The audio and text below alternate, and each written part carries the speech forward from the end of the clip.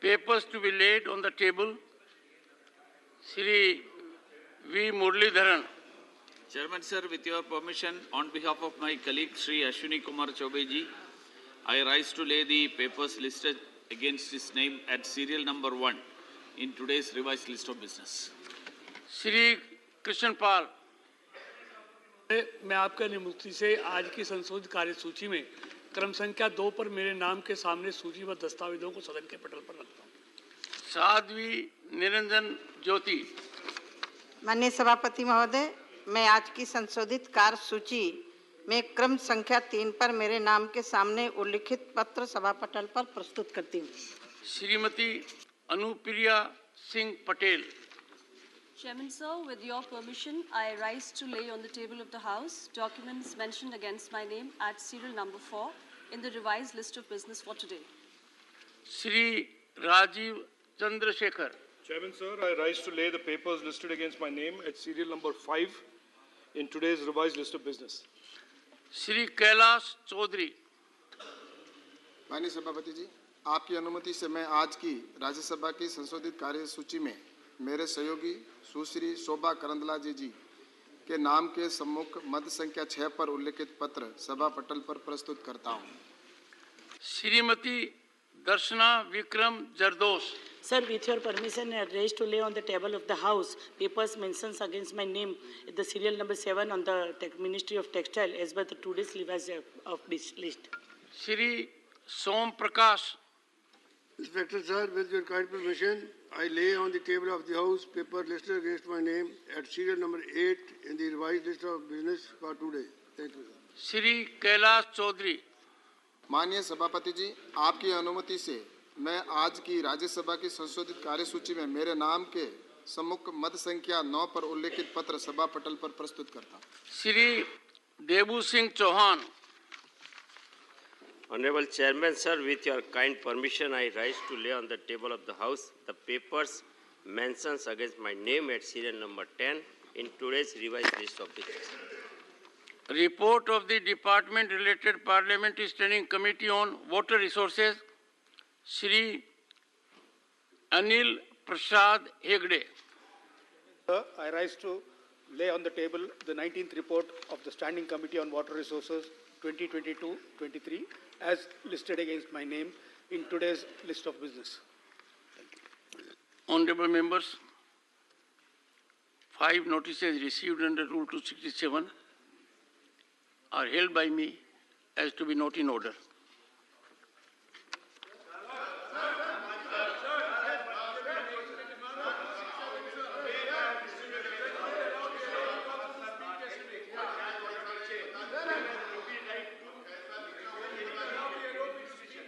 Please, take your seat. Take your seat. Please take your seat. Dr. Keshav, take your seat. All of you take your seat. Take your seat. It is for the House to decide whether it chooses to function in disorder or order or in accordance with rules. To reiterate the same thing, can you please observe some decorum? Please, please, please. No, please, sit down. Take your, no, sir. I will not allow this. There are available mechanisms to raise all issues.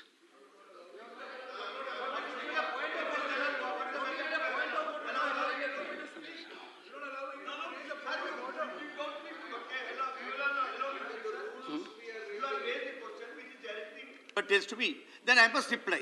Or at least you must give me a chance to reply. If you think that I should look into the books and tell me a bit, I have not found any there in the book. No, that once I again, can speak to you. take a seat, I'll respond. Sir, if you have a right, that right has to be exercised in accordance with the late procedure. The only procedure which is known to this House at the moment, what I have seen in, once again, just get up and say your way. Let me tell you, I inform the House that every decision taken by me is after due consideration of the entire record. There was a spectacle yesterday. A member came from there Here, where is my amendment? He doesn't read the bulletin. He was not present in the House when it was required to be admitted. And then raise an issue. Please, observe silence. Number two, another member comes with the same thing.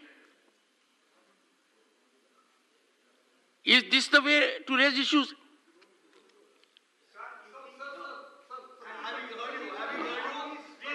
One second. Sir, take...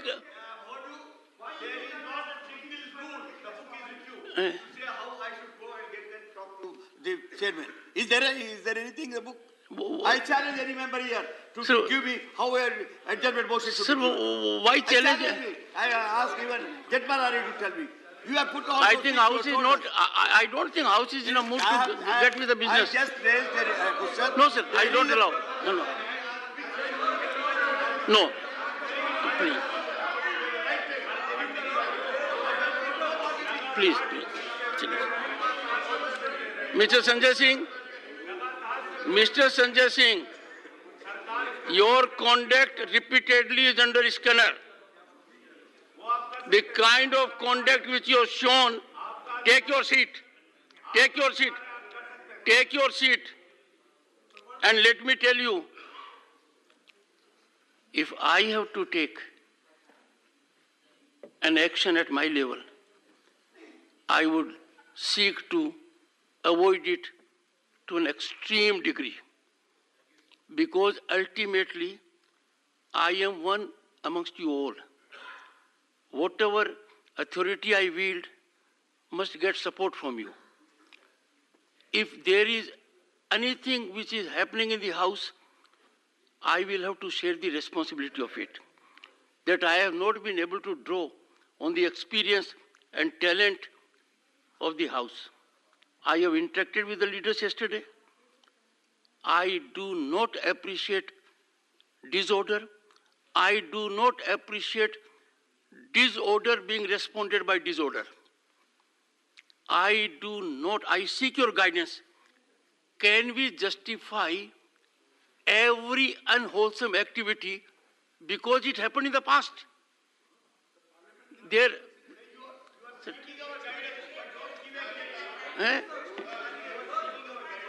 Thankful to you. Okay, please. All smile and things. Let Dr. But K. you don't Keshav hear us. One second. No, I have given floor to Dr. K. Keshav. Sir, do me a favor by two things. One, spell out what you have to indicate and the premise of it. Whenever we have a doubt, we raise to ask you the same thing. Nothing at all. For example, simply today a paper came and says expelled as ordered by the chair. I totally respect because the chairman has the right to expunge anything which he thinks is not good enough to go and get into the records. But I must know which part of my speech was the practice earlier was we give that and put it in the brackets and give the asterisk down saying that expunge. We would have it. At least I must know which part of my speech has gone out. One second. Let me respond. You'll have got, Nasir, you'll get enough attention. Let me respond to the Honorable Ma'am. Sir. My response to the Honorable Member, subject to the wisdom of the House, rules are explicit. Even then, I have indicated to the members on more than one occasion, I am available for guidance of the members, not to guide them, but to seek their guidance in my chamber anytime. And I am open to correction. And I can put it to the House if there is a mechanism in place which requires to be revised, which makes members express more freely. I am prepared to do it. But to raise it in the House suddenly, without taking recourse to a rule, I think is avoidable. If there is an issue, and sir मैं आपको कह सकता हूँ, मैं बड़ी कोशिश करता हूँ कि चेंबर के अंदर जिसको चाय पसंद है उसको चाय पिलाई जाए, कॉफी पसंद है उसको कॉफी पिलाई जाए, ब्लैक टी कुछ, एंड मैं फर्दर डाइवर्सिफाई कर दूंगा. एक second sir, long back when I started my political career, there was a very senior chief minister in Rajasthan from Congress party, और उन्होंने मुझे एक बात कही थी, मैं थोड़ा आक्रोश में आ गया था तब, I was a young man. उन्होंने कहा राजनीति बड़े प्रेम से करने की चीज है, इसमें आक्रोश का कोई स्थान नहीं है, और यहाँ इतनी साल के बाद आक्रोश के अलावा मुझे कुछ नहीं दिखाई दे रहा है, और अधिकांश आक्रोश मुझे समझ में नहीं आ रहा है मेरे प्रति हो रहा है। मतलब सुने, मैं न इधर की सुनता हूं न इधर की, मैं तो कौन सी सुनता हूं। One second, okay, Vikas, I will come to you. Thank you, sir. Sir, thank you. Sir. Articulate your point, sir. Yes, sir. Yes. Sir, we all honor We'll come you. to you, sir, after members have made their input. I'll come to their. Sir, we all honor you. We know the greatness of that chair. We respect it. 1 second, sir. I didn't hear you. I think you were saying something very pleasant.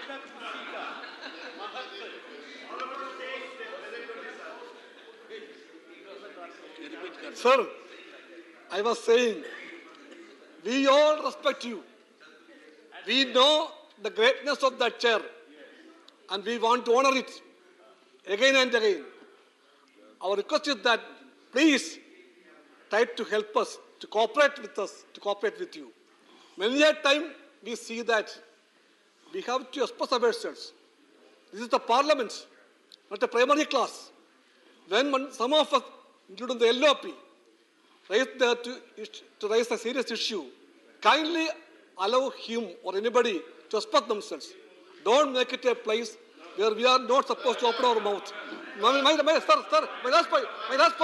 I regard you as a referee here, a referee, and this is the parliament where debates are going on. Naturally, emotions may spring up. So we want the referee to be a referee, not to be a player. Many a time you play as a player, not as a referee. Please. Because.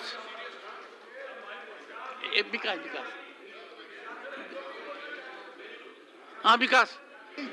This chair, that the purpose of the house is discussion. Don't get yourself swayed with the finer technicalities of the rules. Good point. Rules are for the purpose of running the house and give the floor to the opposition. Yesterday we have seen how the telecast has been made.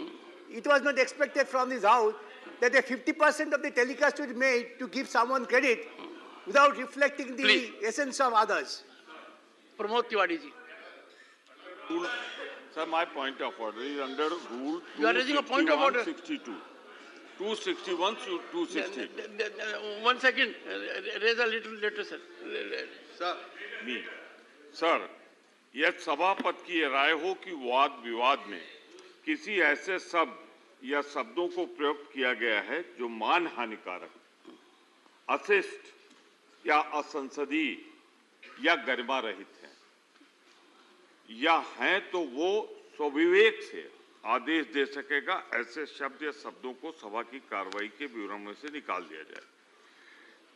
फिर 262, read with this 262, Rajya Sabha की कार्रवाई में से इस तरह निकाले गए अंश का तारांक द्वारा दर्शाया जाएगा और कार्रवाई में निम्नलिखित व्याख्यात्मक पाठ टिप्पणी समाविष्ट किया जाएगा। सभा पीठ के आदेशानुसार निकाला गया। मेरा सिर्फ विनम्र अनुरोध है सर, जो कुछ नेता विरोधी दल ने कहा वो ना तो मान हानिकारक था, इंसल्टिंग नहीं था। What is your point of order?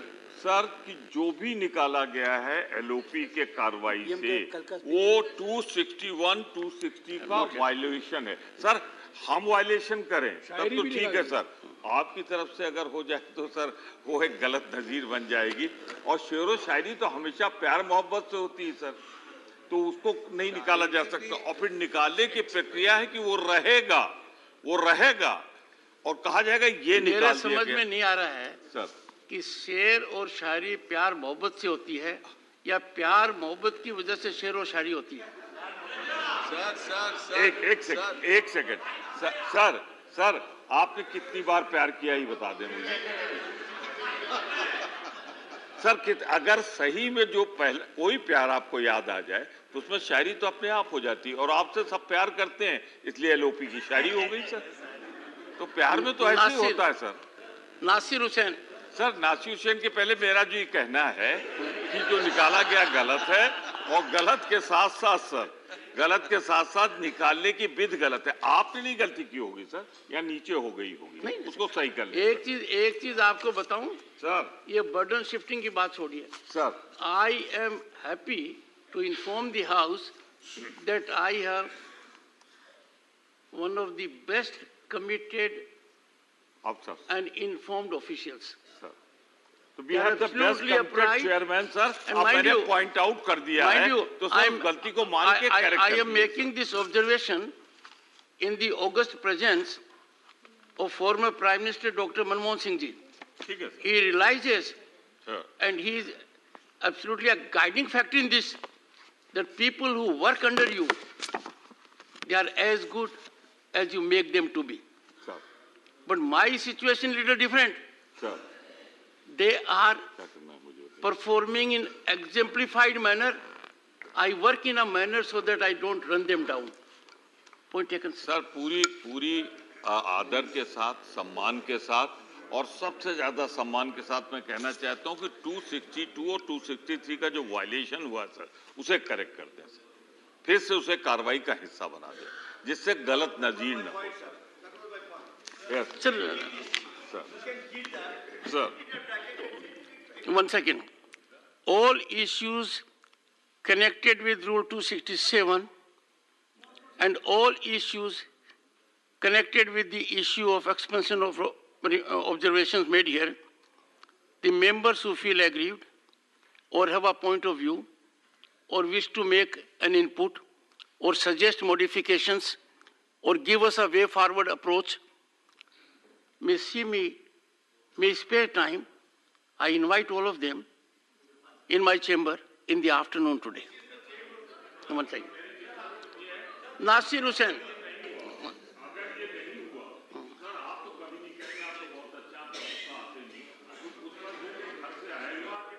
गुस्सा होकर घर से आएगा तो पूरा भाषण ही निकाल देगा, इसलिए ये नजीर न बने। ऐसा फिर मैं कह रहा हूं, ऐसा गुस्सा आता नहीं। ऐसा है प्रमोद जी, जो कुछ आपने मेरे लिए कहा है, मुझे नहीं लगता कि आपके मित्र एग्री करते हैं।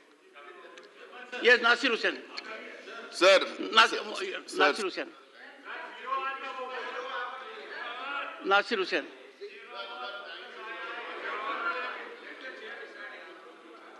अपॉर्चुनिटी सर, लगातार हम लोग 267 के तहत ये एक इशू पे हम लोग नोटिस पे नोटिस दे रहे हैं। नहीं, एक मिनट सर, एक मिनट मेरी बात सुने। या तो हम लोग को बता दीजिए कि this issue doesn't have any merit. You are not allowing us discussion. Either you tell us that this issue doesn't have any merit, or you tell us that our notice is not in conformity with the rules. If it is not in conformity with the rules, then please explain to us how we should how we should give the notice. If it doesn't merit any attention, that we can understand that is the government's position. I request you, please give us an opportunity to discuss that issue, because that involves crores and crores of money of people that has been invested in SBI, LIC and other financial institutions. Please allow us a discussion. Don't use it as a please allow us a discussion on that. Please. And we have been giving notices. हर दिन 11, 12, 15 लोग notice दे रहे हैं sir. Nasir take मान्य सदस्यगण take your seat. मान्य सदस्यगण सुनिए, you made your point, Nasir. Take your seat now. Take your seat. Nothing that you should tell us. Take your seat. मान्य सदस्यगण एक second पहले but let me say, had your point. मान्य सदस्यगण पिछले कुछ दिन से मेरे सामने दो समस्या आई हैं. Two issues have come up very promptly before me. सबसे पहले तो मैं मानकर चलता हूं कि माननीय सदस्यगण ने कानून बनाए हैं. माननीय सदस्यगण को पता है उस कानून का क्या मतलब है, उस कानून के तहत किस तरीके से काम करना है. बहुत से सदस्यगण ने आज भी कहा, पहले भी कहा कि आप हमारा एक फॉर्मेट बना दीजिए कि इसमें क्या क्या चेकलिस्ट हो। माननीय सदस्यगण, ये करना अप्रोप्रिएट नहीं होगा। नियम आपने बनाए, नियमों में सुधार करना आपका काम है। रूल 267 को परिभाषित आपने किया है। रूल 267 के अंदर आपने 3 बातें कही हैं। पहली बात आपने कही है कि you will seek permission to move a motion, एक में नहीं हुआ है। Number two you will spell out detail में आप कौन से रूल का सस्पेंशन चाहते हैं। यह करने के बाद एक तीसरा रिक्वायरमेंट भी है कि आप ये कहोगे कि हमने विचार कर लिया है इस मुद्दे को जो हम 267 में रेज करना चाहते हैं, कानून की किताब में और कोई प्रावधान नहीं उसको रेज करने का। मैंने आपके हर नोटिस को देखा है और जब आप लोग मेरे से मिलने आओगे सब मेरे पास रखूंगा। किसी के अंदर ये पूर्ति नहीं की गई है। अब दिक्कत क्या आ गई कि सदन के वरिष्ठ सदस्य भी हैं नहीं, उन्होंने प्रधानमंत्री जी के बाली विजिट के बारे में एक वीडियो क्लिप का उपयोग किया और वीडियो क्लिप का उपयोग करते हुए उनके जो 3 लाइनें हैं वो ठीक नहीं थी। मैंने उनको मौका दिया कि you place it on the table of the house. वरिष्ठ अधिवक्ता हैं और कल अपने हार्वर्ड की चर्चा की थी, वहां पढ़े हुए भी हैं। नहीं किया, मैंने दोबारा आगाह किया, नहीं किया और 3 बार के बाद मेरे चेंबर में आ गया, मुझे एडवाइस करो। उस बात को चेंबर की मेरे उनकी बीच की बात थी, पर यह बात उन्होंने चिट्ठी में लिख दी। यह बात उन्होंने चिट्ठी में लिख दी कि आई sought advice of the honorable chairman. Sir, I am not here to give advice. I am here to follow the rules. The rules are your product. आप देखिए कल क्या हुआ। परसों इस हाउस में former prime minister Bharat Ratna Atal Bihari Vajpayee ji के एक वक्तव्य को कोट किया गया by very responsible senior members, by honorable leader of the opposition, by honorable finance minister. सुनिए, मैंने दोनों को कहा, माननीय सदस्यगण सुनिए, मैंने दोनों को कहा, would you take your seat now? Would you take your seat? No, take your seat. Honorable members, you would recollect, I did not comment. I said 2 very distinguished speakers, one a minister, another leader of the opposition, have said something which was articulated according to them by the former Prime Minister Atal Bihari Vajpayee ji. And they were referring to a video. I said authenticate it. Honorable Finance Minister complied the same day. I would still urge the leader of the opposition that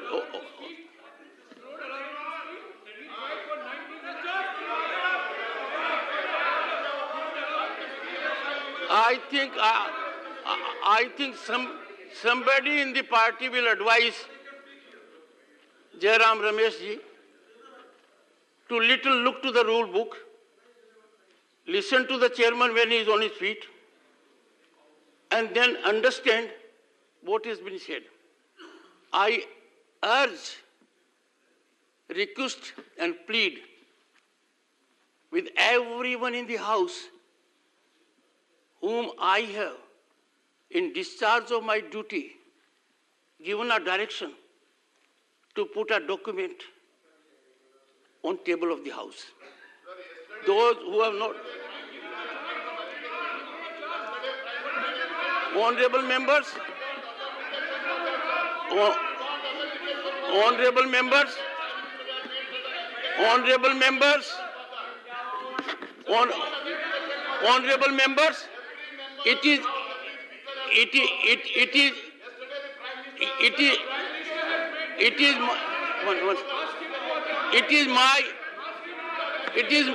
my prime duty. Nasir, please take your seat. No, take your seat. You are forcing me. No, I will have to name you. Take your seat. No, I am on my chair. Take your seat. Honorable members, let me share it with you. I'm not making an issue of it. I bear a lot without sharing it with you. I had decided that once the proceedings of the House will be adjourned for the next remaining part of it, I will invite all of you. What I see every day, a communication sent to me, 2 minutes, it is on Twitter. A communication sent to me, I am yet to take a call on it, frontline, hitting the headlines. And an observation so crude that expunction has been taken by me, and we know who are the people who issue orders. I sidestep these things. These are very serious matters. These matters can lead to great consequences. Honorable members, yesterday, against a directive that was imparted earlier, there was video recording in the House. Members recorded it. That is on Twitter. Imagine what are the consequences of it. And still, I wish to settle these issues not in the House, in my chamber. So please cooperate with me.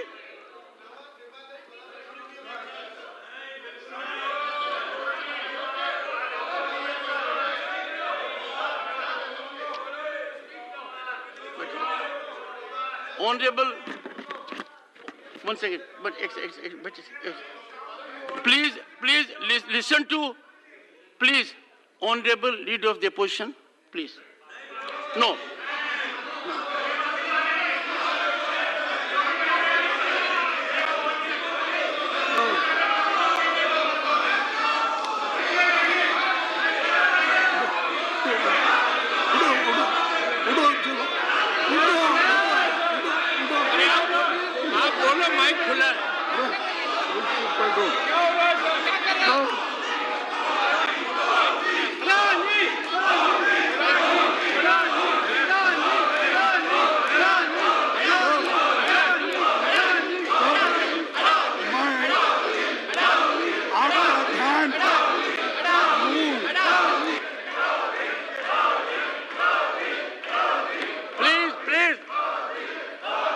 Please, now,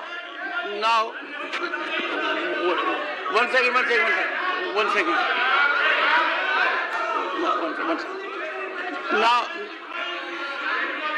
Now,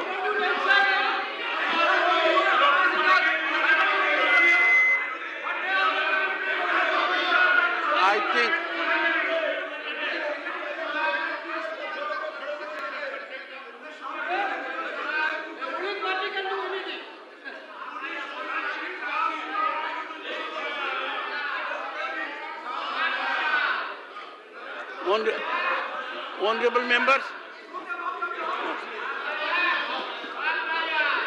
honorable members, one second.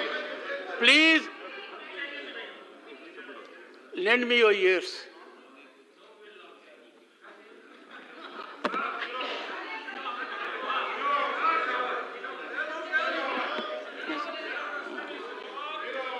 Honorable members, those of you who carry an impression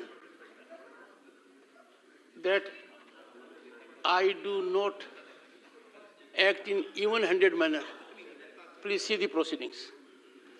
I do not approve disorder or counter disorder. I have said so yesterday, and I tried my utmost yesterday so that we can initiate our discussion on the budget and people of the country can be enlightened by both sides. And therefore, if I suffer every time that you are treating this side differently, then ask this side what they feel. I neither look at this side, nor this side, nor in the middle. I look at Constitution. Leader, please, 1 second. Leader of the House, one second. Leader of the House, persuade your members to listen to what LOP says, so that we can go ahead. Request your members request your members to take their seat and I'm controlling the house. Ma'am, please. I request leader of the house to prevail upon his members to ensure that everyone in the house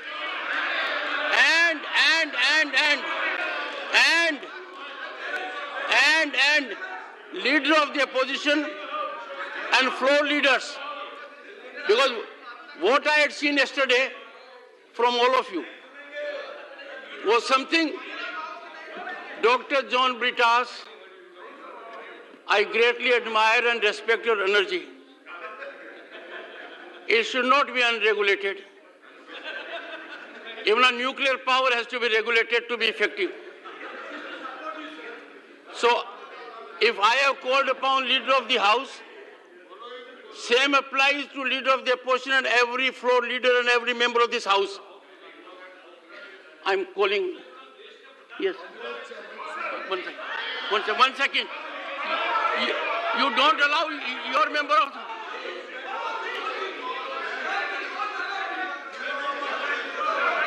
What is this? What is this?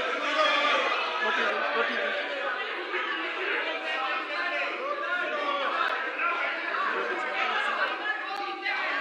No member in the house can have a document to be shown to me in the manner they seek to.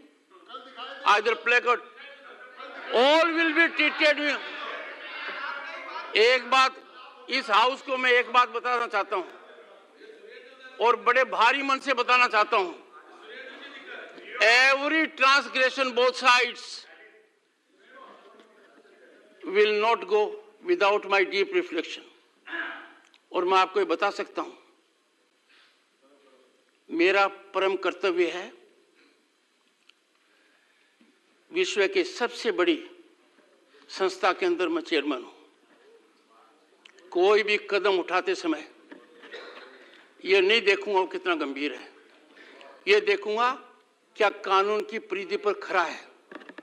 और इसके लिए मैंने कई मौके दिए हैं लोगों को, माननीय सदस्यों को मैंने बुलाया है, यहां डायरेक्शन दिए हैं, मिन्नत की है, पर इस चेयर के पास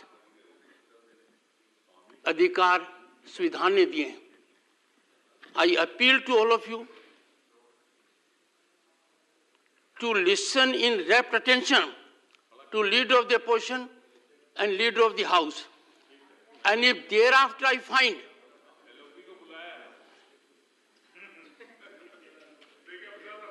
and I would urge both the leaders, leader of the house and leader of the opposition, not to get into political mode, not to get into the past baggage. They must enlighten me. They must guide me. How do I move ahead today? Leader of the House. Honorable Chairman, sir, yesterday we saw the greatest contempt of this House and the people of India with the abject behavior of many of our colleagues over here. And we saw the chair being disrespected despite your earnest appeals on more than one occasion. We saw very senior leaders of various political parties behave in utter contempt of the chair, sir. They behaved in a manner which was derogatory and possibly they may have their viewpoint.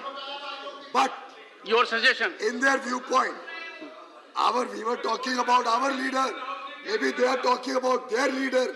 Whoever is their leader, they were taking slogans of their leader. Our people were taking slogans of our leader.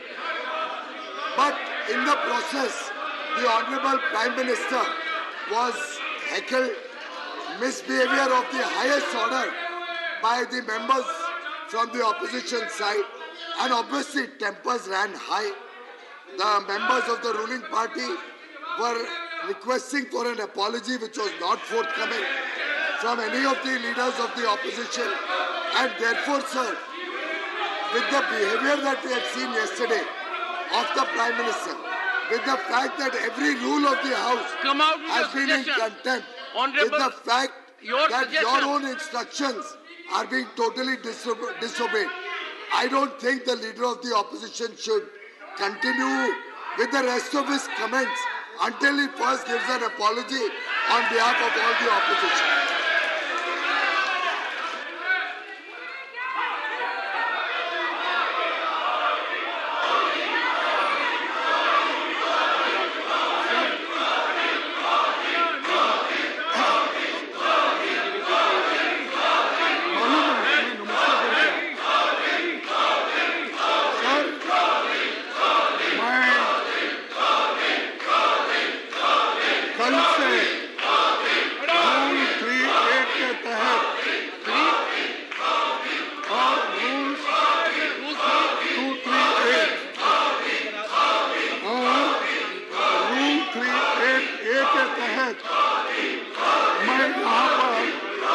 Point of order raise करने की कोशिश की, लेकिन यहाँ पर मुझे करने नहीं दिया।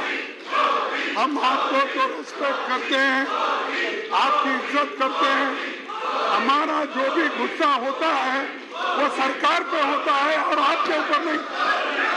हम जो भी कुछ कहते हैं उनको सब आपने मेरे 6 पॉइंट को एक्सपेंड कर दिया और अभी प्रमोद तिवारी ने बताया कि ऐसा एक्सपेंड नहीं कर सकते क्योंकि इस जो 6 पॉइंट में ऐसा एक भी पॉइंट नहीं है जो अनपार्लियामेंट्री है।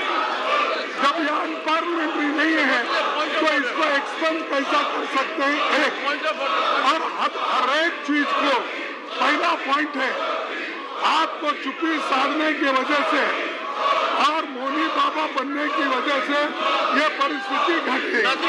तो मोनी बाबा तो आप हमारा Nothing will go on record. Nothing will go on record.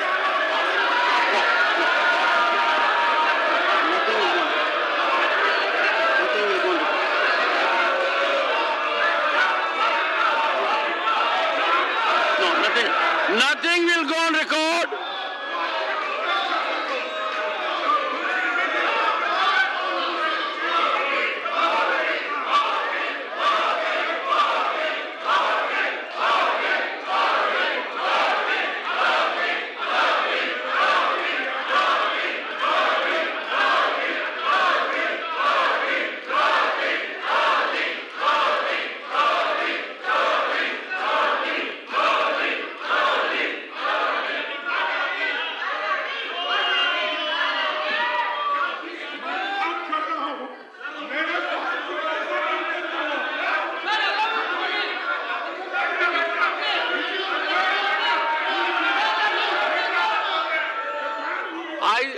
I wish because I would have seen your reaction yesterday. No. I very much wish and desire that you would have been in the same mode yesterday also. I did not see you rise for a single time. You are a senior advocate, very distinguished person with long track record of public life. Sir, we will have to be even-handed. 1 second. We have to be even-handed. Please. If the House decides that we don't wish to function, you can say so. Why I rose? Please, take your seat. All of you take your seat. All of you take your seat. Take your... One second. One second. Honorable members,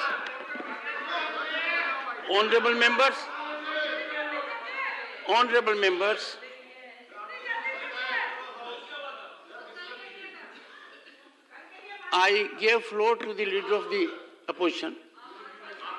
He raised an issue. But, sir, I need your guidance. You started reading what I had expunged. No.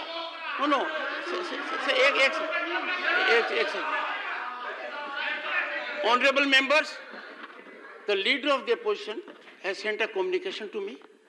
He has made reference to these rules in the communication also.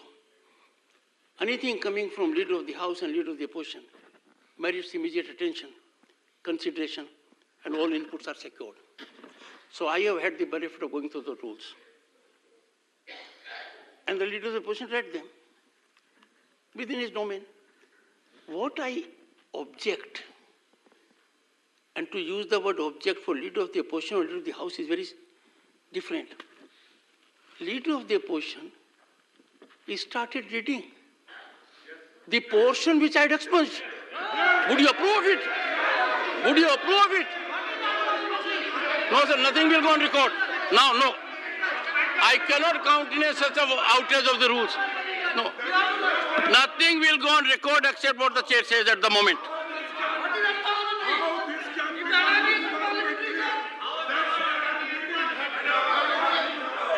Shri Dr. V. Shivasadan, 0 hour. Sir, Dr. V.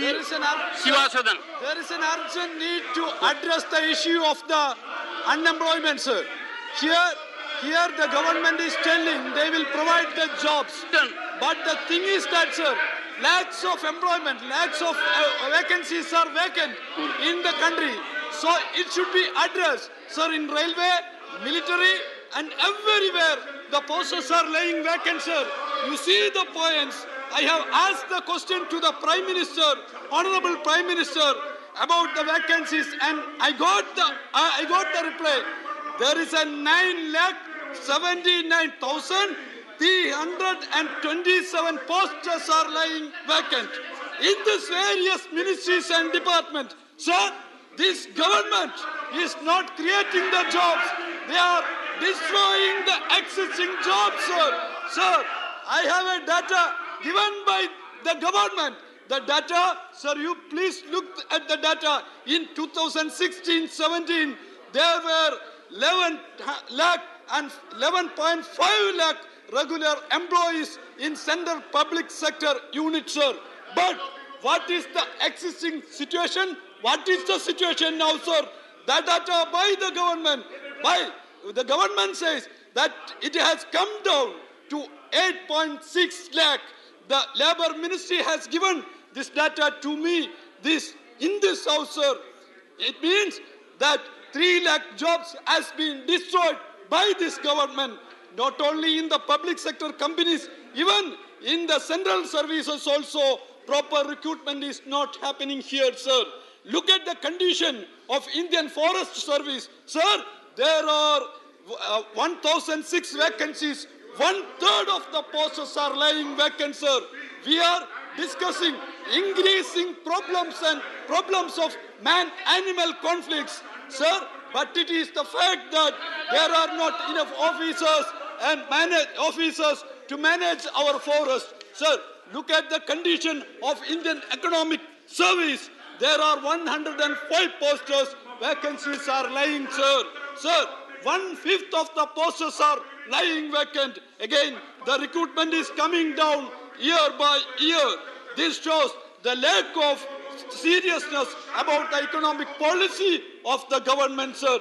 More than that, sir, it seems that this government is planning to kill some services. Look at the condition of Indian Economic Service. In 2007, there were 111 recruitments, sir. But still, the number of vacancies is 356. Even there are vacancies in government is not ready to fill. Sir, in economic service, in forest service, in information service, the vacancies are there. Sir, so you please look the matter. Shri Dipender Singh Huda.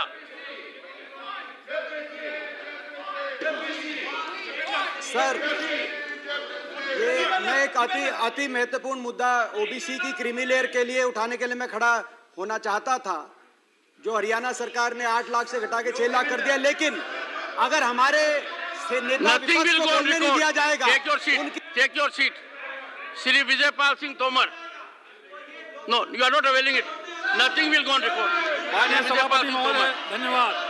केंद्र सरकार ने उड़ान योजना के अंतर्गत देश के विभिन्न मुख्य शहरों को घरेलू हवाई सेवा से जोड़ने का निश्चय किया है। मेरठ पश्चिमी उत्तर प्रदेश का मुख्य शहर है, जिसका अपना एक ऐतिहासिक महत्व है। यहाँ से 58-57 की आज़ादी की क्रांति की शुरुआत हुई थी, जिसकी याद में शहीद स्मारक एवं म्यूजियम बना है तथा बाबा अमरनाथ मंदिर पर्यटन केंद्र के रूप में जाने जाते हैं। मान्यवर महाभारत काल की राजधानी हस्तिनापुर मेरठ में स्थित है और पांडवों के समय के वारणावरात विदुर कुटीर, परीक्षितगढ़, शुक्रताल आसपास ही सब स्थित है। मेरठ खेल के सामान का देश का दूसरे नंबर का हब है तथा विश्व भर में क्रिकेट के लिए मेरठ निर्मित बैट और बॉल के प्रयोग किए जाते हैं। विश्व के अधिकांश खिलाड़ी सामान खरीदने आते हैं। मेरठ जिले में ही एशिया का ध्यानचंद स्पोर्ट्स यूनिवर्सिटी का शिलान्यास माननीय प्रधानमंत्री जी ने किया है। मेरठ से उत्तर प्रदेश की राजधानी लखनऊ करीब 550 किलोमीटर है। मेरठ से इलाहाबाद हाई कोर्ट करीब 750 किलोमीटर है। उत्तर प्रदेश के बाबा विश्वनाथ का मंदिर 850 किलोमीटर है और गोरखनाथ धाम 800 किलोमीटर है। मान्यवर यात्रियों को मेरठ से जाने में 12 से 20 घंटे का समय लगता है। यात्रियों की परेशानी का सामना करना पड़ता है। मान्यवर मेरठ में हवाई पट्टी है, जिससे वहां पर चार्टर प्लेन और हेलीकॉप्टर उतरते हैं। मेरठ जिले में देश के विभिन्न शहरों को हवाई यात्रा शुरू करने से दिल्ली हवाई अड्डे पर भी ट्रैफिक और यात्रियों का दबाव कम होगा। मान्यवर मैं आपके माध्यम से सरकार से आग्रह करना चाहूंगा कि मेरठ की हवाई पट्टी का विस्तारीकरण कर उड़ान योजना के अंतर्गत देश के विभिन्न शहरों को मेरठ से घरेलू हवाई उड़ान शुरू की जाए। धन्यवाद। श्री सुशील कुमार मोदी। सभापति महोदय, लोकतंत्र का चौथा स्तंभ जो परंपरागत प्रिंट और इलेक्ट्रॉनिक मीडिया है, डिजिटल मीडिया है, न्यूज़ चैनल्स हैं, संकट के दौर से गुजर रहे हैं। उनको समाचार संकलन करने, उसकी सच्चाई का पता लगाने, कंटेंट क्रिएट करने के लिए पत्रकार, reporters, anchors, cameraman, news room officers पर अरबों खरबों रुपए खर्च करने पड़ते हैं। इनकी आमदनी का मुख्य स्रोत विज्ञापन है, परंतु हाल के वर्षों में टेक जायंट्स जैसे फेसबुक, गूगल, यूट्यूब के उदय के बाद विज्ञापन का बड़ा हिस्सा टेक जायंट्स के पास चला जा रहा है। ये जो बड़े डिजिटल प्लेटफॉर्म है, प्रिंट और डिजिटल मीडिया के न्यूज़ कंटेंट को दिखाते हैं और उससे विज्ञापन के माध्यम से पैसा कमाते हैं। इन बिग टेक को न्यूज़ कंटेंट तैयार करने के लिए पैसा खर्च नहीं करना पड़ता है, परंतु तैयार कंटेंट को ये मुफ्त में दिखाते हैं। गूगल इंडिया की विज्ञापन से ही इनकम 2021-22 में 24,927 करोड़ तथा फेसबुक की 16,189 करोड़ थी, जो पिछले वर्ष की तुलना में 75% ज़्यादा है। आवश्यकता है कि इन बिग टेक को बाध्य किया जाए कि विज्ञापन के रेवेन्यू को ओरिजिनल न्यूज़ कंटेंट बनाने वालों को शेयर करें। श्रोति महोदय, 2021 में ऑस्ट्रेलिया ने न्यूज़ मीडिया बार्गेनिंग कोड बनाकर एडवर्टीजमेंट रेवेन्यू शेयरिंग के लिए बाध्य किया था। ऑस्ट्रेलिया, कनाडा, फ्रांस, ईयू ने कानून बनाया है। न्यूजीलैंड भी कानून बनाने की पहल कर रही है। श्रोति महोदय, मैं भारत सरकार से आग्रह करता हूं कि डिजिटल इंडिया एक्ट जो भारत सरकार लाने जा रही है, उसमें इसका प्रावधान करे और कंपटीशन कमीशन इसमें हस्तक्षेप करे। मैं सरकार से आग्रह करता हूं कि ऑस्ट्रेलिया, फ्रांस, ईयू, कनाडा के समान कानून बनाए ताकि गूगल, फेसबुक को एडवर्टीजमेंट की आय के रेवेन्यू शेयरिंग के लिए बाध्य किया जा सके, ताकि भारत के प्रिंट और न्यूज़ टीवी चैनल को आर्थिक संकट से बचाया जा सके। सती महोदय, आत्मनिर्भर भारत नीड्स आत्मनिर्भर न्यूज़ इंडस्ट्री। सती महोदय, ये जो ऑस्ट्रेलिया के अंदर जब न्यूज़ बार्गेनिंग कोड आया तो फेसबुक ने और गूगल ने उनको धमकी दिया कि हम ब्लैकआउट कर देंगे। उनको महीनों तक ब्लैकआउट करने की धमकी दिया, लेकिन कनाडा उससे, ऑस्ट्रेलिया उससे बाज उसके का झुका नहीं और उसे कानून बनाया, मीडिया बार्गेनिंग कोड। और आज ऑस्ट्रेलिया के मीडिया को अरबों रुपए की आय हो रही है, क्योंकि जो एडवर्टीजमेंट है उसके रेवेन्यू शेयरिंग के द्वारा। श्री आदित्य प्रसाद। आदरणीय सभापति महोदय, मैं झारखंड राज्य से आता हूं। झारखंड राज्य नदी नाला पहाड़ पर्वत वाला राज्य है, लेकिन विगत 3 वर्षों से झारखंड राज्य में गैरमजरूआ जमीन की नेचर बदल करके खरीद बिक्री का काम किया जा रहा है और लगभग 3,62,867 एकड़ जमीन में का अवैध कब्जा जमाबंदी किया गया है और 1,75,000 इस प्रकार के मामले पूरे राज्य में लंबित हैं और सभी राज्यों में इस प्रकार के जमीन का घोटाला चल रहा है। और मैं जिला का बात करूं तो बोकारो जिलों में अकेले 96,150 एकड़ की जमाबंदी 50,662 लोगों के बीच में किया गया है। जमीन की लूट मची हुई है। जिस प्रकार से गैरमजरूआ जमीन का वहां पर लूट बचाया जा रहा है, कभी भी सरकारी कोई योजना यदि झारखंड में जाती है तो मुझे लगता है कि उस राज्य में सरकारी योजनाओं को धरातल में उतारने में काफी कठिनाइयों का सरकार को सामना करना पड़ेगा। महोदय, तत्कालीन 1980 और 82 की सरकार ने वहां पर रांची जिला के और मांझी प्रखंड के मुट्टा गांव में भूमिहीन परिवारों को 100 एकड़ जमीन आवंटन देने का काम किया था, लेकिन राज्य की सरकार के संरक्षण में सत्ता के शीर्ष पे बैठे हुए लोगों के इशारे पर तो अवैध जमीन का कारोबार करते हैं। वैसे लोग वहां पर जो भूमिहीन जमीन को जिस पर खेती बाड़ी करके अपना जीविकोपार्जन करने का काम कर रहे हैं और उसे परिवार के सदस्यों को लोग डराने और धमकाने का काम कर रहे हैं और भूमि खाली करने के लिए हमेशा दबाव बनाने का काम कर रहे हैं। वैसे भूमिहीन परिवार के सदस्य काफी डरे हुए और सहमे हुए हैं। मैं सभापति महोदय से आग्रह करना चाहूंगा कि वैसे जो जमीन का अवैध कारोबारी सत्ता के संरक्षण में बैठे हुए लोगों के दबाव में किया जा रहा है, वैसे लोगों पर जांच करा करके कार्रवाई करने की कृपा की जाए सक्षम एजेंसी से। इस प्रकार का अवैध कारोबार बहुत तेजी के साथ झारखंड राज्य में चल रहा है। बहुत बहुत धन्यवाद। Shri Sujit Kumar. Chairman sir, my concern is about the new population criteria for the establishment of the Ekalabya Model Residential Schools (EMRS) and the non-operation of several EMRS across the country.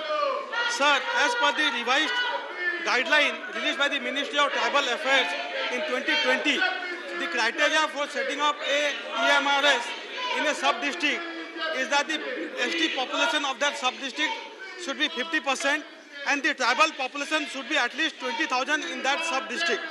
Sir, the Standing Committee on Social Justice and Empowerment in its 31st report submitted in April 2020 titled Review of the Functioning of the AMRS highlighted that the above population criteria is very unfair and discriminatory.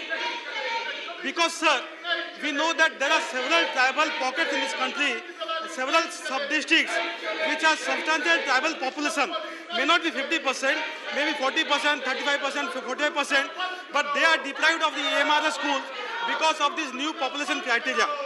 Even the 41st report of the said committee in its report of December 2020 has also flagged and expressed its concern about the same issue, sir. Sir, I'll give an example. In the state of Odisha, in the Palada block of Angul district, the ST population is 39.21%. In Kankarahada block of Dhenkanal, the ST population is 42.6. In Paikmal block of Bargarh district in Odisha, the ST population is 35.6. In Barkot block of Devgarh, the ST population is 31.7. Now, sir, what is the fault of the tribal children of these blocks? Just because the ST population of the block is not 50, they are deprived of good education. Sir, is it fair? I don't think it is fair, sir. It's a very, very good scheme. It's an excellent scheme, sir. But because of this arbitrary population criteria, poor tribal children are being punished and deprived of their economic and educational empowerment.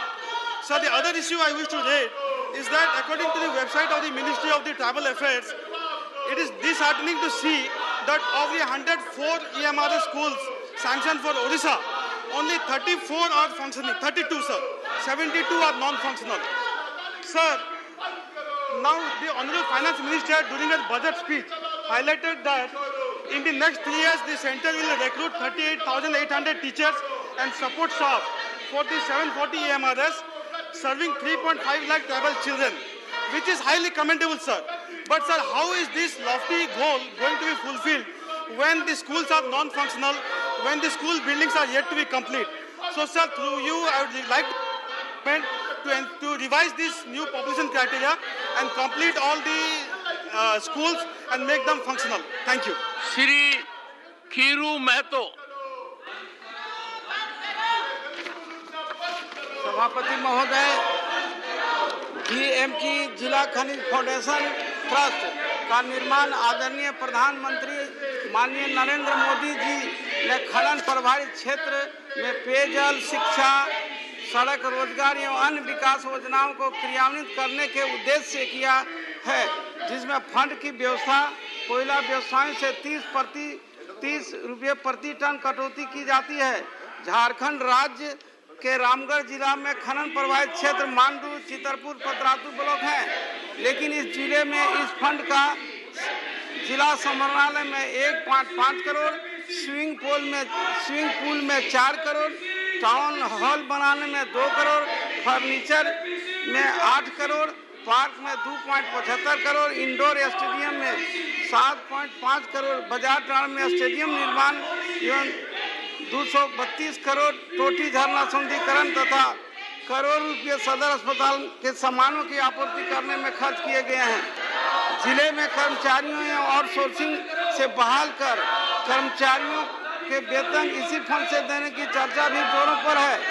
उपरोक्त सभी कार्य DMFT fund के मानक नियमों तथा ग्राम सभा से स्वीकृति लिए बगैर खान प्रभावित क्षेत्र की जगह शहरी क्षेत्र में किया गया है, जबकि खनन प्रभावित क्षेत्र मेरे गांव से हाउसिंग मोड़ से केरला बस्ती बाजार टाड़ तक लगभग 4 किलोमीटर जहां मेरा घर अवस्थित है एवं दूसरा 40 वर्ष पूर्व बने नवाडी केरला परियोजना कार्यालय होते हुए झारखंड परियोजना से लइयो परियोजना तक लगभग 8 किलोमीटर पक्की सड़क काफी जर्जर है, जिसमें 20 गांव के भू विस्थापित लोग प्रभावित हैं। उपरोक्त रोड को बनाने या जिले में डीएफटी फंड के इस प्रकार के दुरुपयोग होने की जांच हम भारत सरकार से करते हैं। Shri Santosh Kumar P. Sir, I demand a detailed probe into the dealings and transactions of Railway Development Authority, and I also demand the cancellation of a recently executed deed by the Indian Railway to hand over 7 acres of land for 45 years to a private company. Since the house is not in order, I don't want to continue with my speech. I urge the minister concerned to you, sir, to take necessary steps to initiate a probe into the allegations against ILD, Railway Development Authority. Dr. Sumer Singh Solanki.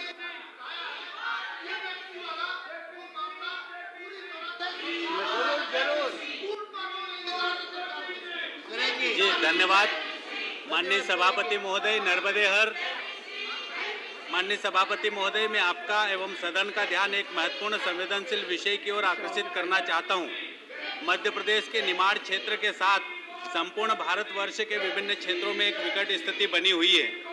दिव्यांग नागरिकों के हाथों के अंगूठे, उंगलियां तथा आंखों के न होने के कारण आधार कार्ड नहीं बन पा रहे हैं, जिस कारण उन्हें सरकार द्वारा दी जा रही सुविधाएं जैसे Ayushman card, mobile connection, ration, pension इत्यादि सरकारी योजनाएं जिसमें आधार कार्ड की अनिवार्यता दी गई, उनका संपूर्ण लाभ नहीं मिल पा रहा है। वर्तमान में हमारे देश के कुछ महानगरों में ही फेस रीडिंग के माध्यम से आधार कार्ड बनाने की प्रक्रिया संचालित है, जो कि हमारी सरकार का एक सराहनीय कदम है। परंतु देश के कोने कोने में निवास करने वाले दिव्यांगजनों की पहुंच इन महानगरों तक नहीं है, इसलिए दूर दराज क्षेत्र में रहने वाले दिव्यांगजन आज भी अपने आधार कार्ड नहीं बनवा पा रहे हैं। कुछ दिव्यांग भाई बहनों के आधार कार्ड बन भी जाते हैं तो उन्हें भी अनेक प्रकार की समस्याओं का सामना करना पड़ता है। 2011 की जनगणना के अनुसार भारतवर्ष में लगभग 2 करोड़ 10 लाख लोग किसी न किसी प्रकार की दिव्यांग जना की श्रेणी में। Question number 91 Shri Niranjan Bishi. Question number 91. Honorable Minister. Sir, a statement is laid on the table of the House.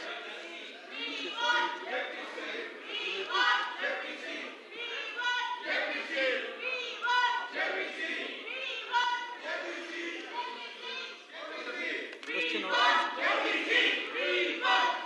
Minister conduct an independent review cum impact assessment of the addictive betting, violent gambling and adult website which are still operating under an alternative domain and to ban those websites with immediate effect. Honorable members, everyone in the world, you are forcing me to name you. You are forcing me to name you, honorable members. You are forcing me to name you.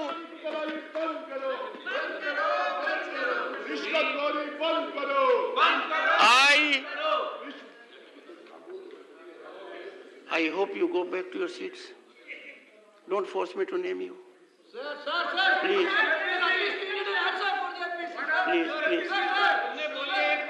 Please. No. Mr. Randeep Surjewala, you are in the well. All right.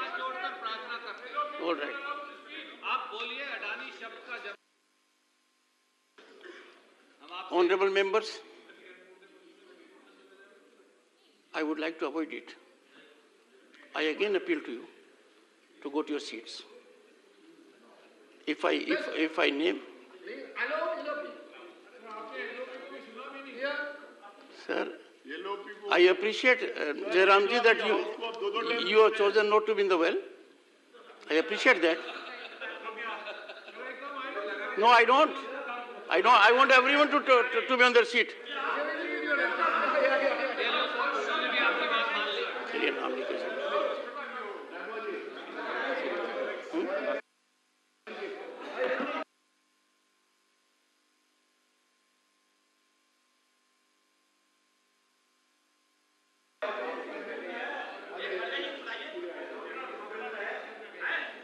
Nasir Hussain.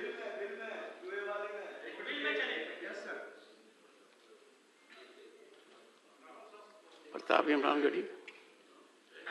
Ketkar ji. Madam Esha. Rajiv Ranjan. Madam Ranjana. Randeep Surjewala. Jairam Ramesh. Mr. Tulsi. Mr. Venugopal. Mr. Pradeep Bhattacharya.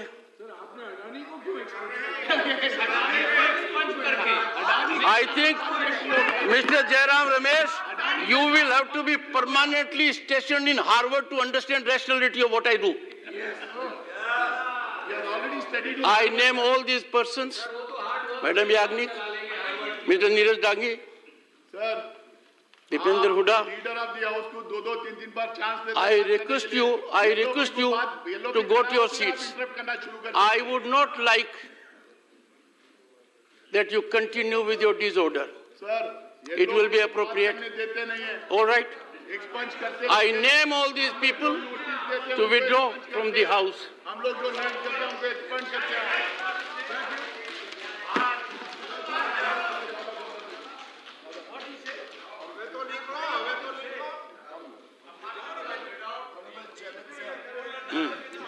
With a heavy heart, I would like to move a motion that in view of the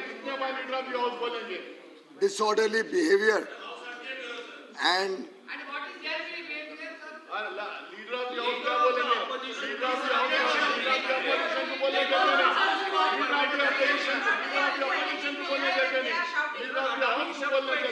Honorable Chairman, sir, and since it seems that they do have some regret, maybe instead of taking action right away, I would urge you to call the leaders for discussion in your chamber, and then we will see if they are at all interested in maintaining order. Honorable members, the last thing I would ever like to do is Nasir Hussain, Mr. Nasir Hussain, you are in the well and is speaking at a time when I am on my legs. Keep quiet, please. Please. Honorable members,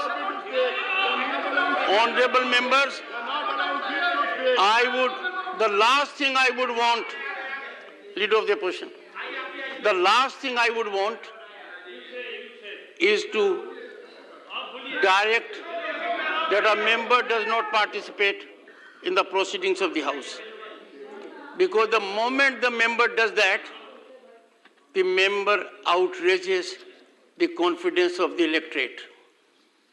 The member is taken not to be doing what the electorate expects him. Those who got him or her elected.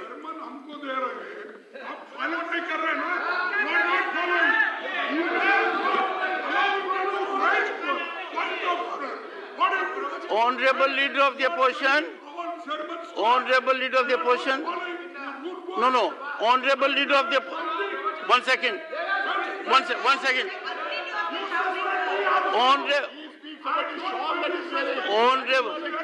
Honorable Leader of the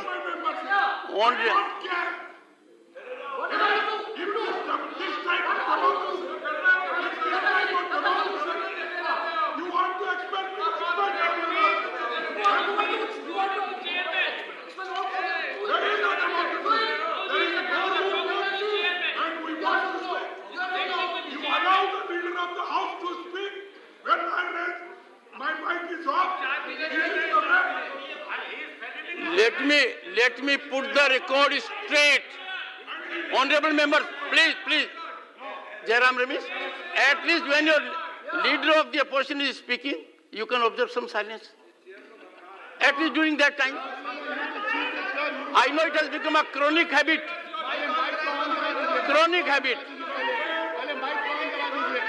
It has been diagnosed by this house. Treatment has to be elsewhere. Ranjita ji.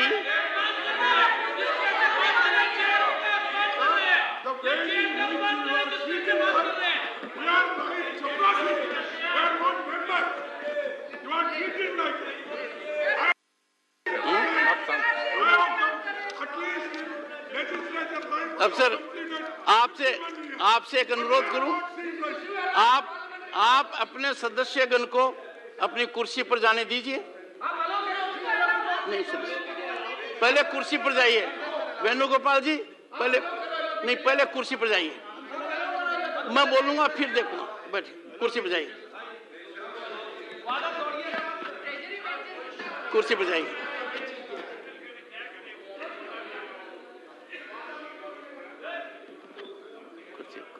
Take your seats. Take your seats. I'm at least grateful that you saved me from taking the most unpalatable decision. Now, Honorable LOP has raised an important issue that after I called the Leader of the House, I called him to speak and then I rose. Honorable members need to know why I so conducted myself. If the Leader of the Opposition, with my permission, was speaking, why did I get up? I got up because Leader of the Opposition started reading the portions I had expunged. Now, can that ever be allowed? No.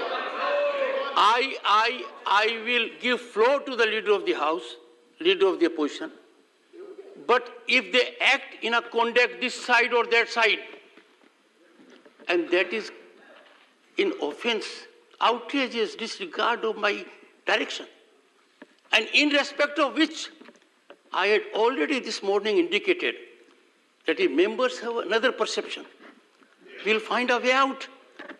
And time has been scheduled in the afternoon for that interaction in the chamber. Now, I think I am on a firm ground. If any member, Leader of the House or Leader of the Opposition, seeks leave of the chair to take floor and then reads the portions that have been expunged. No. Secondly, all of us get agitated sometimes. We get emotive also, perhaps on account of disagreement. Perhaps we consider the other side is not reasonable. But does it look nice? The Leader of the Opposition, by body language and words, followed by his very senior colleagues, levels all kinds of allegations against the chair, day in and day out. No, sir, no. No, I will not do that.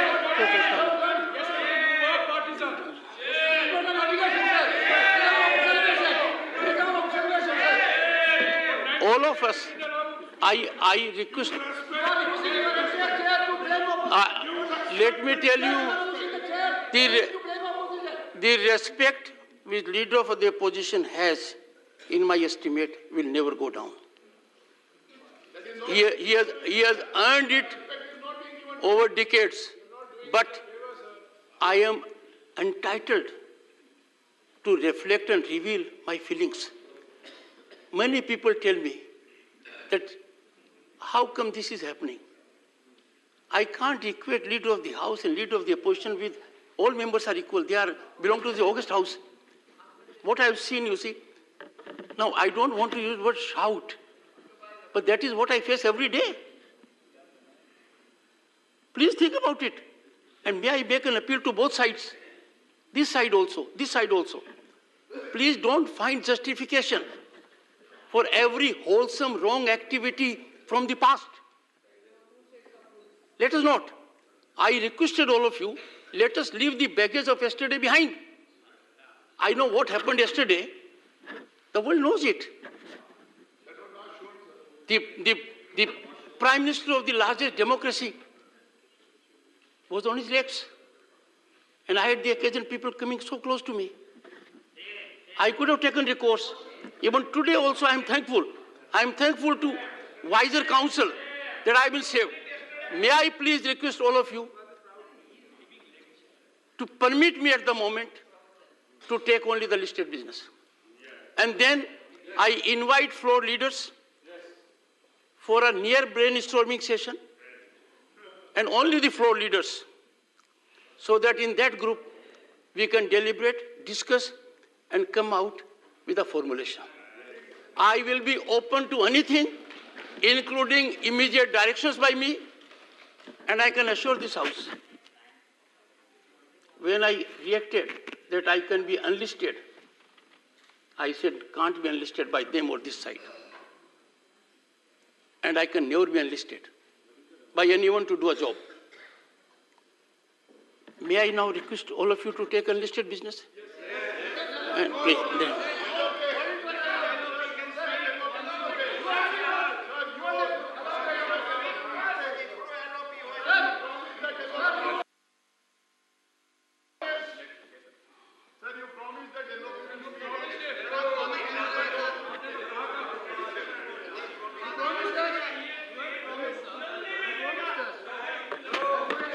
Sir, let me tell you, honorable members, I sometimes find that by series of actions, we are normally in aggression. I am.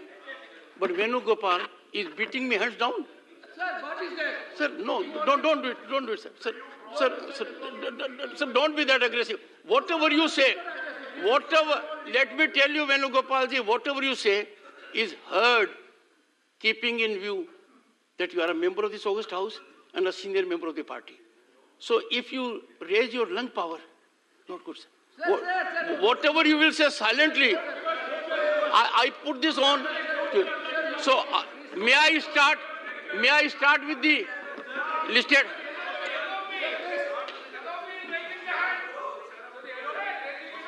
Supplementary one, honorable member.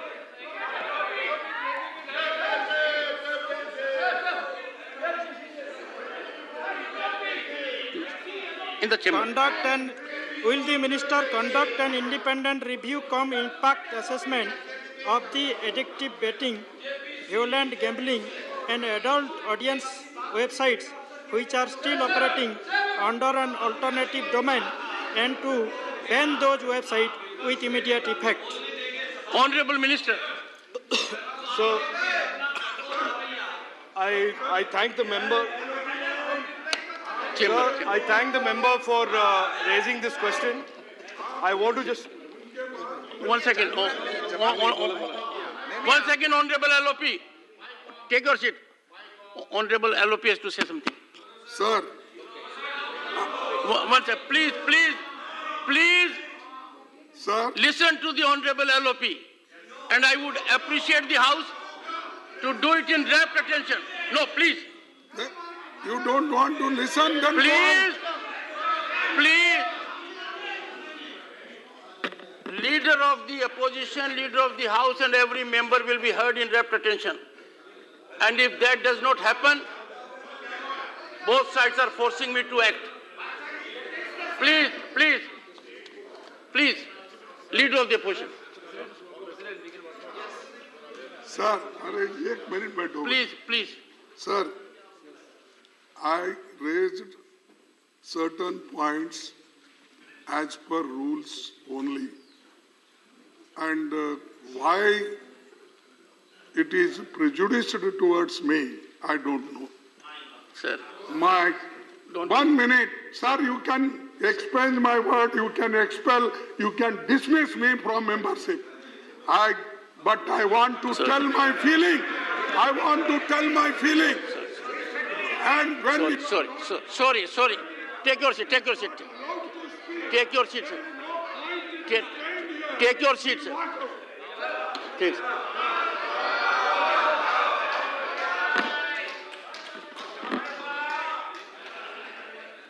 Honorable Minister.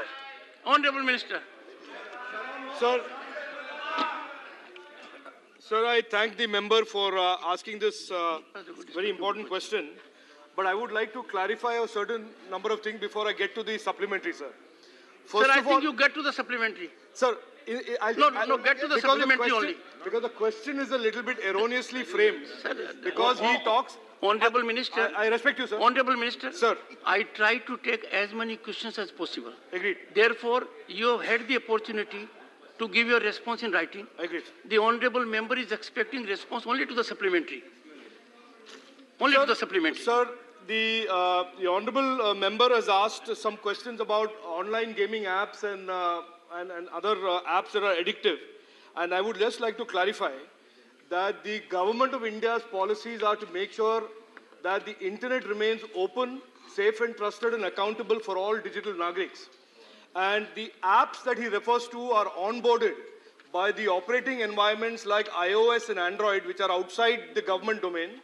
But whenever a nodal officer reports an application that causes harm or is illegal or causes any other criminal impact, the under Section 69, the committee takes an action to block those applications immediately.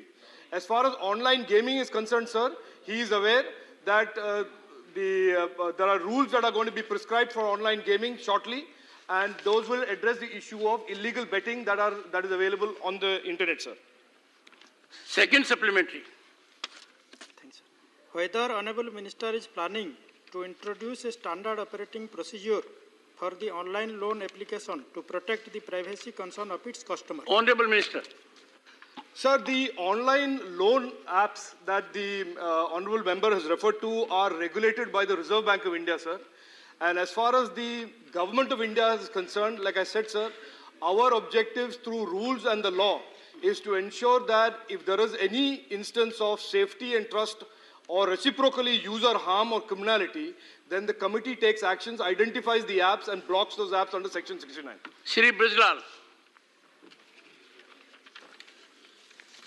Chairman sir, Chinese app जो है कुछ जो बंद किए गए, प्रतिबंधित किए गए, लेकिन फिर ये क्लोनिंग करके दूसरे रूप में चालू हो जाते हैं।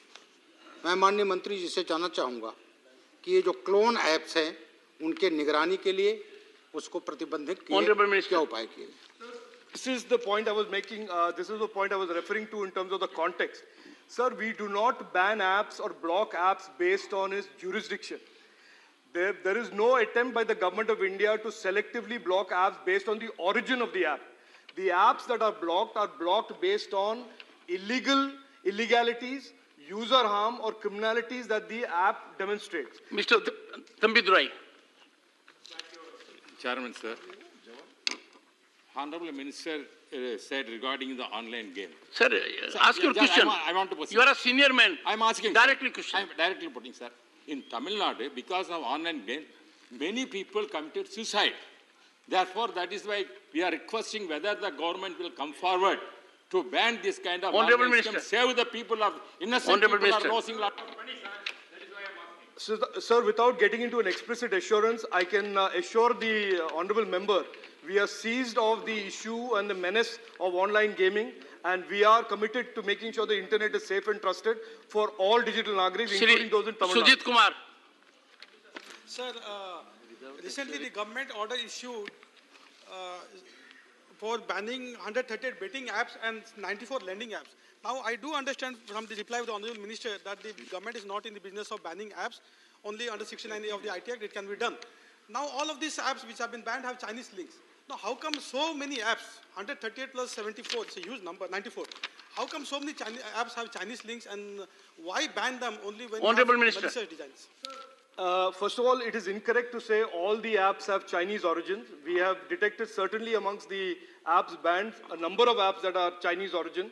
But like I said, sir, the apps are onboarded not by the government, it is onboarded by the operating system of iOS in the Apple case or Android in the case of other phones. So the App Play Store and the App Store are the ones that onboard apps. It is the government through its nodal officer and the committee, review committee, that ensures that when apps are reported to be violative of Indian law or cause harm or criminality or illegality, that then we take action under Section 69 to block those apps and access to those apps in India to the digital Nagriks. Question number 92, Shri K.C. Venugopal, absent. Honourable Minister. सभा पटल पर रखा हुआ Shri Mohammad Abdullah. Thank you, Chairman, sir, for allowed me to ask the supplementary question on question number 22. Sir, whether it is a fact that the Union government not yet issued a mandatory quality certificate to more than 150 Chinese companies for selling toys in India, and if so, how many of them had been issued notice to apply for it? Honourable Minister. And whether the import of Chinese toys without quality certificate will be banned? Honourable Minister. माननीय सभापति महोदय, मैं सदस्य को बताना चाहती हूँ 2014 के बाद से जब से माननीय प्रधानमंत्री जी ने देश की बागडोर संभाली उस समय से बच्चों के साथ जो खिलवाड़ हो रहा था, मैं मैं कोर्ट ग्रेजुएट कर रही हूँ 2000 ये हमारे अभी 1 जनवरी 2021 में सुरक्षित खिलौनों के लिए एक कानून लाया गया जिसके तहत बच्चों का नुकसान न हो। दूसरा, सदस्य ने जो पूछा है कि क्या इसके लिए नियंत्रण किया गया है, जी हाँ किया गया है।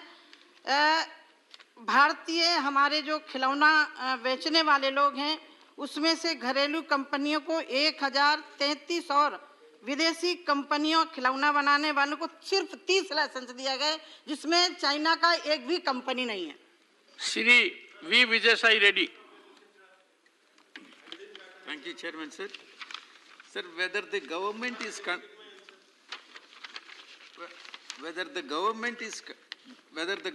also conducting an assessment of the toys that have been captured without BIS mark to find out how they can be hazardous to the children's health to create more awareness among Honourable Minister.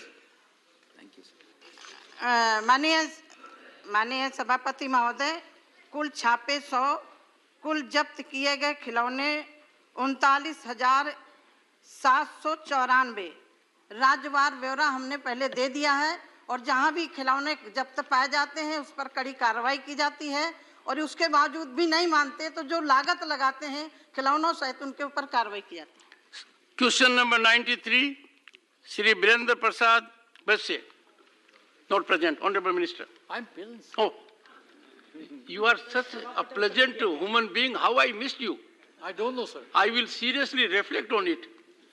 Please. Question number 93. Honourable Minister. Sir जवाब सभा पटल पर रख दिया गया है। Supplementary one, Honourable Member. Sir, I'm very proud to say that Union government sanctioned under the leadership of Honourable Prime Minister. Ask your question. No, it's 77,930 crore for 19 railway infrastructure development in northeastern region. This is the highest money allocation. What is your question, honorable member? This is the related to very much question, sir. This is the highest number of money allotted by the Modi government in the northeastern region since independence. Sir, my question is very simple, sir. It is known to everybody. Due to the disaster in between Lamding, Badarpur, Bodgos rail line. Sir, I will call upon you to focus on your question. Yeah, this is the question. Because other members also have to take up their questions.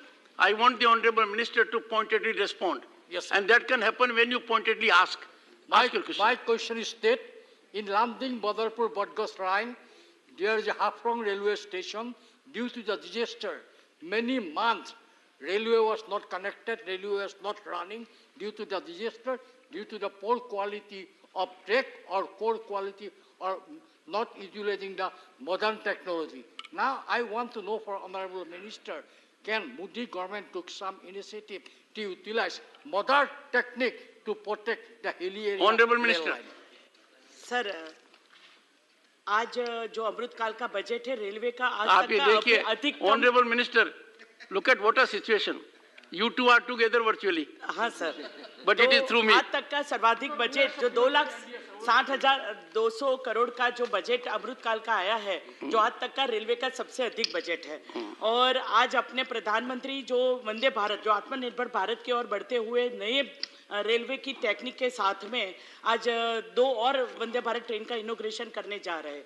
उनका जो सवाल है बहुत अच्छा है कि आज उन्होंने जो डिजास्टर के बारे में बोला, जो नई टेक्निक के बारे में बोला, तो सरकार ने तय किया है कि रेलवे ने नया रुख कर लिया है। जैसे आप जानते हैं कि रेलवे सबसे बड़ा प्रोजेक्ट है, सबसे पुराना है, और जो भारत जोड़ो यात्रा करने वाले ने नॉर्थ ईस्ट का रुख भी नहीं किया है, वहां तक रेल को नहीं पहुंचा है, लेकिन प्रधानमंत्री जी ने आज तक का सबसे सर्वाधिक बजट दिया और नई टेक्निक के साथ में, जहां इंफ्रास्ट्रक्चर हो और उसके साथ में जो उन्होंने पूछा कि डिजास्टर के साथ में कैसे इकोसिस्टम से सरकार काम करती है, तो 2-3 मंत्रालय साथ में मिलकर काम करते हैं, जिसमें टेक्सटाइल मंत्रालय के जियो टेक्सटाइल का यूज करके जो लैंडस्लाइडिंग वगैरह होते हैं उनका यूज करके जो पुरानी लाइन है जो सोची गई है, जहां डिजास्टर हुआ है, तो अभी स्टैंडर्ड के साथ हम लोग आगे बढ़े। Honorable member, second supplementary. My second supplementary very straight, sir. Government allotted 77,000 crore for the infrastructure development of the northeastern region. Already, Railway Ministry has spent 30,000.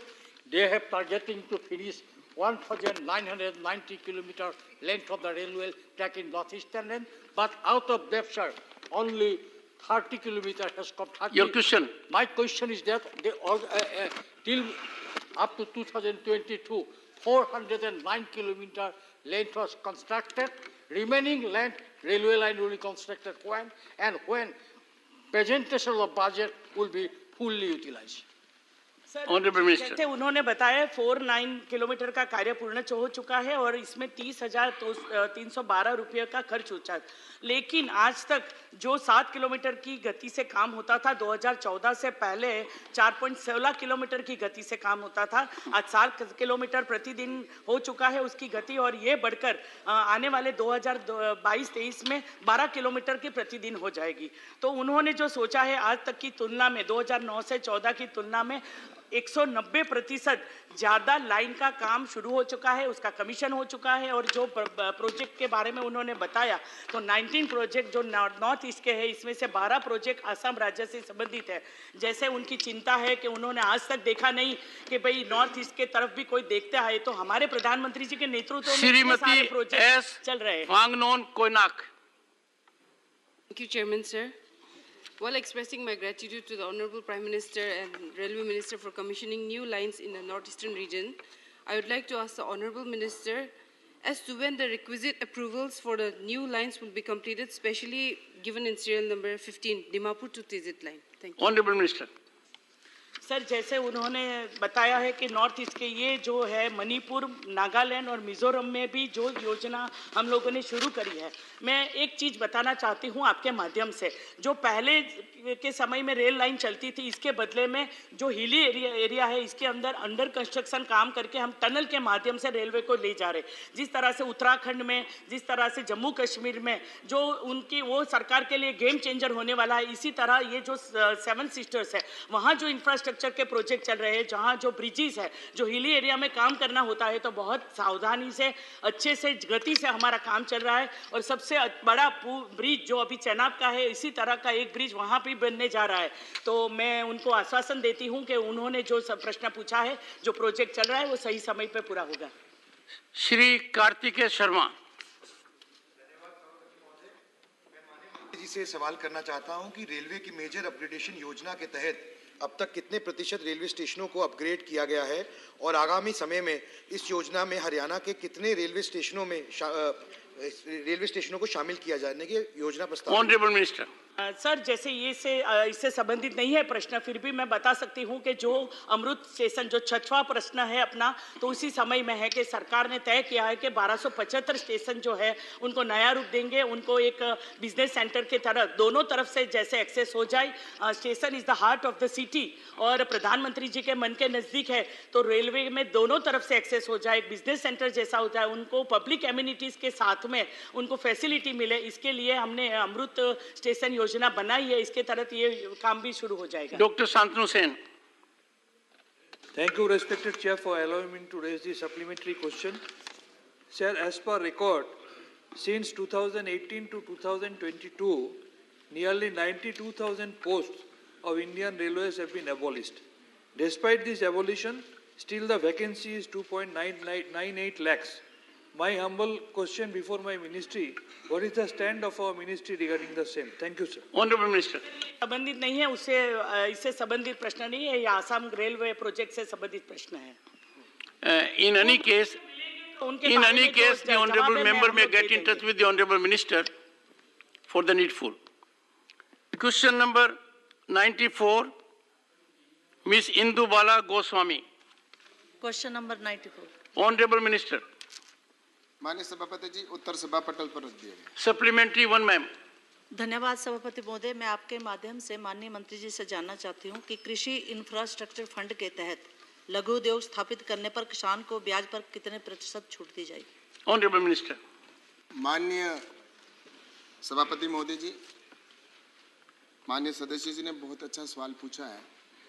माननीय प्रधानमंत्री जी की जो किसानों के प्रति सोच है और कृषि के अंदर इनकम बढ़ाने की जो सोच है, उसके अंदर जिस तरह से किसानों को एग्रीकल्चर इंफ्रास्ट्रक्चर फंड का प्रावधान किया कि किसान अपनी खुद की शॉर्टिंग ग्रेडिंग यूनिट लगाकर और खुद वैल्यू एडिशन करके बेचे, इस दृष्टि से 2020 में एग्रीकल्चर इंफ्रास्ट्रक्चर फंड की योजना प्रारंभ की गई और इस योजना के अंदर 1 लाख करोड़ रुपए का प्रावधान किया गया, जिसमें क्रेडिट गारंटी की भी प्रावधान किया गया 2 करोड़ रुपए तक, और उसके साथ ही ब्याज छूट का भी प्रावधान किया गया है, जिसमें 3% ब्याज की छूट रहेगी। अगर उसका किसान उस यूनिट लगाने के लिए अगर 8% या 7% का अगर ब्याज है तो उसको 3% ब्याज की छूट मिलेगी। और कुछ राज्यों ने इसके अंदर इनिशिएटिव लिया है जिन्होंने अपनी ओर से भी ब्याज में छूट दी है, जिसकी वजह से ये यूनिट अगर कोई भी प्रोसेसिंग यूनिट या सॉर्टिंग ग्रेडिंग की यूनिट लगाते हैं तो कई जगह पर 0% ब्याज पर भी ये यूनिट लगा सकते हैं। तो इस दृष्टि से ये योजना प्रारंभ की गई। Honourable member, second supplementary. सभापति जी, मैं माननीय मंत्री जी से जानना चाहूंगी, क्या किसानों को लघु उद्योग स्थापित करने पर कृषि विभाग द्वारा सब्सिडी देने के प्रावधान है? माननीय सभापति जी, कृषि विभाग के द्वारा भी सब्सिडी का प्रावधान किया गया है और साथ ही फूड प्रोसेसिंग मिनिस्ट्री के द्वारा भी कई ऐसी जिसमें अगर वो यूनिट लगाते हैं तो उसमें भी सब्सिडी का प्रावधान है। और निश्चित रूप से मैं कह सकता हूं कि सब्सिडी के तौर पर जैसा कि अगर कोई यूनिट लगाता है तो उसके अंदर भी है, और सॉर्टिंग ग्रेडिंग की यूनिट लगाता है तो, और उसमें जैसा कि फूड प्रोसेसिंग मिनिस्ट्री की भी स्कीम है जिसमें प्रधानमंत्री कृषि संपदा स्कीम है, उसके अंदर अगर बड़ी यूनिट लगाता है तो उसके अंदर 10 करोड़ रुपए तक की सब्सिडी का प्रावधान है। और छोटी यूनिट अगर वो लगाते हैं जिसमें लगभग 35, जिसमें ये PLI स्कीम भी है और प्रधानमंत्री कृषि संपदा स्कीम के अतिरिक्त PLI स्कीम है छोटे किसानों के लिए, तो उसमें भी 35% तक की सब्सिडी का प्रावधान है। और नॉर्थ ईस्ट के क्षेत्र के अंदर है तो उसमें 50% तक की सब्सिडी का प्रावधान किया गया है।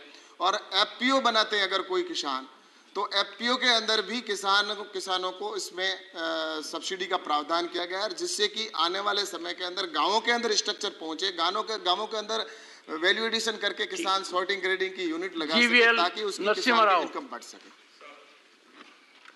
Thank you, Chairman, sir. 1 lakh crore agricultural infrastructure fund is a revolutionary announcement of the government, and I compliment the government and the Honorable Prime Minister And mind for you, it. the compliment My is question to you. 1 second. My question. The compliment is coming from one जिन्होंने सरपंच से संसद देखी है.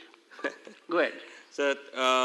Sir, the utilization of the fund in respect of some states is, however, low. So I would like to know from the Honorable Minister what is being done to increase credit offtake, and has a review been done in this regard? And specifically for the state of Andhra Pradesh, I would like to know from the Honorable Minister what is the total allotment and how much has been utilized by the state of Andhra Pradesh out of this infrastructure fund. Honorable Minister. Thank you, sir. माननीय सभापति महोदय जी, agriculture infrastructure का fund का जो प्रावधान 1 लाख करोड़ रुपए का किया है, उसके अंदर अब लगभग प्रोजेक्ट जो आए हैं वो भी 22,000 प्रोजेक्ट देश भर के अंदर स्वीकृत किए गए हैं, और उसमें लगभग 16,000 करोड़ रुपए उसके लिए स्वीकृत किए गए हैं, और प्रोजेक्ट अपने स्थान पर काम करना भी प्रारंभ कर दिया गया है। और इसके अंदर हमने राज्यों को अलग से फंड का एलोकेशन किया है, और राज्य सरकार की ओर से भी वो अपना प्रोजेक्ट लगा सकते हैं, और अगर कोई इंडिविजुअल किसान है वो भी अगर प्रोजेक्ट लगाना चाहता है तो वो, या प्रोजेक्ट कोई भी युवा साथी है तो वो लगाना चाहता है तो लगा सकता है। उसके लिए पोर्टल की व्यवस्था है, वो पोर्टल के माध्यम से ऑनलाइन सबमिट कर सकता है, और निश्चित रूप से सभी राज्यों को अलॉट किया। और इसमें जैसा कि माननीय सदस्य ने आंध्र प्रदेश का कहा है, तो आंध्र प्रदेश के अंदर भी प्रोजेक्ट है वो स्वीकृत हुए 1,900 प्रोजेक्ट है, और उसमें 2,000 करोड़ रुपए तक का फंड भी एलोकेशन किया गया है। और जैसा कि माननीय सदस्य ने राज्य के लिए कहा है आंध्र प्रदेश का, तो आंध्र प्रदेश के अंदर कुल बजट है वो 6,440 करोड़ रुपए का बजट है, वो उसके लिए विशेष एलोकेशन किया गया। और उसके अतिरिक्त अगर मान लो राज्य ने अधिक राज्य से प्रपोजल आते हैं तो उसके लिए राज्य सरकार अगर भेजती है तो उसके लिए भी भारत सरकार उसके अधिक करने के लिए भी तैयार है। श्री विजयपाल सिंह तोमर। माननीय सभापति महोदय, धन्यवाद। मान्यवर, कृषि आय बढ़ाने के लिए ये इंफ्रास्ट्रक्चर फंड दिया गया है 1 लाख करोड़ का। पोस्ट हार्वेस्टिंग लॉसेस करीब 15% होता है, और भंडारण के अभाव करीब 25% अनाज सड़के चला जाता है। तो इस फंड के आने के बाद क्या कार्रवाई की गई है और कितना हमारे लॉसेस कम हुए, मीट आउट हुए? Honourable minister.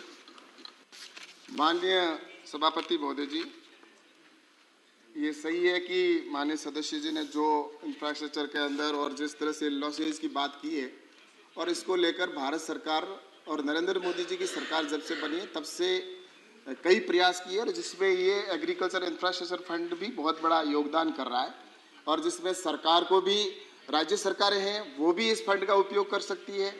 और उसमें उसमें एक लिमिट भी नहीं है, 25 प्रोजेक्ट वैसे अगर कोई इंडिविजुअल लगाता है तो 25 लगा सकता है, और इससे अधिक भी अगर कोई लगाना राज्य सरकार के लिए इसमें छूट है। एफपीओ है वो 25 से अधिक भी प्रोजेक्ट 2-2 करोड़ रुपए के लगा सकते हैं। और इसके लिए जैसा कि भंडारण की बात और इंफ्रास्ट्रक्चर की बात की है, तो राज्य सरकार ने जैसा कि मैंने 22,000 प्रोजेक्ट की बात की है, जिसके अंदर 4,780 ऐसे प्रोजेक्ट है जो सिर्फ भंडारण के लिए और गोदाम के लिए देश भर के अंदर इस एग्रीकल्चर इंफ्रास्ट्रक्चर फंड के माध्यम से स्वीकृत किए गए, जिसमें लगभग 8,226 करोड़ रुपए स्वीकृत किए हैं। ऐसे ही प्रसंस्करण के लिए भी 4,296 करोड़ रुपए प्रोजेक्ट सैंक्शन किए, जिसमें 2,900 करोड़ रुपए इसके अंदर भी खर्च हुए हैं।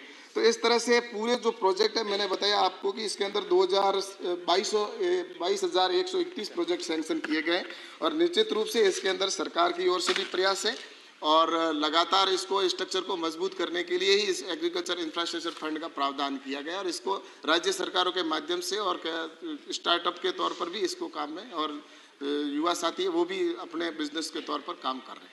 डॉक्टर अशोक वाजपेयी। महोदय, मैं आपके माध्यम से माननीय मंत्री से जानना चाहूँगा कि उत्तर प्रदेश जैसे बड़े राज्य में एग्रीकल्चर इंफ्रास्ट्रक्चर फंड से काफ़ी अपेक्षाएं और काफ़ी सारे प्रोजेक्ट सबमिट किए गए हैं, तो मैं जानना चाहता हूं कि उत्तर प्रदेश में 1 लाख करोड़ का जो एग्रीकल्चर इंफ्रास्ट्रक्चर फंड बना है, इसमें उत्तर प्रदेश में कितनी धनराशि के प्रोजेक्ट स्वीकृत किए गए हैं, और आगे की इसमें जो कोल्ड चेन के लिए भी क्या कोई ऐसे प्रोजेक्ट आए हैं जो स्टेट में कोल्ड चेन बनाने के लिए? Thank you. माननीय मंत्री जी।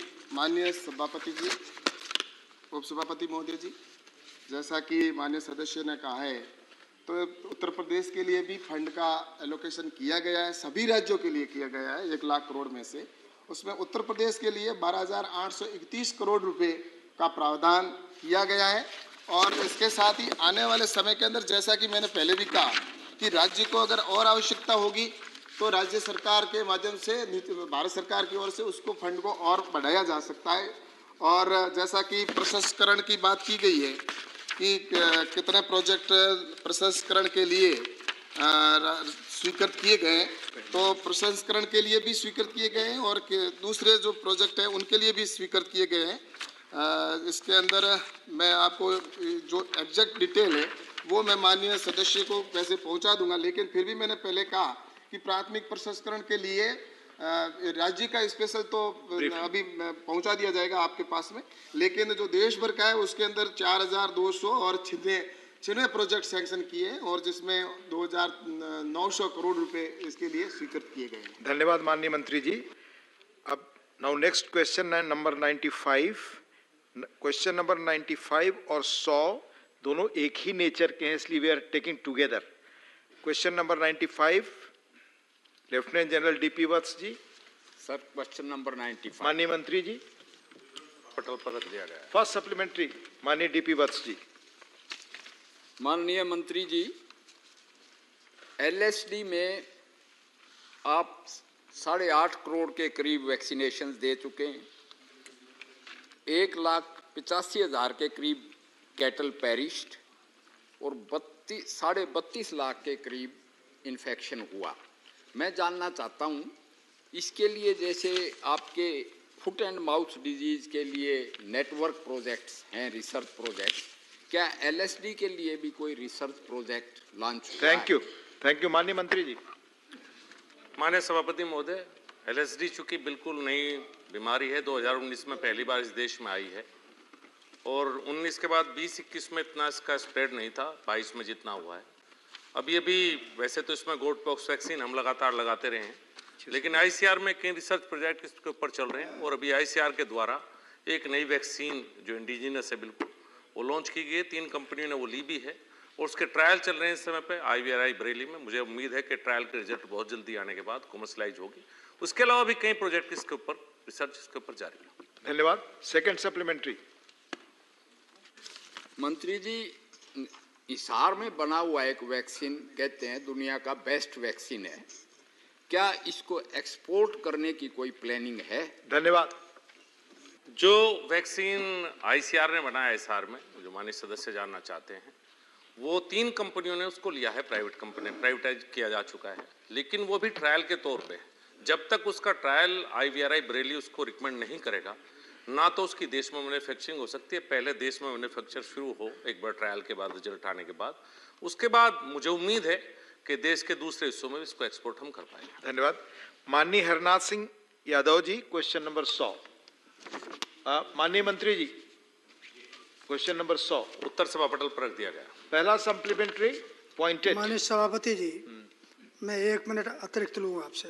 नहीं, आप पॉइंटेड सवाल पूछे। नहीं, मान्यवर जरूरी है, सवाल से भी नहीं, सारे वो है तो मैं मान्यवर में इतना प्लीज पॉइंटेड हो जाए, इतनी देर में हो जाता। मैंने कहा पॉइंटेड सवाल। मान्यवर, दुनिया के लाखों करोड़ों जीवों में गाय एकमात्र ऐसा जीव है जिसका दूध तो अमृत समान होता ही है, उसका मूत्र तथा मल भी गुणों की खान होता है, जो अनेक असाध्य रोगों में छुटकारा दिलाता है। सवाल माननीय मंत्री जी ने जो लंपी त्वचा रोग के बारे में जो उत्तर दिया है, उसमें गौ माता को गौ पशु लिखा है, जो बेहद आपत्तिजनक है।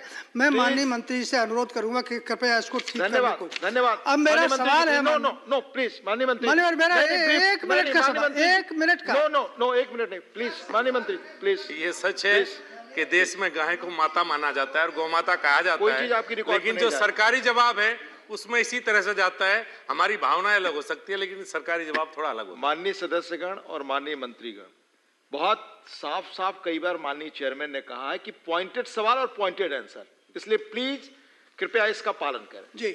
Second supplementary.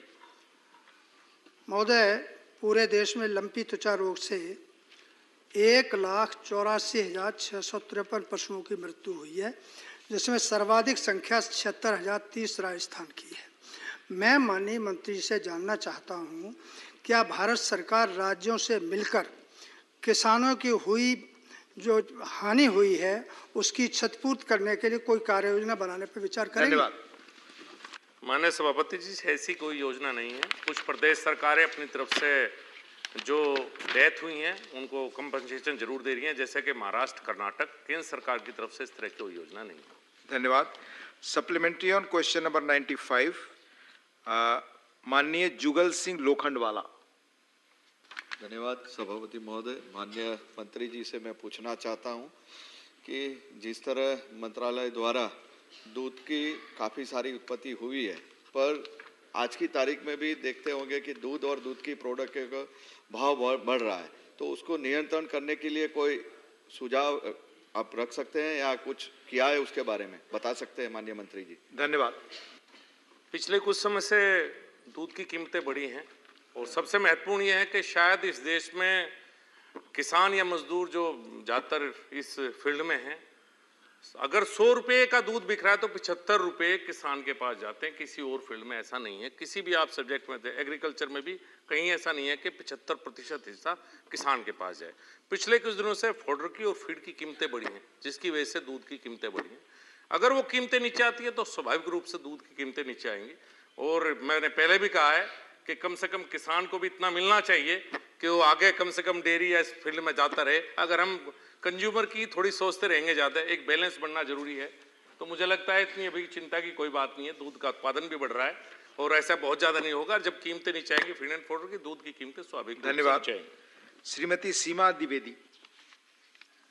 जी महोदय, मैं माननीय मंत्री से जानना चाहती हूँ, ऐसे भी लंपी रोग की बात आई कि बहुत सारे पशु मर गए, तो महोदय मेरा सरकार से एक माननीय मंत्री से मैं जानना चाहती हूँ, क्या ब्लॉक स्तरीय, जिला स्तरीय नहीं, ब्लॉक स्तरीय ऐसी कोई टीम बनाएंगे जो गांव-गांव में सर्वे के आधार पर ऐसे पशुओं को चिन्हित करें ताकि बीमारी आगे ना हो? ये मैं जानना चाहती हूँ। आपका सुझाव है माननीय मंत्री जी? और हमारे यहाँ भी केंद्र सरकार में मंत्रालय की तरफ से कंट्रोल रूम बनाया गया है। हम सब प्रदेश सरकारों के संपर्क में लगातार रहते हैं और प्रदेश सरकारों ने जिले स्तर पे भी और ब्लॉक स्तर पे भी टीम भी हैं और जहाँ कहीं से ऐसी सूचना प्राप्त होती है तो केंद्रीय टीम भी वहाँ पर पहुँचती है। क्वेश्चन नंबर 95 और क्वेश्चन नंबर 100 पे कोई सप्लीमेंट्री नहीं है, इसलिए नाउ क्वेश्चन नंबर 96, माननीय राकेश सिन्हा जी। क्वेश्चन नंबर 96, माननीय मंत्री जी, फर्स्ट सप्लीमेंट्री।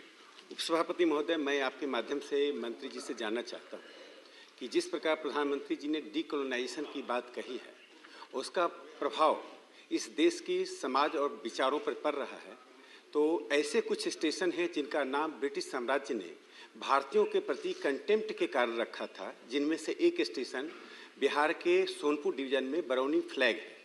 उस फ्लैग का नाम इसलिए रखा गया था कि स्थानीय लोग जब उस पर चढ़े तो फ्लैग के साथ चढ़ें। तो मैं मंत्री जी से जानना चाहता हूं, क्या इस स्टेशन का नाम बदलकर इस अमृत काल में या राष्ट्रकवि रामधारी सिंह दिनकर के नाम पर या बरौनी ग्राम के नाम पर रखा जाएगा? सुझाव मिलेगा और स्टेट गवर्नमेंट की ओर से प्रपोजल आएंगे तो हम सोचेंगे। सेकंड सप्लीमेंट्री, माननीय राकेश जी। उपसभापति महोदय, कुछ ऐसे स्टेशन होते हैं जो यद्यपि जिला केंद्र है लेकिन औद्योगिक नगर के रूप में विकसित हुआ है। उसमें एक बेगूसराय है जिसमें प्रधानमंत्री जी के इनिशिएटिव से एनटीपीसी और फर्टिलाइजर के बड़े फैक्ट्रीज लगे हैं। ऐसे स्टेशनों को महानगरों से जोड़ना आवश्यक है, अन्यथा व्यापार पर मैं उसमें एक पंक्ति जोड़ दूं, चूंकि इसका प्रभाव नेशनल हाईवे पर पड़ता है, तो मैं मंत्री जी से जानना चाहता हूं, क्या बेगूसराय स्टेशन को औद्योगिक नगर के रूप में देखते हुए सरकार एग्जाम करेगी? प्रश्न पूछा है अमृत स्टेशन के बारे में, और अमृत स्टेशन जो अभी 1275 तय किए गए हैं, इसी के कारण इसमें जो सुविधा होनी चाहिए वो सब हम उपलब्ध कराएंगे। और कनेक्टिविटी की जो बात है, इसमें सरकार ने, रेल मंत्रालय ने ऐसा सोचा है कि फ्रेट के लिए ज़्यादा यूज़ हो जाए और जहाँ औद्योगिक सेंटर है वहाँ फ्रेट का यूज़ ज़्यादा हो, इसके लिए डबलिंग करना, उसका केबलिंग काम होना, इलेक्ट्रिफिकेशन का काम होना। जो पुराने, जो आप जानते हैं, जैसे बिहार से कई मंत्रियों ने कई डिक्लेरेशन किए लेकिन काम नहीं हुआ था इंफ्रास्ट्रक्चर का, तो इंफ्रास्ट्रक्चर के ऊपर जितना बजट आएगा उसके हिसाब से काम गति से चल रहा है और आगे वाले समय में ये कनेक्टिविटी भी मिल जाएगी। धन्यवाद। महाराजा साना जावा लेइसेम्बा। Sir, I express my thanks and gratitude to Honorable Prime Minister Shri Narendra Modi ji and Minister of Railways for including Imphal, Manipur under Amrit Bharat station. Sir, my question is whether the said project is taken up or not and when will it be completed, sir? धन्यवाद. Thank you. माननीय मंत्री जी. Sir मैं समझ नहीं पाई. Repeat your question. Repeat your question, please. My question is whether the said project Imphal, Manipur under Amrit Bharat station is taken up or not and when will it be completed?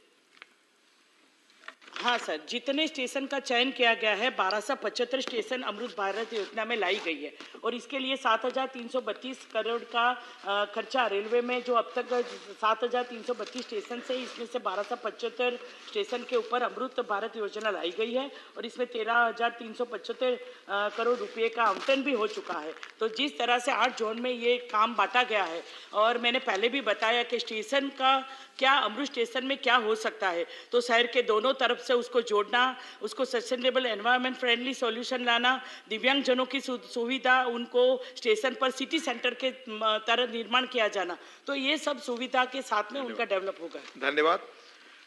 माननीय दर्शना सिंह जी. माननीय दर्शना Singh please. धन्यवाद उपसभापति महोदय जी, आपने मुझे अनुपूरक प्रश्न पूछने का अवसर दिया. मैं आपके माध्यम से माननीय मंत्री जी से जानना चाहती हूं कि अमृत भारत स्टेशन योजना के तहत उत्तर प्रदेश में कुल कितने स्टेशनों का चयन किया गया है? धन्यवाद. सर इसमें लिस्ट शामिल की गई है लेकिन आज जो उन्होंने प्रश्न पूछा है इसके संदर्भ में मैं इतना बता सकती हूं कि 1275 स्टेशन जो है इसमें से उत्तर प्रदेश के कई बड़े स्टेशन को शामिल किया गया है. आप कुल संख्या बाद में माननीय मंत्री जी बता सकती हैं उन्हें, अगर आपके पास उपलब्ध नहीं है. नहीं उपलब्ध है मेरे पास. तो आप और इसमें से उन्होंने जो पूछा है कि अमृत भारत स्टेशन में जितने बड़े स्टेशन है वो स्टेशन भी शामिल है. Thank you. Question number 97 Shrimati Jebi Mather Hisham. माननीय मंत्री जी statement. Supplementary doctor Anil Bonde please. धन्यवाद उपसभापति जी. जो एमएनसी क्लोज हुए हैं वो एमएनसी क्लोज होने के कारण रोजगार के ऊपर क्या असर हुआ है और नए एमएनसी लाकर रोजगार बढ़ाने के लिए शासन की क्या योजना है? Thank you. माननीय मंत्री जी. सर जैसे क्वेश्चन के आंसर में बताया गया है there are number of reason से नॉर्मल प्रक्रिया है, कुछ जो एमएनसी बंद होते हैं कुछ खुलते हैं. टोटल जो बंद हुए हैं वो 1,330 है, उसमें से 313 फॉरेन कंपनीज है, उनकी सब्सिडी 1,017 है. और मुझे बताते हुए ये खुशी है कि उसके मुकाबले में 4,994 नई खुली हैं, 376% इंक्रीज है. बहुत एमएनसी खुली हैं और उससे एम्प्लॉयमेंट के अपॉर्चुनिटी भी ज़्यादा मिलेंगी, एम्प्लॉयमेंट भी ज़्यादा मिलेगी. धन्यवाद माननीय मंत्री जी. Now question number 98 Shri Ajay Pratap Singh. माननीय अजय प्रताप सिंह. माननीय मंत्री जी. धन्यवाद. First supplementary. माननीय अजय जी पहला सवाल पॉइंटेड सवाल. मैं माननीय मंत्री जी से जानना चाहता हूं कि केंद्र प्रायोजित PMFME योजना के अंतर्गत मध्य प्रदेश को गत वित्तीय वर्ष में कितना आवंटन दिया गया था और उसके माध्यम से कितनी प्रसंस्करण यूनिटें स्थापित हुई है? धन्यवाद. माननीय उपसभापति महोदय, ये योजना बड़ी महत्वाकांक्षी योजना है. प्रधानमंत्री जी ने जब बजट में घोषणा की थी तो 5 वर्षों में हमें 10,000 करोड़ रुपया देश में खर्च करने थे. ये तीसरा वर्ष चल रहा है और इसमें व्यक्तिगत, समूह, सोसाइटी और FPO कोई भी इसमें आवेदन कर सकता है. लेकिन एक विस्तारित योजना में 3-4 चीज़ें उसमें सामने आती हैं जो माननीय सदस्य ने पूछी हैं. उसमें इक्वेशन सेंटर की बात भी है, जो सेल्फ हेल्प ग्रुप के मेंबर्स हैं उनको पैसे भी देने हैं. तो जो उन्हें राज्य का पूछा है 113 करोड़ रुपया राज्य को दिए गए हैं और अभी तक जो खर्च राज्य ने किए हैं वो लगभग 13 करोड़ है. माननीय सदस्य ने अपने संभाग के बारे में जरूर पूछा था तो मैंने उत्तर में उनसे कहा था कि 33 स्वीकृत है, अगर वो जलाशय हमसे जानकारी चाहेंगे तो मैं दे दूंगा, पर वन डिस्ट्रिक्ट वन प्रोडक्ट जो जिले के लिए अधिकृत है उसके आधार पर ये डिमांड बेस है कि कोई लेगा तो सरकार देने के लिए तैयार है और पर्याप्त राशि इस योजना में है। जितना भी राज्य सरकारें खर्च कर सकती है उतना भारत सरकार देने के लिए तैयार है। धन्यवाद। सेकंड सप्लीमेंट्री माननीय अजय जी। माननीय उपाध्यक्ष जी, मैं माननीय मंत्री जी से जानना चाहता हूं कि उन्होंने रीवा और शहडोल संभाग के एक जिला एक उत्पाद योजना के अंतर्गत चयनित किए गए जिन उत्पादों को जानकारी दी है, इनके भंडारण के लिए वहां पर पर्याप्त सुविधा नहीं है, तो क्या सरकार इन उत्पादों की खरीद के लिए समर्थन मूल्य घोषित करके इनको खरीद करके जहाँ भी प्रसंस्करण स्थापित है वहां पर उनको उपलब्ध कर। माननीय उपाध्यक्ष महोदय, ये योजना क्रियान्वित करना राज्य का काम है और वन डिस्ट्रिक्ट वन प्रोडक्ट में हमारा काम है धन देना। हम तकनीकी सहायता देते हैं और पैसा देते हैं और इसलिए मैं माननीय सदस्य को एक सलाह दूंगा कि निश्चित रूप से उनको हमारी योजनाओं को देखना चाहिए और भंडारण से लेकर प्रोसेसिंग तक तमाम योजनाएं हैं जिसका लाभ कोई व्यक्ति या समूह या सोसाइटी या एफपीओ ले सकता है। और मुझे लगता है कि अभी तक जो आंकड़ा है, जैसे उदाहरण के लिए सीधी 69 आवेदन हमको मिले थे, स्वीकृत हुए हैं 5 और वितरित हुए हैं 2, लेकिन राशि पर्याप्त उसमें लगभग 2.5 करोड़ रुपया है। सिंगरौली में 103 हमको आवेदन मिले थे, 23 स्वीकृत हुए, 18 लोगों को वितरित हो गए हैं, ये भी 1 करोड़ सवा करोड़ के आसपास है। सतना में 127 हमें प्राप्त हुए, 21 स्वीकृत हुए और 12 लोगों को मिल गए हैं। ऐसा बैकअप मैं आपको दे भी सकता हूँ। श्री राकेश सिन्हा। सभापति महोदय, मैं आपके माध्यम से मंत्री जी से जानना चाहता हूं कि बहुत से ट्राइबल हैं जिनका प्रोडक्ट है लेकिन उनके पास फूड प्रोसेसिंग इंडस्ट्री बनाने की क्षमता नहीं है। जैसे खासी हिल्स मेघालय में हनी का प्रोडक्शन होता है लेकिन वे नहीं बना पाते हैं, जिसके कारण बाहर के लोग उनका शोषण करते हैं। तो क्या सरकार को ऐसी व्यवस्था करेगी कोऑपरेटिव के माध्यम से ऐसे ट्राइबल के क्षेत्र में प्रोसेसिंग इंडस्ट्री स्थापित? Honourable minister. आदरणीय सभापति महोदय, ये योजना सिर्फ उन्हीं लोगों के लिए है जो बिल्कुल कम आय वर्ग के लोग हैं और इसलिए मैंने पहले ही आपसे कहा है कि चाहे व्यक्ति हो और चाहे वो सेल्फ हेल्प ग्रुप हो, चाहे वो सोसाइटी हो या एफपीओ हो, और ये व्यक्ति को मदद मिलती है। यानी एक मेंबर अगर कोई समूह का है तो उसको भी ये लाभ मिलेगा। और मैं मेघालय का आंकड़ा आपको बताता हूँ कि 92 आवेदन 25 उस पर स्वीकृत हुए हैं और 18 लोगों को उसका पैसा भी मिल गया। क्वेश्चन नंबर 99, श्री मस्तान राव बीड़ा। एब्सेंट। Honourable minister. सभा पटल पर रख दिया गया। श्री दीपक। सर, आपके माध्यम से मैं मंत्री जी से जानना चाहता हूं कि खाद्य प्रसंस्करण आधारित जो एमएसएमई जो बीमार है, रुग्ण है, उसको फिर से जिंदा करके खाद्य प्रसंस्करण में उसकी उपयोगिता और देश को कैसे लाभ मिलेगा, किसानों को कैसे लाभ मिलेगा, इसकी कोई योजना है? Honourable minister. सभापति जी, मैं माननीय सदस्य को हृदय से धन्यवाद देता हूं और मैं 3 बातें ही उनसे कहूंगा कि जो प्रायोरिटी सेक्टर है जिसमें ब्याज पर्याप्त रहता है लेकिन उसके बाद भी लोन देने की व्यवस्था 2015 में शुरू हुई थी। उसके बाद में नाबार्ड को एक अवसर दिया गया जब मेगा फूड पार्क की स्कीम में पैसे की जरूरत पड़ी कि उनको लोन मिल सकता है।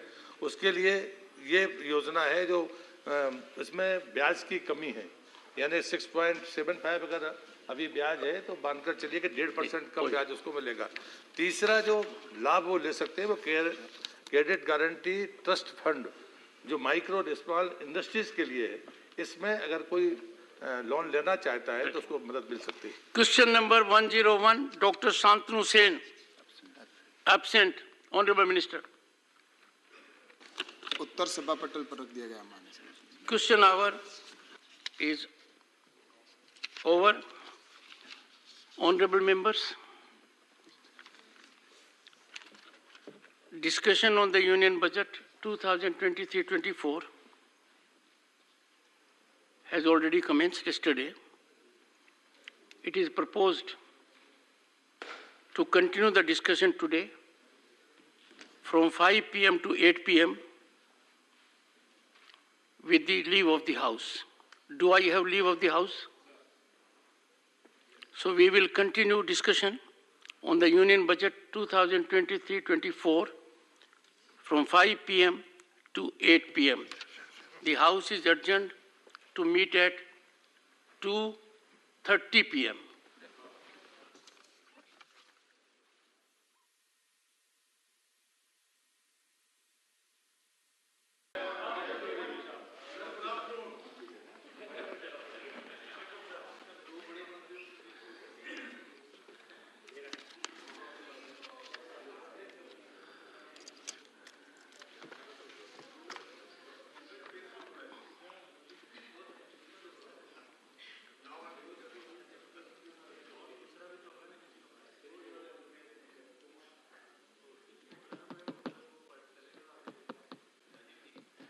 I was wondering for a long time कि वो क्यों रखते थे, उसको मैंने हटवा दिया.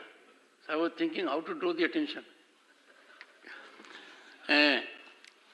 Private members resolution. Resolution number 1, Shri Abdul Wahab, Sir. to move a resolution Thank you. urging the government inter alia to implement the recommendation of such a committee report, help madrasas to modernize and form a commission to improve higher education of Muslims and enact a legislation for prevention of atrocities against minorities. Shri Abdul Wahab. So, I would like to begin and summarize my speech with a couplet of the famous Urdu poet Altaf Hussain Hali on Muslims in pre-independent India. Quote, "We are not trusted by the government, nor we are among the prominent courtiers of the ruler, neither are we among the educated elite. We have no share in trade or in industry, nor do you find us in civil services or in the business." Unquote. Sir, Sachar Committee report on and Ranganath Mishra Commission report reveals that the condition of Muslims in India is worse than SCs and STs. Educational condition of Muslims in India, according to the Sachar Committee report, 1/4 of Muslim children in the age group of 6 to 14 years have either never attended school or are dropouts. For children above the age of 17 years, the educational attainment of Muslims and higher education is 17% as against national averages at 26%. Only 50% of Muslims who complete middle school are likely to complete secondary school education compared to 62% at a national level. Muslims comprise 14% of the population, but their representation in higher education is very low. Only 5.5% Muslims are in higher education. The number of Muslim women in higher education is 13 out of 100, while 23 for all India level as per NSSO 2018. As per NSSO 2018, Muslims are lowest represented in salaried class employment. Muslims account for mere 2.67% of directors and senior executive among BSE 500 companies. In 2022, only 21 students, that is 5% of the total students, were selected for the civil service examination, IAS, IPS, IFS, etc. 2021, 4.07, 2020, 5.8%, 2019, 4%, 2018, 2.64%. Nearly 46% of Muslims are self-employed in urban India, the largest as compared with any other community, according to data from Government's National Sample Survey organized 2013. The human security of Muslims the Human Rights Watch report and many other similar reports reveal that there has been a constant increase in the attack on lower class Muslims in India and in recent times. In the last few months, new pattern has emerged to evict and bulldoze properties in Halwani, the state of Uttarakhand, Lashmipur, district of Assam, that belongs to mostly minority community, particularly Muslim or lower class.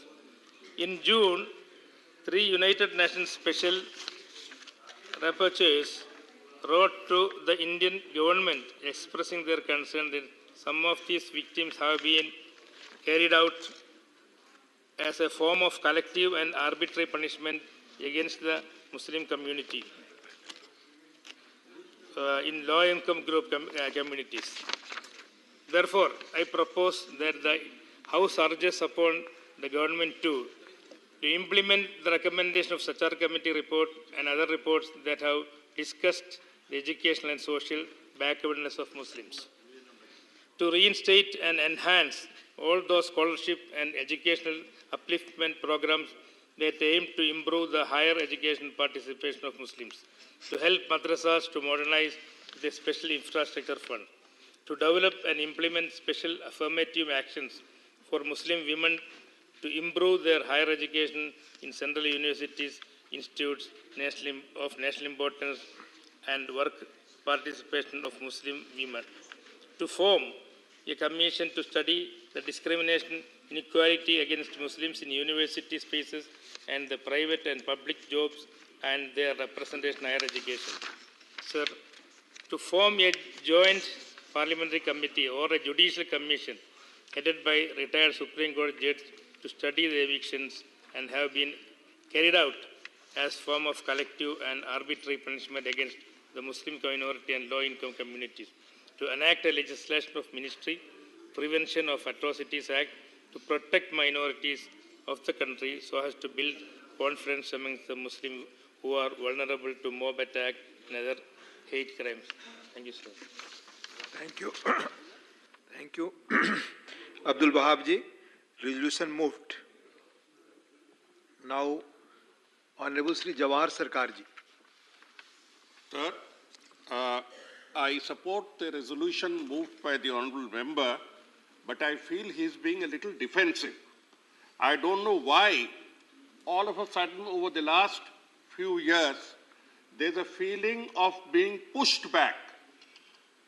In West Bengal, where the state I represent, and in many other parts of India, Muslims have always held their head high and still do so. And Mr. Wahab has to come and plead for certain due concessions. This year, the budget of the Minority Welfare Department has been slashed by 40%, and there is not a single word about it. Their scholarships are being taken off. I will only recall the contribution of Muslims during the freedom struggle, starting from 1857, what you call the Indian War of Independence. Good, you can give terms for what exactly have you done. I can place a demand before the government to list out all the shaheeds of that era, to list out all of those who were sent to the Andaman Islands when they were considered to be penal islands, not a jail. They were just kept there because if you go through the list, you will see the contribution of the Muslim community to the freedom struggle. Pir Ali Khan is only one name. There are hundreds of others who have sacrificed because they have never considered themselves, at least a large section has never considered itself to be different from anybody else. There are certain Nawabs and certain others who have compromised with the British, but that does not speak for the community as such. I would like to recall the contribution of the community to the freedom struggle and fully support the resolution of Mr. Wahab that their due concessions must be given within a time-bound frame. At this, I take this opportunity, sir, to recall certain facts. There are not, in Indian history records, we do not have any letter other than, as I said, compromising Nawabs. We do not have any letter by any senior leader. We have to leave Jinnah out of it, out of the argument. I am talking of the nationalist Muslims who account for the vast majority. No one who has ever written offering his cooperation to the British. I read out from a letter, just an extract, of 26 July 1942, where Shama Prasad Mukherjee wrote to Governor Herbert of Bengal, I offer you my wholehearted cooperation. Today, this community is being put on a defensive, but they did not ever ask for such pleas. We can quote the mercy plea of Mr. Savarkar, but only in the context of saying that there have been people in both communities who have thought differently, but the fact the entire community cannot be accused and cannot be put on the defensive. In Bengal and many other secular states of India, we have offered them full rights and we consider them to be a part of our national and regional traditions. In Kerala, Tamil Nadu. So there are states, but in the country as a whole, no one can deny that there is an overall pall of fear and terror against the Muslim community. They are our brothers, and you cannot go on splitting a nation into 14% versus the rest. You just cannot do it. You are playing a very dangerous game. Very dangerous game. If only a small part of it decides, raise a very small fraction of this 14% of India's population decides to behave differently, we'll all be in a difficult position. Sir, I have worked in the administration. We have handled terrorism. We have handled regional agitations. We know how difficult it is. Do not invite it. Embrace them. Give them the reassurance that your leader has given recently. Make a firm promise that we shall fulfill all your demands to the extent of your percentage of population. And inshallah, if you can do better, so we do better. I fully support the resolution. Sir. Thank you, माननीय जवाहर सरकार जी. माननीय राकेश सिन्हा जी. माननीय Rakesh Sinha, not present. Dr. John Britas.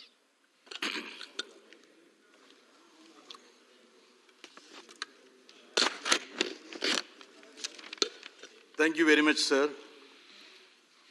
It's a very important issue that has come up in the form of a resolution. I am glad that Mr. Abdul Wahab took the initiative of moving this resolution, though he was not very emphatic regarding the reasons why there has been a backwardness for the Muslim community as a whole in this country. Sir, further, I echo the words of my friend, esteemed colleague, Jawahar Sarkarji, that he would have expected much more clarity in the words of Mr. Abdul Wahab. Much more clarity. And we all expected Mr. Abdul Wahab to ensure that the egalitarian example of Kerala is being quoted here to make sure that the people who are sitting there understand the real issues plaguing the Muslim community. I would never expect Mr. Abdul Wahab to play such parochial politics. And earlier on a couple of occasions, he had even complimented Mr. Muralidharan and Mr. Raji Chandrasekhar being the ambassadors of Kerala, which is absolutely not the fact.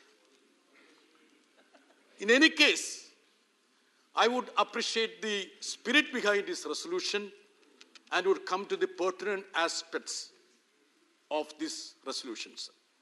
Sir, the quality of the democracy in any society can be understood by the cardinal aspect of representation for different sections of the people. There lies the quality of the democracy. When we talk about the Indian democracy, the gross deficiency that is being demonstrated in a humongous way is the lack of representation of the minorities in the discourse of this country. This is where I wanted Mr. Abdul Wahab to emphasize. He should have cited the example of Kerala, where the minorities gets the ample representation in every vertical of the administration. Sir, he talked about the educational backwardness of the Muslim community. Certain figures and facts were cited here. I am so saddened to invite the attention of this august house to a particular incident with regard to the hijab that was actually plaguing the politics of the nation. The students in Mangalore or Karnataka were prevented from wearing hijab in the name of ensuring secular dress codes. Sir, this government has been always harping on the fact that they want to ensure that the minorities become part of the mainstream. What is the effect of it, sir? I would just tell you, what was the effect of such a hijab ban? More than 1 lakh Muslim girls backed out of government colleges in Karnataka alone. And if you look at the statistics of the enrollment of Muslim girls, especially, it has come down drastically. It should have been the other way. If at all you want to empower the Muslim society, if at all you want to bring them to the mainstream, their number should have gone up, sir. But by creating such a controversy, what has actually happened in this country is that the number of Muslim girls getting enrolled for higher education is depleting, coming down. Whereas the participation of Muslim community, Muslim students in Kerala is going up. Mr. Abdul Wahab, didn't you think appropriate that you should have cited the example of Kerala, where we hold your hands together? Where we want to hold your hands together. You should have been proud of Kerala. We would have appreciated or moved initiative. Yes. And further, sir. Yes, because of CPM, we are in the forefront of protecting the minorities. Please. We are in the forefront. Please. We are in the forefront. That they should understand. And he makes people on the other side ambassadors of Kerala without even understanding the nuances of Kerala politics and national politics. I know he got an admonishment from his leader. He should never utter that. Otherwise, I am challenging him. Can he repeat his ambassadorship given to the others? Please, yes. please. If he can repeat Please. that two ministers. Mr. John yes, sir. Peters. So, No Kerala politics. Sir, I am challenging him, sir. Please. Sir, I am challenging him. He will not do this, sir. Sir, the recently union budget. Sir, I will tell you, sir. Sir, you should appreciate the fact that I am digging out statistics to show that. Yes, he will go to Bengal always. I know that. Please. He will not go to Kerala. Sir, Abdul Wahab, sir, you get opportunity sir, to speak again. I am someone who has stood up to support his resolution. The only criticism I had was that he should have had crystal clear clarity on what he was moving. That is all my grounds, sir. Sir, Jawar Sarkarji said there is a dip in reduction of 38% in the budget allocation for the minority things, affairs.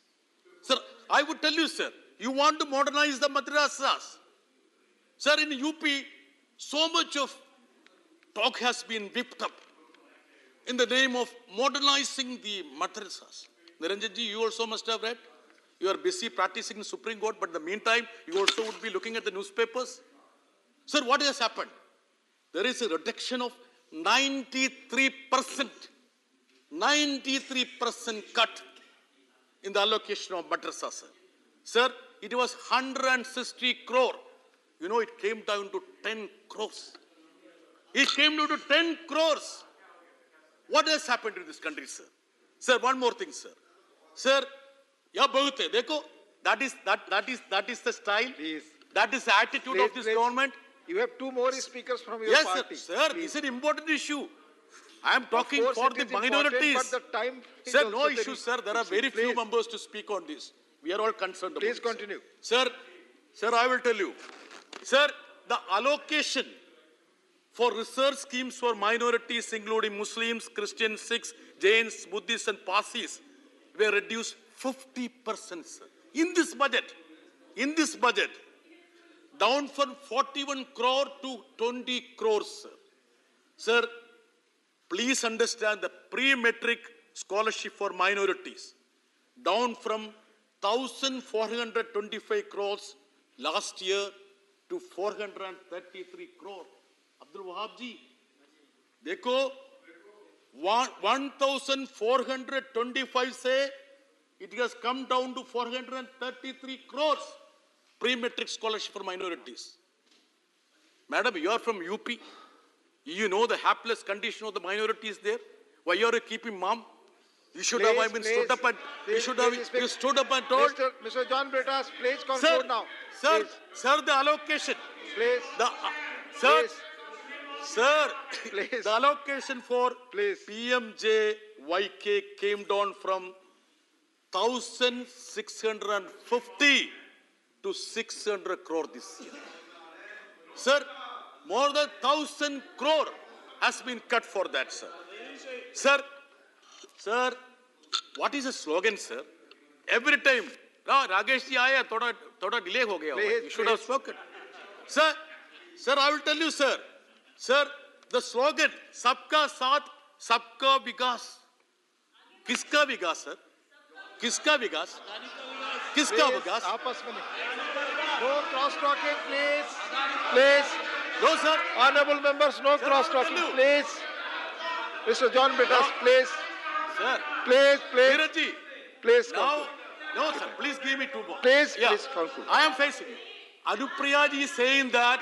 Please speak on the subject. Sir, I am speaking. No cross talking. Anupriya ji is trying to explain here, saying that Adani also belongs to a minority community. That is what she is trying to say.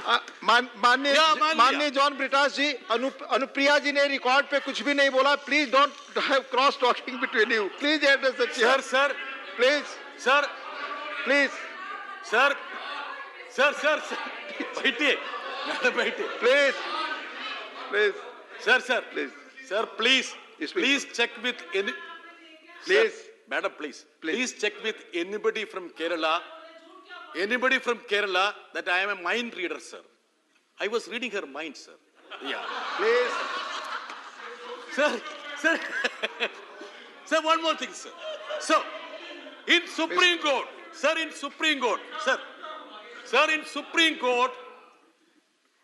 Karnataka government filed an affidavit on this hijab case.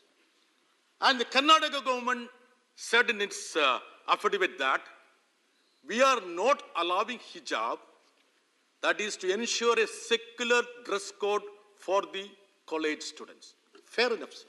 Fair enough. They have their own view. Sir, in a country like India, the largest state, that is Uttar Pradesh, the chief minister is sporting a religious attire. No issue. No comment on chief minister. It will not go on record. No issue. No. Mr. John Britas, it will not go. माननीय नीरज जी, आप जानते हैं माननीय chief minister और किसी के बारे में आप कोई कमेंट नहीं कर सकते. It will not go on record as per rules. Please withdraw your comments. It is not going on record. Please. I want your protection. Please. I want your protection. Please. Protection. Chief minister is not do not have cross talking, please. Do not have cross talking. No. I stand by that. Please, no. How can they say that? It will not go. Please conclude your speech now. No, please conclude. Sir, I am concluding. बैठे.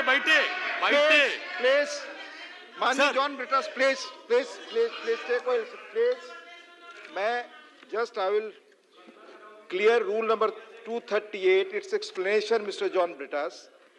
The words persons in the high authority means persons whose conduct can be only discussed on a substantive motion drawn in proper terms under the Constitution, or such other persons whose conduct in the opinion of the chairman should be discussed on a substantive motion drawn in terms to be approved by him. It's already clear. So do not have those comments. Please conclude now. You speak on the subject. Sir, I will. Sir, you know. Please. Sir, you know one thing. Please. Sir, you know one thing. I'll always go by the wisdom of the chair, sir. मैं तो आपसे पंगा नहीं कर रहा। I will go by your wisdom, sir. हाँ, माननीय John Brittas, आपने 10 मिनट अधिक समय पाया, 10 minute. Sir, I am giving a chance to Anupriya ji to demonstrate her loyalty towards the leader there. Thank you. Thank you. Thank you. Sir, the most important aspect. Mr. John Britas, conclude Sir, I am already concluding, 13 sir. minutes. You are interrupting me. How can? 13 minute बोल चुके हैं, please conclude now. Sir, you are following the chairman's route. Yes, please don't interrupt me. Please. Sir, please. Hey, बैठिए। आप बहन जी बैठिए। आप आपस में बात ना करें, please. बैठिए। मैं हाथ जोड़ के बोल रहा हूँ, बैठिए। नहीं, then आपका तारीफ किया मैंने। Please. आपका तारीफ किया ना। 1 minute. अनुप्रिया जी। Mr. John Britas, नहीं, please, Mr. John Britas, please take your seat. Please take your seat. As per rules, माननीय John Britas, you know rules very well. आपने किसी मेंबर का नाम लिया. She has a right to speak. Please. Very humble submission through you to the honorable member. He's a very good friend. He talks a lot in the House. We all have this privilege of listening to his views. But he said two things. First of all, the word panga is unparliamentary and it should be expunged from the proceedings of the House. And second, he said something regarding Anupriya ji must prove her loyalty to the leader. I have to correct him and tell him that I am leading my own party and the name of my party is Apna Dal Sone Lal. Now he will be updated on this. Please conclude now. Sir, now I am very glad that she got an opportunity to demonstrate her identity here. Please. Sir, the most important aspect in a democracy is the representation, sir. Sir, our founding fathers were very clear about it. You would have read the debates of the Constituent Assembly, sir. So what has happened to this country? Just look at the representation of, sir, please give me, it's a very important matter. Just, sir, this may not be very soothing to your ears. I know that. Please. Sir, the 20 crore people of this country, what is the representation they have in executive, legislature, judiciary, media, and bureaucracy? Sir, 20 crore population. It's 15 minutes now. Sir, please, I will move on to other speaker. 5 minutes, sir, 2 more minutes. No. Sir, I will tell you. Sir, if at all you look at the population of the Muslims, at least they should have got 74 seats in Lok Sabha. What is the number, sir? 27. Sir, does India, as a single Muslim chief minister amongst the 28 states? Please. No, sir. Thank you. Sir, is there a Muslim minister? Mr. Javed Ali Khan, please, no, I am moving to him. Javed Ali Khan, you have taken 15 minutes, sir. 15 minutes I have given you instead of 2 minutes. I concluded. Please. So I would call upon everyone in this house, irrespective of their political affiliation, this side or that side. Thank you. I would add. Thank you. Thank you, Mr. Javed Ali Khan. No, nothing is going on record now. Javed Ali Khan, please. Thank you. माननीय उपसभापति जी, धन्यवाद, आपने मुझे इस प्रस्ताव पर बोलने का अवसर दिया।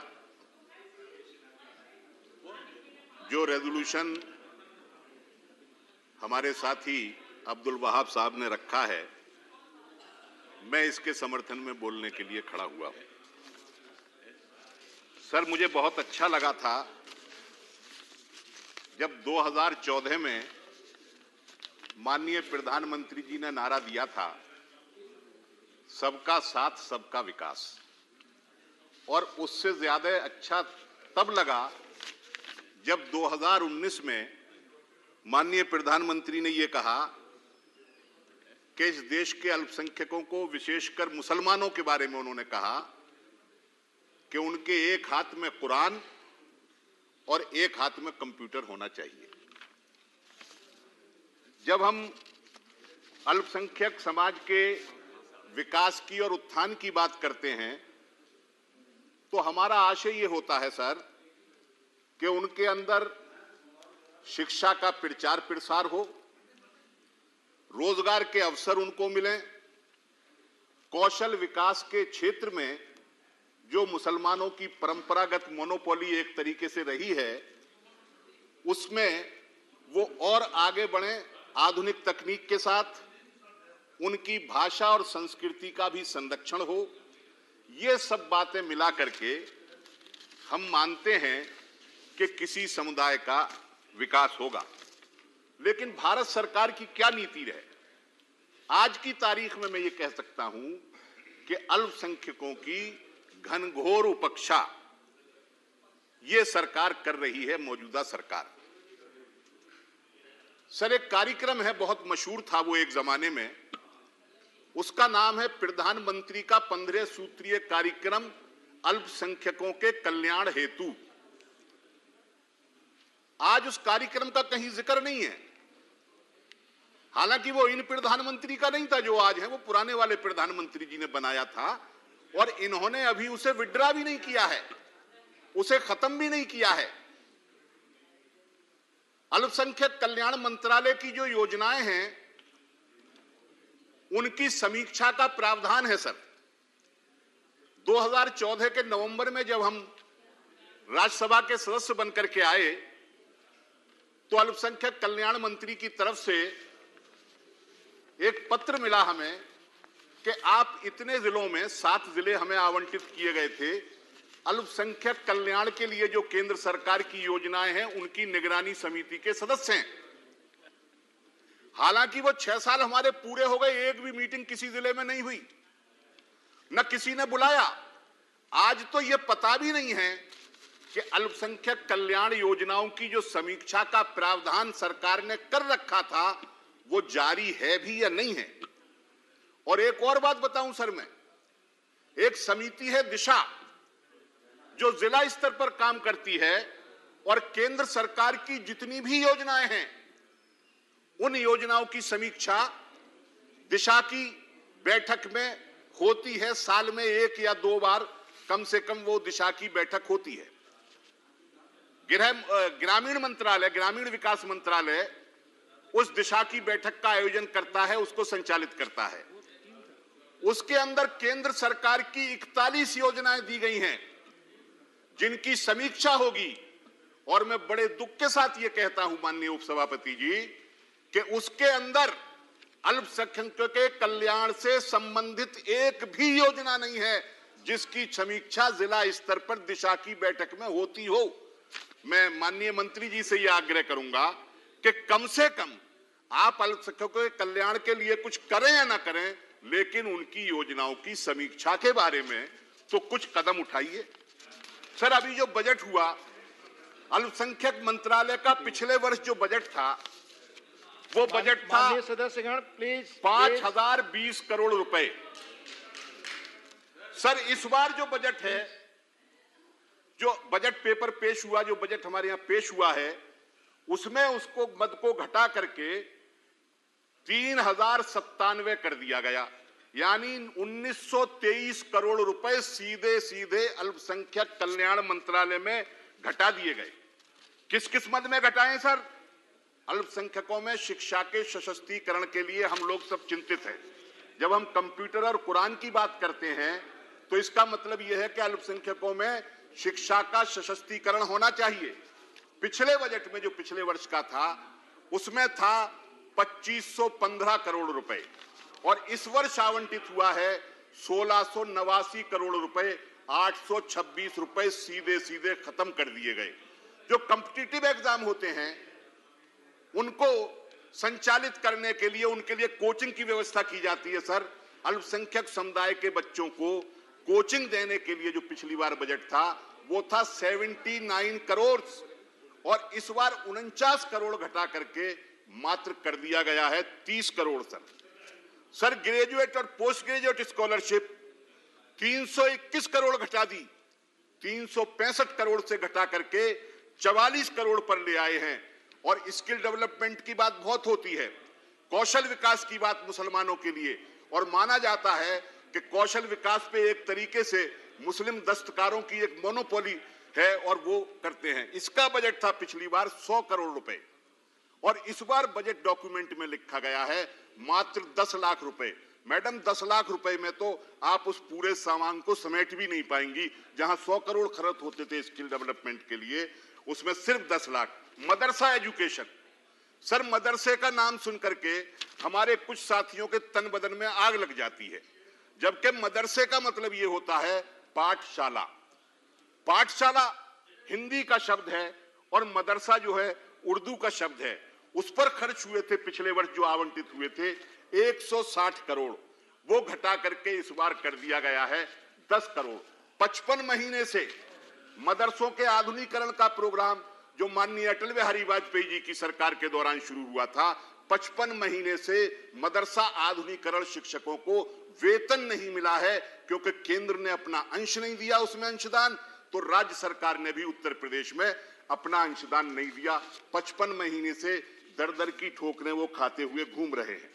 सर आखिरी बात मैं ये कहना चाहता हूं, आपने मुझे समय दिया इसके लिए धन्यवाद, कि शिक्षा के क्षेत्र में प्री मैट्रिक स्कॉलरशिप पहले पहली क्लास से 10वीं क्लास तक के बच्चों को जो माइनॉरिटी के थे, अल्पसंख्यक समुदाय के थे, उन्हें मिलती थी। 8वीं क्लास तक के बच्चों की प्री मैट्रिक स्कॉलरशिप अचानक बंद कर दी गई और बजट आने से पहले बंद कर दी गई। मौलाना आजाद नेशनल फेलोशिप जो हमारे रिसर्च करते हैं, पीएचडी करते हैं हमारे बच्चे, मुसलमानों के, अल्पसंख्यकों के, उसमें सिख भी हैं, ईसाई भी हैं, मौलाना आजाद नेशनल फेलोशिप अभी 2 महीने पहले ही ऐलान हो गया, बजट आया भी नहीं था, उससे पहले ही बंद कर दी गई। सर 2 संस्थाएं हैं इस देश के अंदर, केंद्रीय विश्वविद्यालय हैं, जामिया मिलिया इस्लामिया और दूसरा है अलीगढ़ मुस्लिम विश्वविद्यालय। जामिया मिलिया इस्लामिया का तो जो करेक्टर है वो माइनॉरिटी करेक्टर कमीशन के द्वारा दिया गया है और अलीगढ़ मुस्लिम विश्वविद्यालय का जो करेक्टर है वो कोर्ट में चैलेंज है। बहरहाल ये ऐसे विश्वविद्यालय हैं जिनमें लगभग 50% छात्र जो हैं वो अल्पसंख्यक समुदाय के, खास तौर से मुसलमानों की उसमें अधिकता है, वो पढ़ते हैं। पिछले साल जामिया मिलिया इस्लामिया का जो बजट था, जो यूजीसी की ग्रांट थी, वो 68 करोड़ कम कर दी गई, 69 करोड़ 68.72। और अलीगढ़ का जो बजट था या जो अनुदान था वो 305.37 इतने करोड़ रुपए कम कर दिया गया। आज उन विश्वविद्यालयों की हालत ये हो रही है सर कि अगर वहां खिड़की भी टूट जाती है तो उसकी मरम्मत का पैसा नहीं है। चाय पानी तो छोड़िए जो दफ्तरों में होता है, ऐसी स्थिति है। और नारा कितना बड़ा है, सबका साथ, सबका विकास, सबको साथ लेकर के चलेंगे। सरकार की ये पक्षपातपूर्ण नीति बंद होनी चाहिए। मैं इन्हीं बातों के साथ अब्दुल वहाब साहब ने जो यहाँ पर संकल्प प्रस्तुत किया है उसका पूरा समर्थन करता हूँ। बहुत बहुत धन्यवाद। धन्यवाद। माननीय राकेश सिन्हा। उपसभापति महोदय, मैं अपने मित्र अब्दुल वहाब के प्रस्ताव को पढ़ा और ध्यान से पढ़ा। मुझे लगा कि कल प्रधानमंत्री जी के भाषण के बाद और अमृतकाल के प्रथम बजट के बाद जिस प्रस्ताव को उन्होंने इससे पहले दिया था उसका पुनरीक्षण करेंगे। चूंकि अब्दुल वहाब साहब एक रैशनल हैं, इसलिए मुझे उम्मीद थी। आज थोड़ी निराशा हुई कि उन्होंने तो पुनरीक्षण नहीं किया। विपक्ष के साथी, खास करके मार्क्सवादी कम्युनिस्ट पार्टी के मेरे मित्र लगातार ऐसी बातें करते रहे जो उनके ही सिद्धांत के प्रतिकूल है। इसके पहले कि मैं थोक बातों को कहूं, मैं कुछ खुदरे मामले को सुलझा लेना चाहता हूं। जॉन ब्रिटास साहब ने कर्नाटक का उल्लेख करके एक मुद्दे को उठाया। मैं इन मुद्दों पर जाना नहीं चाहता था। जॉन ब्रिटास साहब को ध्यान होगा 1957 में जब केरल में चुनी हुई कम्युनिस्ट पार्टी की सरकार बनी और एमएस नमूद्रीपाद मुख्यमंत्री बने, तो नेहरू सरकार और नमूद्रीपाद की सरकार के बीच बोन ऑफ कंटेंशन क्या था? एक ऐसी शिक्षा पद्धति लाई पहली बार संसद के भीतर भारतीय जनसंघ के सदस्यों ने सीपीएम के उस शिक्षा नीति के प्रति अपनी सहानुभूति दिखाई, चूंकि उस शिक्षा नीति का उद्देश्य केरल में एक सेकुलर एजुकेशन लाना था। किन ताकतों ने विरोध किया? सड़क से लेकर सदन तक मुझे ब्रिटास साहब को बताने की जरूरत नहीं है, उपसभापति महोदय।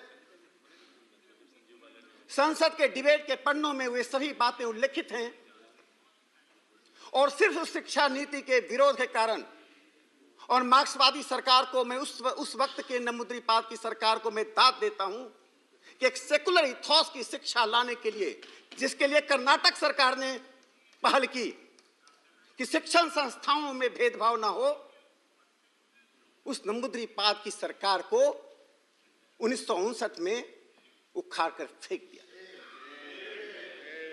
उपसभापति महोदय, जो समाज, जो विचार, please John Brittas ji, please do not, जो राजनीतिक दल और जो नेता अपनी बुनियाद और विरासत को भूलकर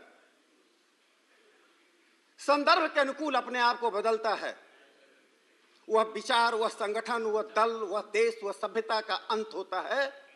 हम जिस विचार के हैं, जिस संगठन के हैं, उसके विचार में माननीय प्रधानमंत्री श्री नरेंद्र मोदी जी ने कल इसी सदन में जब कहा, सबका साथ, सबका विश्वास, सबका प्रयास, सबका विकास, ये साथ, विकास, विश्वास और प्रयास से क्या है? जब भारत का संविधान बना और हमने अपने आप को गणतंत्र घोषित किया, उस संविधान में हम भारत के लोग, यानी हम भारत के लोगों ने, हम भारत के लोगों को संविधान समर्पित किया था। यानी वन नेशन वन पीपुल, एक राष्ट्र और एक जन की जो अवधारणा, जिसको संविधान सभा के उपाध्यक्ष डॉक्टर एस.सी. मुखर्जी, जो आस्था से ईसाई थे, ये मेरे लिए दुर्भाग्य की स्थिति है। ऐसे नायकों के धर्म और आस्था का नाम आज विमर्श में लेना पड़ रहा है।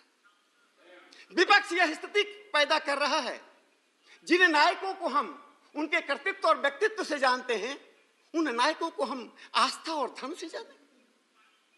एस.सी. मुखर्जी जी ने कहा था, if we want to create one nation and one people, division of the people in the name of religion is detrimental and disastrous for a nation. Please, no comment. और no comment. और मुस्लिम league Bihar के अध्यक्ष तजामुल हुसैन संविधान सभा के सदस्य थे। तजामुल हुसैन ने संविधान सभा में जो बात कही, the term and concept of minority is a British creation. Britishers have gone with them, the term and concept of minority has gone. Please throw this term from your dictionary.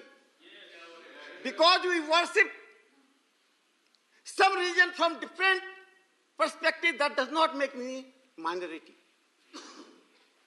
सभापति महोदय, प्रधानमंत्री नरेंद्र मोदी जी के उस प्रयास, उस दृष्टिकोण पर आने से पहले इस देश की एक वैशिष्ट्य को, एक सौंदर्य को मैं बताना चाहता हूं। जब 1885 में कांग्रेस बना एक राष्ट्रीय मंच के रूप में, उसके पहले अध्यक्ष कौन हुए? W.C. बनर्जी। मैं उनकी आस्था नहीं बताना चाहता हूं, लेकिन आज आवश्यकता कभी कभी पड़ जाती है, ईसाई। दूसरे अध्यक्ष कौन हुए? दादा भाई नौरोजी। क्या थे? पारसी थे। तीसरे अध्यक्ष कौन हुए? बदरुद्दीन तैयब जी। क्या थे? मुस्लिम थे। चौथे अध्यक्ष कौन हुए? जॉर्ज उले। पांचवें कौन हुए? वेडरवन। और बाद में फिरोज शाह मेहता। किसी बहुमत के देश में किसी ने नहीं कहा कि हमारा अध्यक्ष नहीं। मेजोरिटी एंड माइनॉरिटी की परिभाषा क्या होती है? दूसरे उदाहरण को देकर मैं अब समकालीन स्थिति पर आना चाहता हूं। 1885 में 72 डेलीगेट्स आए थे, उसमें 59 हिंदू थे, 2 क्रिश्चियन थे, 2 मुस्लिम भाई थे, 9 पारसी थे और 1931 के सेंसस में पारसी की संख्या इस देश में 1,09,742 थी। जिस धर्मावलंबियों की संख्या 0.0047% थी, उसकी का रिप्रेजेंटेशन 9 था। मैं यह इसलिए कह रहा हूं कि इस देश में, इस देश की विरासत में, इस देश के इतिहास में, इस देश की परंपरा में भेदभाव इसके चरित्र में, इसकी चिति में, इसके मूल पिंड में रहा ही नहीं है। उसी विरासत को लेकर प्रधानमंत्री नरेंद्र मोदी जी चल रहे हैं।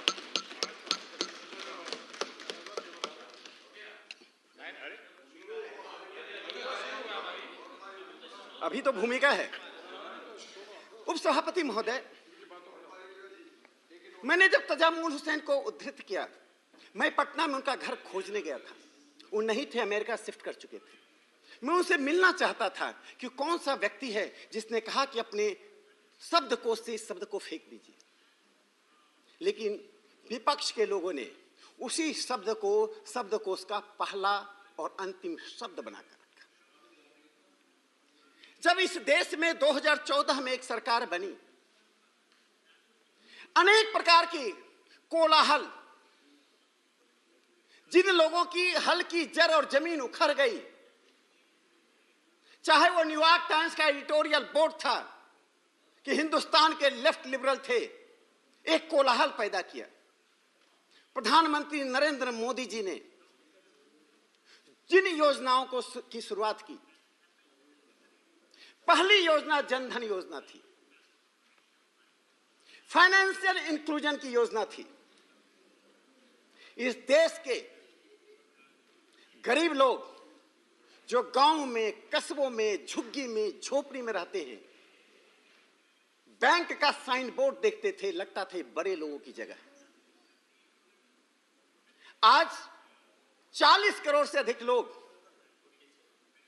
जो 47 करोड़ की संख्या हो चुकी है, और जब मैं आंकड़े बोल रहा हूं तो थोड़ी देर बाद गूगल में वो आंकड़े बदल जाएंगे, क्योंकि यह प्रक्रिया निरंतर चल रही है फाइनेंशियल इंक्लूजन की। 47 करोड़ लोग जब बैंकिंग सिस्टम के हिस्सा बने, तो वे कौन लोग हैं? जिस स्ट्रक्चर कमेटी ने कहा कि अधिकांश संख्या गरीबों की एक खास समुदाय की है, तो स्वाभाविक रूप से उस 47 करोड़ लोगों में जनधन योजना में वे पहुंचे। उपसभापति महोदय, इस देश में 7 दशकों के शासन व्यवस्था में हमने गरीबी रेखा को अपना एक वैशिष्ट्य बना लिया था। बिलो पॉवर्टी लाइन एक क्रॉनिक डिजीज के रूप में इस देश में डाल दिया गया था कि बिलो पॉवर्टी लाइन क्या होता है।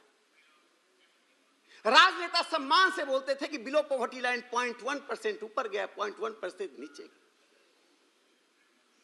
इस देश में लोग 2 जून अनाज के बिना मर जाते थे। जिन लोगों ने गांव में अपनी जिंदगी बिताई है, उन गांवों में देखा है। उपसभापति महोदय, आप स्वयं समाजवादी विचारधारा से आते हैं। गरीबी और भूख की न जाति होती है, न संप्रदाय होता, न क्षेत्र होता, न भाषा होता। जब 81 करोड़ लोगों को प्रधानमंत्री नरेंद्र मोदी जी ने उस युग में, जो नव उदारवाद का युग है, जो नव उदारवाद का दर्शन कहता है कि सब्सिडी बंद कर दो, पूरी दुनिया में नव उदारवाद सब्सिडीज के खिलाफ लड़ रहा है। पूरी दुनिया में नव उदारवाद, चाहे अमेरिका हो, ऑस्ट्रेलिया हो या कोई विकासशील देश हो, नव उदारवाद का सिद्धांत कहता है कि आप वेलफेयर मेजर्स मत दीजिए, लोगों को बाजार में छोड़ दीजिए। प्रधानमंत्री नरेंद्र मोदी जी ने उस नव उदारवाद में पूरी दुनिया में एक तीसरा, कैपिटलिज्म और कम्युनिज्म के बीच में जो एक तीसरा थर्ड वे निकाला है, और पूरी दुनिया को एक मॉडल दिया, प्रतिमान दिया है कि इस देश का गरीब, इस देश का किसान, इस देश का मजदूर, और जिसको मार्क्सवादी सर्वहारा कहते हैं, उसमें से एक भी व्यक्ति राज्य के संपोषण के बिना नहीं रहेगा। 81 करोड़ लोगों को जो अनाज पहुंच रहा है, वह अनाज क्या धर्म, जाति, भाषा, क्षेत्र देखकर पहुंच रहा है? आज पूरे हिंदुस्तान को इस बात का गर्व करना चाहिए कि हम भारत के लोग ये 2 शब्द ये दो ताकतवर शब्द जिसको बाबा साहब अम्बेडकर ने संविधान सभा का हिस्सा बनाया, उस शब्द का वो शब्द स्लोगन नहीं, सबस्टांस, सांकेतिक रूप में नहीं बल्कि ठोस रूप में जमीन पर उतर चुका है। इसका पूरा श्रेय भारत के प्रधानमंत्री माननीय नरेंद्र मोदी जी को जाता है। एक तीसरी बात मैं कहना चाहता हूं सभापति महोदय, स्वास्थ्य और चिकित्सा का क्षेत्र, हम जानते हैं कि जिन देशों से हम शत्रुता का भाव है वहां से भी लोग मेडिकल टूरिज्म के लिए भारत आते हैं। यह भारत के सेकुलर इथोस को दिखाता है। स्वास्थ्य और चिकित्सा के क्षेत्र में जब आयुष्मान योजना शुरू की गई और जन औषधि केंद्र शुरू किया गया, तो क्या किसी 9,000 या 10,000 से अधिक जन औषधि केंद्रों पर क्या किसी से पूछा जाता है कि आप प्रमाण पत्र दिखाइए, आप किस धर्म से हैं? जन औषधि केंद्र पर एक ही चीज पूछा जाता है, आपको किस जेनरिक मेडिसिन की आवश्यकता है, वो मेडिसिन हम दे रहे हैं। प्रधानमंत्री नरेंद्र मोदी जी उन गरीबों तक उस दवा को, उन गरीबों तक उस भोजन को, उन गरीबों तक बैंक अकाउंट तक पहुंचा रहे हैं। यह सबका साथ, सबका विकास, सबका विश्वास, सबका प्रयास नहीं है तो और क्या है, ये विपक्ष में बता दें। जिस बात की ओर मैं आपको इंगित करना चाहता हूं सभापति महोदय, जब सच्चर कमेटी का रिपोर्ट आया, मेरे विद्वान साथी हैं, शायद उन्होंने पढ़ा होगा, नेहरू मेमोरियल म्यूजियम लाइब्रेरी में उसके 25,000 पृष्ठ रखे गए। मैं उसको पढ़ना चाहता था और आपको बता दूं कि डायरेक्टर ने कहा पेजिनेशन नहीं हुआ है। मैं कहा कि पेजिनेशन मैं करता हूं। उन्होंने एक सहयोगी दिया, चूंकि मुझे पढ़ने की जल्दी थी। मैं उनके सहयोगी के साथ पेजिनेशन किया। डायरेक्टर भी हमारी विचार की नहीं थी, मृदुला मुखर्जी जी थी। उनको सहयोग के लिए भी मैं धन्यवाद देता हूं। जब मैं इस रिपोर्ट को के उन पृष्ठों को पढ़ा तो एक दो बात को मैं सदन को बताना चाहता हूं। उन पेजों में एक महत्वपूर्ण बात आई। ये कांग्रेस पार्टी ने इस कमेटी का निर्माण किया, उसकी विरासत क्या थी। 1871 में हंटर कमेटी का गठन किया गया था। लॉर्ड मेयो ने कलकत्ता में विलियम विल्सन हंटर के नेतृत्व में एक हंटर कमेटी बनाई थी, मुसलमानों की स्थिति जानने के लिए। उस कमेटी ने जो रिपोर्ट दिया और जिस प्रकार से ब्रिटिश साम्राज्य ने उसके आधार पर तुष्टीकरण और मेजॉरिटी माइनॉरिटी के डिवीजन को इंस्टीट्यूशनलाइज किया, संस्थागत रूप दिया, उस रिपोर्ट के बाद 4 और रिपोर्ट आए। मुस्लिम लीग ने पीरपुर कमेटी का रिपोर्ट 1939 में दिया, शरीफ कमेटी का रिपोर्ट आया, फजल हक कमेटी का रिपोर्ट आया। इन सभी रिपोर्ट में एक ही दास्तान था। पीरपुर रिपोर्ट में कहा गया था कि महात्मा गांधी का चित्र लगाना और तिरंगा झंडा लगाना बहुमतवाद का मेजोरिटेरियनिज्म है और इसी कारण से ये हिंदू फासिज्म आ रहा है। जब संविधान बना और तो हमें उम्मीद कर रहे थे उस विरासत से देश को हम अलग करेंगे। प्रधानमंत्री नरेंद्र मोदी जी ने वो जो खाई पैदा हुई 47 से लेकर 2014 तक की, उसी खाई को पूरा करने के लिए प्रधानमंत्री नरेंद्र मोदी जी ने जिन नीतियों और कार्यक्रमों को रखा, मैं उसमें 2 महत्वपूर्ण बातों का जिक्र करना चाहता हूं। जब राज्य की कल्याणकारी योजनाएं लागू होती हैं तो राज्य की नीति होती है और राज्य का कार्यक्रम होता है। उस नीति और कार्यक्रम के तहत राज्य ने एक पक्ष को ध्यान में रखा, जो तबका गरीब है, जो पिछड़ा है, जिसके ऐतिहासिक कारण है, उस गरीब और पिछड़ों को जो मिलना चाहिए था वो जरूर मिले। जिस ओबीसी के लिए बात की जा रही है उसके लिए ओबीसी कमीशन को संवैधानिक रूप दे दिया गया। शेड्यूल कास्ट, शेड्यूल ट्राइब, एक हिस्टोरिकल, एक ऐतिहासिक कारण है। हम सब उस ऐतिहासिक कारण से जानते हैं। उनको उस सामाजिक आर्थिक व्यथा से, व्यतिक्रम से और दलदल से निकालने के लिए सरकार ने ठोस कार्यक्रम की घोषणा की। शेड्यूल ट्राइब और शेड्यूल कास्ट के बजट में जो वृद्धि हुई है और शेष जनता के बजट में जो वृद्धि हुई, वेलफेयर कार्यक्रमों में जो वृद्धि हुई है, जो नेशनल हाईवे का निर्माण हो रहा है, हर घर में नलकूप पहुंच रहा है,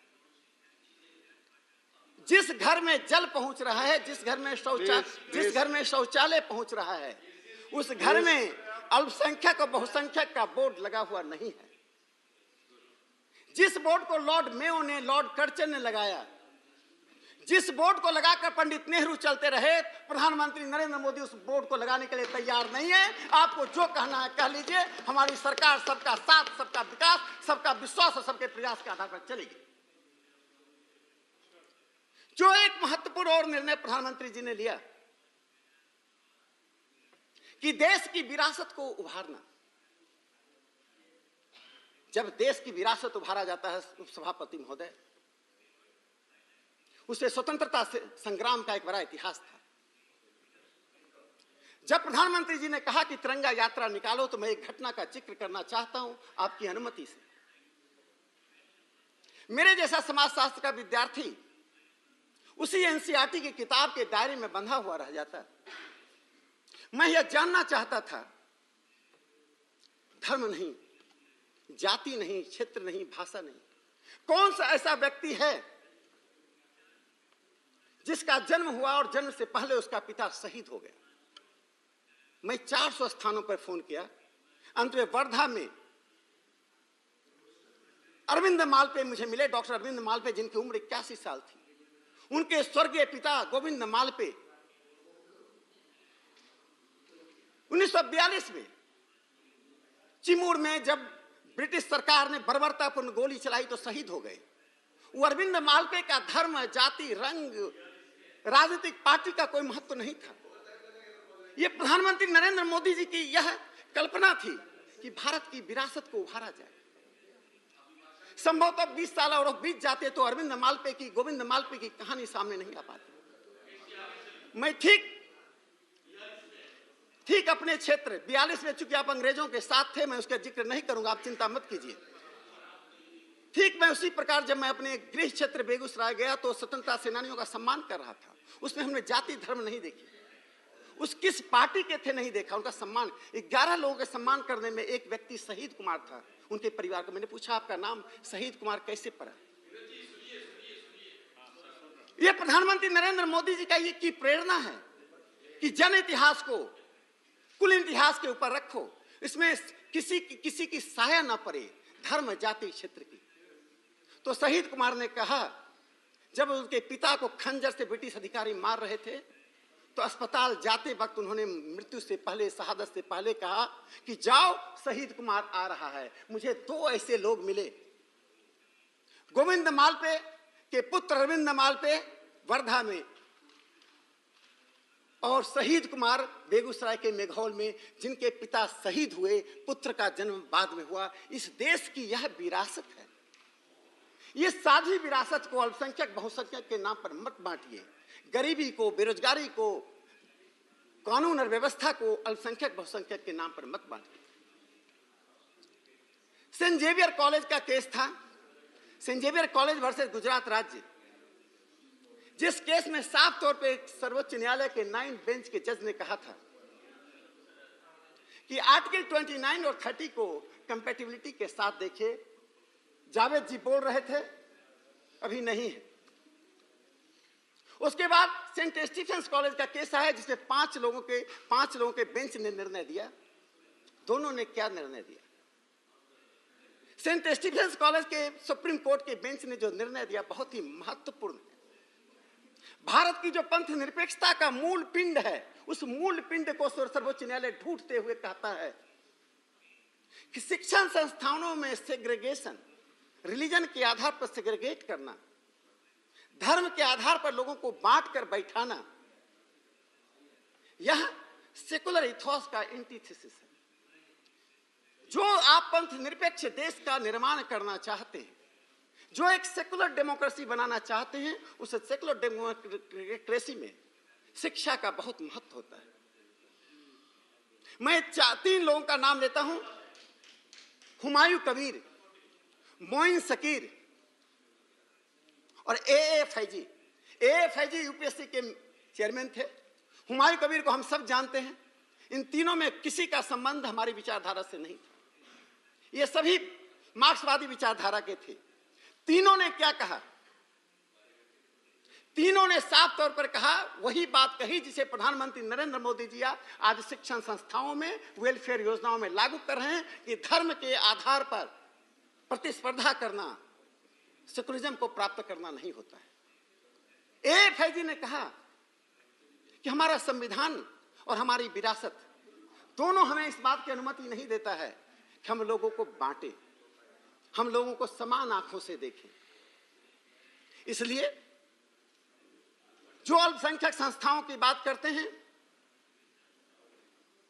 उसी अलीगढ़ मुस्लिम विश्वविद्यालय की बात करता था। मैं इन बातों को छेड़ना नहीं चाहता था, लेकिन इस देश का सबसे गरीब तबका शेड्यूल कास्ट, शेड्यूल ट्राइब है। उनको उन विश्वविद्यालयों में न फैकल्टी में न छात्रों में रिजर्वेशन का अधिकार है। संविधान वहां पर समाप्त हो जाता है, संविधान टर्मिनेट हो जाता है। वहां एक नया संविधान शुरू होता है कि हम जो चाहेंगे वही चलेंगे। We will administer according to our own wishes and will. एक सेकुलर देश में यदि सभी धर्म, सभी जातियां, सभी भाषा के लोग, सभी क्षेत्र के लोग अपने अपने अनुसार से यदि अपनी संस्थाओं को चलाना शुरू करेंगे, वो चलाएं, चलाने की आजादी है। अपनी लिपि को, अपनी संस्कृति को, अपनी परंपरा को रक्षा करने के लिए शिक्षा अपनी तरह से दें, लेकिन शिक्षण संस्थाओं का दरवाजा उन लोगों के लिए बंद नहीं करें जो अनुसूचित जाति जनजाति के लोग हैं, जो ऐतिहासिक रूप से पिछड़े रहे हैं। आज हम हर तरह से प्रयास कर रहे हैं कि इस पिछड़ापन को, चाहे अध्यात्म का आधार हो, चाहे संस्कृति का आधार हो, चाहे कल्याणकारी योजना हो, उनके साथ कोई भेदभाव ना हो। इसीलिए मैंने कहा, जब प्रधानमंत्री नरेंद्र मोदी जी ने 2014 के बाद एक घोषणा की कि हम तुष्टीकरण की नीति को नहीं अपनाते हैं, इसका संबंध किसी धर्म से नहीं है, यानी कि कानून के आधार पर, संविधान के प्रावधानों के आधार पर, नीतियों के आधार पर देश चलेगा। और देश चलने में हम धर्म को बीच में नहीं लाएंगे। प्लीज प्लीज उपसभापति महोदय, ये हम लोग के विचार सब लोग जानते हैं। उपसभापति महोदय, मैं सच्चर कमेटी पर थोड़ा प्रकाश डाल दूं। जब रोटी रोजगार का हम सांप्रदायिकरण करते हैं, जब आर्थिक बातों का सांप्रदायिकरण होता है, तो देश सबसे अंत में वहीं बढ़ता है। जब तक सांप्रदायिकता सामाजिक क्षेत्र में रहती है तो संघर्ष होता है, रिलीजन के, धर्म के क्षेत्र में होता है तो कटुता बढ़ती है।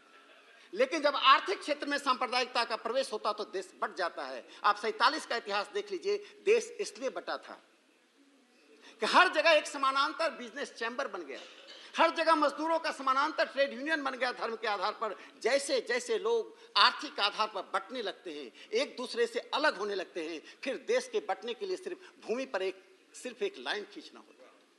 हम 47 के बाद हिंदुस्तान को उस त्रासदी से, उस यात्रा से गुजारना नहीं चाहते हैं। इसीलिए तो विभाजन विभीषिका दिवस के रूप में जो प्रधानमंत्री जी ने मनाने का निर्णय लिया, उसके पीछे कारण क्या है? इस देश की नई पीढ़ियां, posterity of India should not know what was the reason of partition of the country. जिस देश को बांट दिया गया, लाखों लोग घर विहीन हो गए, निर्दोष बच्चे और महिलाओं के साथ जो ज्यादती हुई, इसकी कल्पना तक नहीं की जा सकती है। क्या इस विभीषिका को हम जाने नहीं? क्या हम इतने विवेक शून्य है कि यदि जान लेंगे तो हम उस विभीषिका में पुनः प्रवेश कर जाएंगे? 2 बातों के लिए जाना जाता है। कुछ लोग इसलिए जानना चाहते हैं कि उनको सांप्रदायिकता फैलाना होता है। हम लोग इसलिए जानना चाहते हैं कि हम ऐसी सांप्रदायिकता के विष को समाप्त करना चाहते हैं। इसलिए प्रधानमंत्री नरेंद्र मोदी जी ने वह निर्णय लिया जो 47 से जवाहरलाल नेहरू को लेना चाहिए था, जो बाद के प्रधानमंत्रियों को लेना चाहिए था, नहीं लिए। प्रधानमंत्री मोदी जी ने देश को बताया कि अपने इतिहास को जानो, अपनी विरासत को जानो। देश के, मैं जो सच्चर कमेटी की बात कर रहा था, उसके सचिव थे अबू सलेह शरीफ। उन्होंने 5 अगस्त लगातार पत्राचार डिफेंस मिनिस्ट्री से हुआ। स्वर्गीय प्रणब मुखर्जी जी उस वक्त डिफेंस मिनिस्टर थे। आपको आश्चर्य होगा, तीन-मूर्ति में सारे डॉक्यूमेंट पड़े हुए। मैं सन्न रह गया, मैं इसकी कल्पना नहीं किया। जब लगातार 12 पत्र गए आर्मी को, kindly provide the statistics of the Hindus and Muslim in the army. सम्माननीय जनरल जे सिंह जी सेना अध्यक्ष थे। 5 अगस्त 1905 को 5 अगस्त 1906 को 2006 को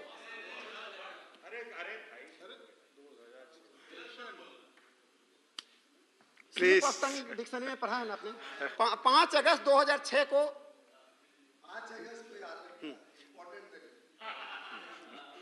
जनरल केडीपी सिंह ने, major general KDP Singh ji ने अबू सलेह शरीफ को पत्र लिखा।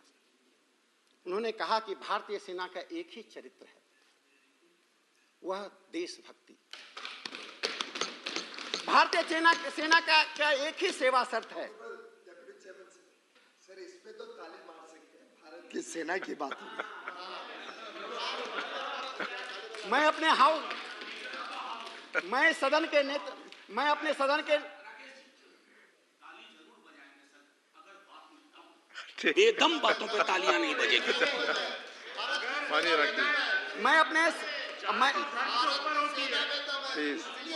मैं सदन के नेता माननीय पीयूष जी का धन्यवाद देता हूं। क्या उन्होंने सदन का ध्यान इस बात के लिए दिलाया कि ऐसे मुद्दे होते हैं जो राजनीति से ऊपर होते हैं। तो भारतीय सेना ने जवाब दिया कि हमारा चरित्र देशभक्ति है और हमारी सेवा की शर्त है कि अंतिम सांस तक भारत की संप्रभुता अस्मिता की रक्षा करना। इसके अतिरिक्त हमारे पास जाति धर्म का कोई संख्यात्मक आधार नहीं।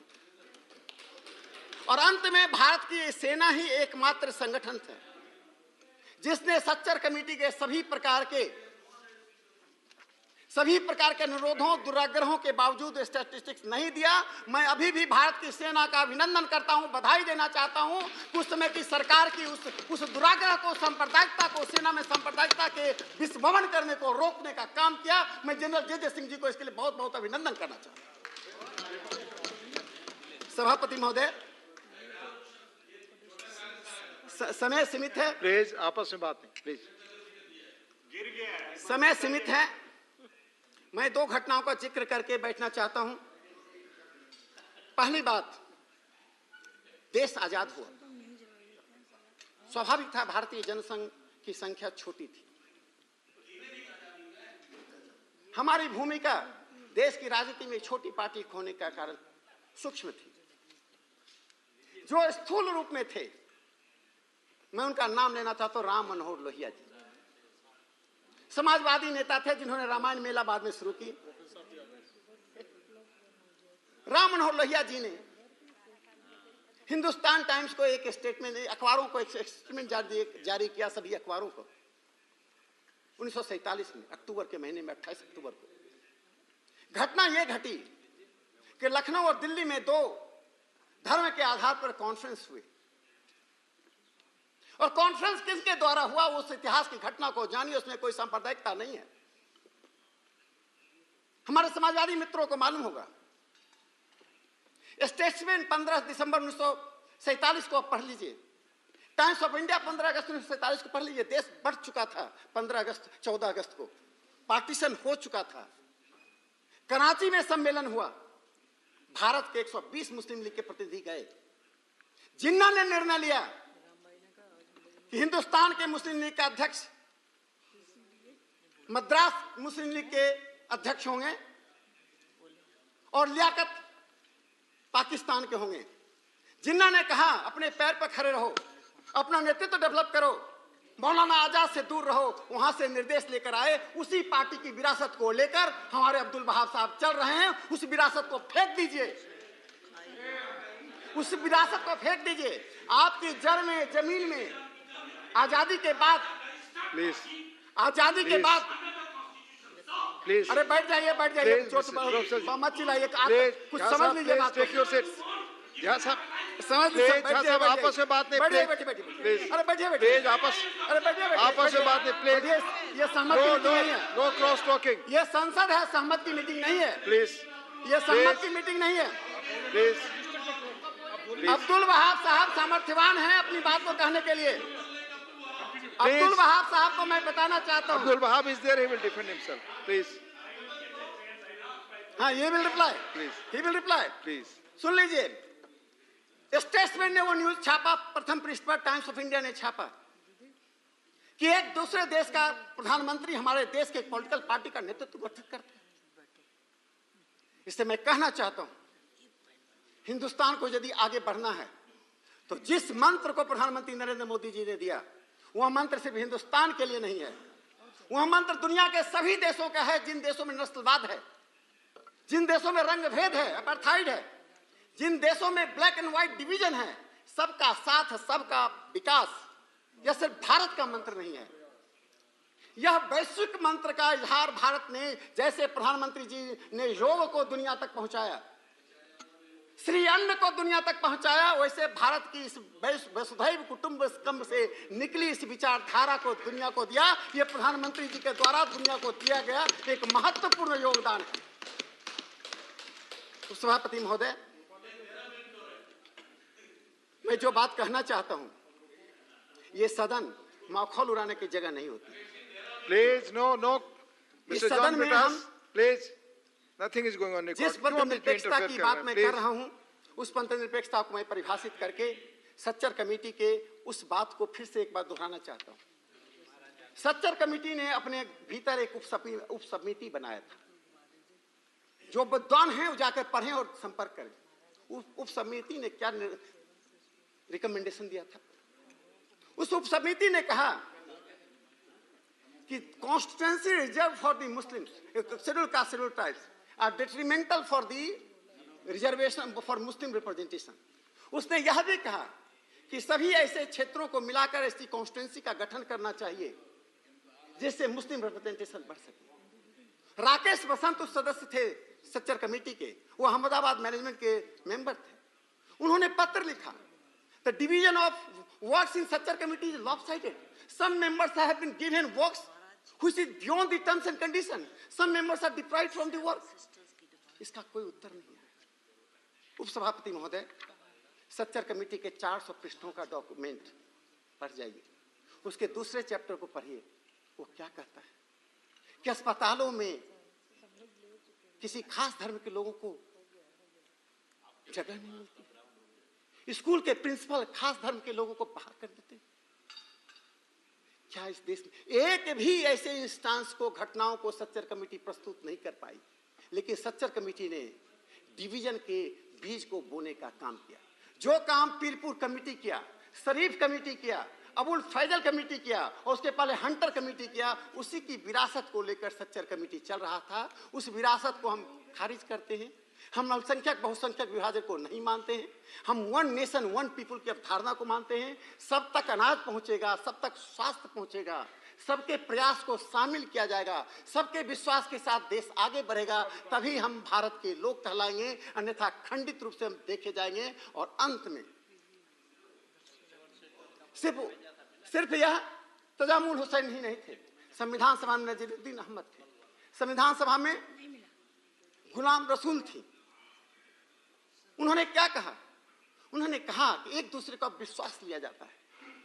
आज प्रधानमंत्री नरेंद्र मोदी जी ने 2014 से लेकर 2022 तक ऐसे किसी कार्यक्रम के बारे में बताइए। जावेद भाई बता रहे थे कि स्कॉलरशिप का बजट कम हो गया। आपको मालूम है सभापति महोदय, एक ही व्यक्ति 4 स्कॉलरशिप लेता था। नाम को का परम्यूटेशन कॉम्बिनेशन बैठा के एक एक व्यक्ति को 4-4 स्कॉलरशिप मिलता था। भारत सरकार ने ऐसे लोगों को अलग किया तो बजट तो कम हो गए। हमने लोगों को कम नहीं किया। प्लीज प्लीज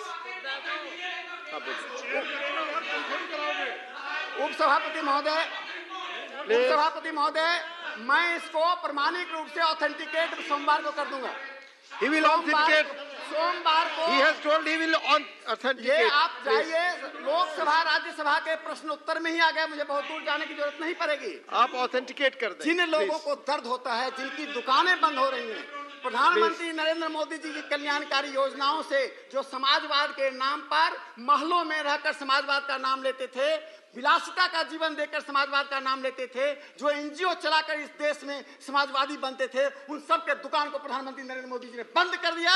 तो देश में हो विदेश में हो, उनके पेट के दर्द को हम समझते हैं और इसके लिए उनके लिए दवा भी हमारे पास है, चिंता ना करें। इसलिए मैं सदन से अपील करता हूं, यह सदन वह है जिसने बाबा साहब अंबेडकर के ड्राफ्ट कॉन्स्टिट्यूशन को मंजूर किया था, जिसमें अपने अंतिम भाषण में कहा था, इस देश को खतरा बाहर की ताकतों से नहीं है, आने वाले समय में इस देश की संप्रभुता को खतरा यहाँ के मीर जाफरों और जयचंदों से है। ऐसे मीर जाफर जयचंद से देश बचे, देश सही रास्ते पर चले। प्रधानमंत्री नरेंद्र मोदी जी की ऐसे कल्याणकारी योजनाओं के साथ आप खड़े होइए, जनता में आपका विश्वास बढ़ेगा, आपकी विश्वसनीयता बढ़ेगी तो आपका अस्तित्व भी थोड़ा जमेगा। जितना आप विरोध करेंगे आपका अस्तित्व मिटता जाएगा। मिटते हुए अस्तित्व को यदि आप नहीं देख पा रहे हैं तो इसमें मैं कुछ नहीं कर सकता हूँ। इसी के साथ मैं अपने शब्दों को विराम देता हूँ। धन्यवाद। धन्यवाद। माननीय सदस्यगण प्लीज, माननीय जॉन ब्रिटास प्लीज, माननीय जॉन ब्रिटास प्लीज। माननीय सदस्यगण, मैं पुनः आप सबको हाउस के रूल्स और प्रोसीजर का ध्यान दिलाना चाहूंगा। किसी भी सब्जेक्ट पर बहस कमेंट्स शुरू होने के आधे घंटे पहले आपके नाम आने चाहिए। बहस शुरू होने के बाद कई नाम आए, हमने इंक्लूड किया। बहस शुरू होने के लगभग आधे घंटे बाद या 40-45 मिनट बाद भी नाम आए हैं। आमतौर से परंपरा है कि प्राइवेट मेंबर रिजोल्यूशंस में, प्राइवेट मेंबर बिल्स में हम बोलने देते हैं, हम बोलने देंगे, पर आपसे अपील होगी, अनुरोध होगा चेयर का कि रूल्स का पालन तो करिए प्लीज। धन्यवाद। नाउ जेवी माथेर जी, मिस जेवी माथेर। Thank you, sir, for the opportunity. Sir, I am an Indian first and I am an Indian last. I can keep my hand on my heart and say that I am an Indian first and I am an Indian last. I hope Rakesh Sinha ji would agree with me that all of us present here can actually say that we are an Indian first and we are an Indian last. He's agreeing, sir. I'm deeply obliged. Sir, when it is the case that when we are an Indian first and when we are an Indian last, if a community, a minority community, whether it's Muslims, Sikh, Parsi, Jain, or any other community, if any community belong to a weaker section, for many years, if they are undergoing the biggest traumas, if they do not get the best of education, the best of health, the best of livelihood or lifestyle, if they do not have such facilities, they are also Indians, sir. Why don't we have a broad-mindedness to consider that because they are minority, because they are backward, if an effort is taken to give them that special benefit, should we not be happy that being an Indian first and Indian last, that we are doing something great? So my hope and my dream is that of an India where if a girl wants to wear a hijab, if an Indian girl wants to wear a hijab and go to moon, she wants to go to moon, we all should stand for that.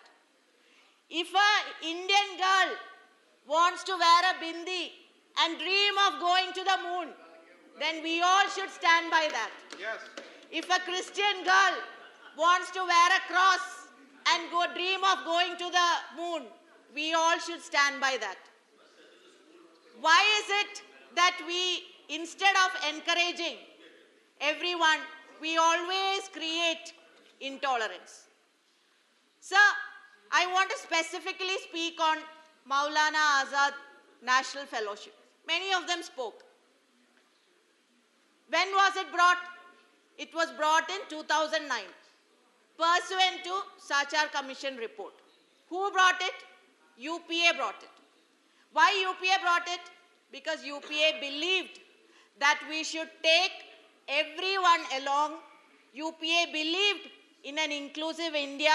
UPA believed that every step should be taken to bring all those who are backward to come to the forefront. And now the government in December 2022 come up with a vague reason and says Maulana Azad National Fellowship is stopped. And what is the reason, sir? Reason they say, oh, there is overlapping. Same names are being repeated, or one person may get another, same person may get multiple scholarship. So one scholarship from Maulana Azad Fellowship, another scholarship. Sir, how can a union government come up with such a silly, irrelevant, vague reason, sir? Are we not degrading ourselves by saying this union government do not have the systems in place to find out whether a one person is getting the benefit repeatedly in different names? Are we living in Stone Age, sir? Right. Is union government still following some Stone Age acts or systems?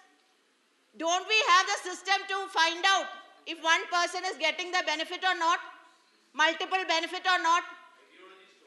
So if that is the kind of reason given, so I want to ask whether Maulana Azad National Fellowship was stopped because of the name? Was it stopped because of the name Maulana Azad? Because it is in the name of Maulana Azad? Because here what we see generally, BJP gave lot of wa'de, lot of promises for coming to power. Every day we wake up, we suddenly see this road name changed, this city name changed, this town name changed. My suggestion is next time in the BJP manifesto, give one particular list and say that when we come to power, every day, every week, we will change names. So here the issue is, when a community is backward, give them the benefit, what is due to them. Let us all embrace brotherhood, sir. Rakesh Sinha ji's speech I was listening. मैंने राकेश सिन्हा जी से बाहर भी कहा हूँ. Now I want to say it in the house, sir. Rakesh Sinha ji, हम सब सुबह morning we drink tea, coffee, breakfast, lunch, dinner. लेकिन राकेश सिन्हा जी सुबह चाय के साथ भी इंटॉलरेंस पीते हैं, लंच के साथ भी इंटॉलरेंस एक कप पीते हैं, शाम को भी इंटॉलरेंस पीते हैं. सर, आप उनका नाम लेंगे तो he has the right to speak again. So yes, please. Sir, I am very broad-minded, sir. Speak on the subject. Sir, I am very broad-minded. I request that you speak on the subject. Sir, not just sir.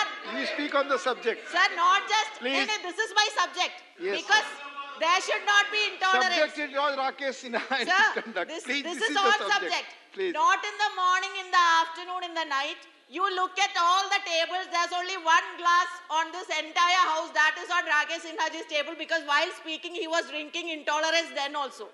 So what we take in, we give it out. So मैंने कसम खाई है बाहर, अब house में भी, I may be the junior. When you look at all the treasury benches, I may be the junior most compared to the seniors out there. But I have taken a solemn promise that this intolerance will have to stop, and we will do everything possible to make this intolerance of all Rakesh Sinhajis erase and make this a better place. So that is my the main thing which I always wanted to share. Please, no cross-talking, please. Please, you have always commenting on everybody. Please, I request you personally, please. Sir, Yes. so this Sachar Commission report, when there's a backward committee, when there's minority who are poor, who are not getting the benefit, give them. Don't deny them the benefits. So that's my humble submission. And I want to generally, not just to Rakesh Sinha ji, but I want to tell to everyone also, नफरत के बाजार में मोहब्बत की दुकान खुलना चाहिए. Sir, I want to conclude by saying one more thing. Rakesh Sinha ji said about WC Banerjee and Congress party. Let me make it very clear. This lifetime is not enough to understand Congress party's contributions to this country, to the building of this nation, to freedom struggle, from WC Banerjee to Mallikarjun Kharge ji. So that this lifetime is not enough for him to understand that. But this is a forum where we have to speak for everyone. I represent every Indian. I want to again say that give them the benefit which is due to them. Thank you very much, sir, for the opportunity. Thank you. J.V. Mathur ji. Professor Manoj Kumar Jha.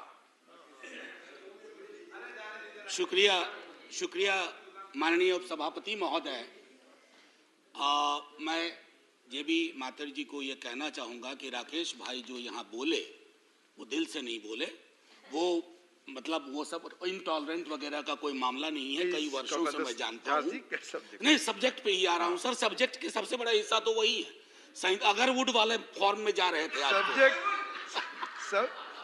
Anyway, माननीय उपसभापति महोदय, Sachar committee और रंगनाथ मिश्रा आयोग दोनों के संदर्भ में अब्दुल वहाब साहब का ये रेजोल्यूशन, मुझे बेहद खुशी है. लॉटरी से आता है ये रेजोल्यूशन. आज यहाँ आया और हम सब चर्चा भी कर रहे हैं. हमारे मंतव्य, हमारे रुझान अलग अलग हो सकते हैं, लेकिन 20% आबादी के प्रति अगर हमारा दृष्टिकोण उचित नहीं है, हमारे दृष्टिकोण में समग्रता में लेने का अगर भाव नहीं है, तो मैं समझता हूं कि चाहे $5 ट्रिलियन की इकोनॉमी बना लें या आलीशान महल खड़े कर लें, एक मुल्क के रूप में हम तन्हा महसूस करेंगे. ये मेरा मानना था. अब्दुल वहाब साहब ने जब रेजोल्यूशन के बारे में बोलने खड़े हुए, मुझे लगा कि एक विस्तृत फलक पर वो अपनी बात रखेंगे, लेकिन एक झिझक मैंने देखी, एक संकोच सा देखा. मैं डर नहीं कहूंगा, एक झिझक, एक संकोच, एक रिलक्टेंस जिसको अंग्रेजी में कहते हैं. सर, ये आज देश के मुसलमानों में अधिकांश की यही हालत. एक झिझक, एक संकोच, एक रिलक्टेंस. ये सर, मैं यकीन मानिए, मैं बस कुछ बातें रखूंगा. माननीय उपसभापति महोदय, प्लीज.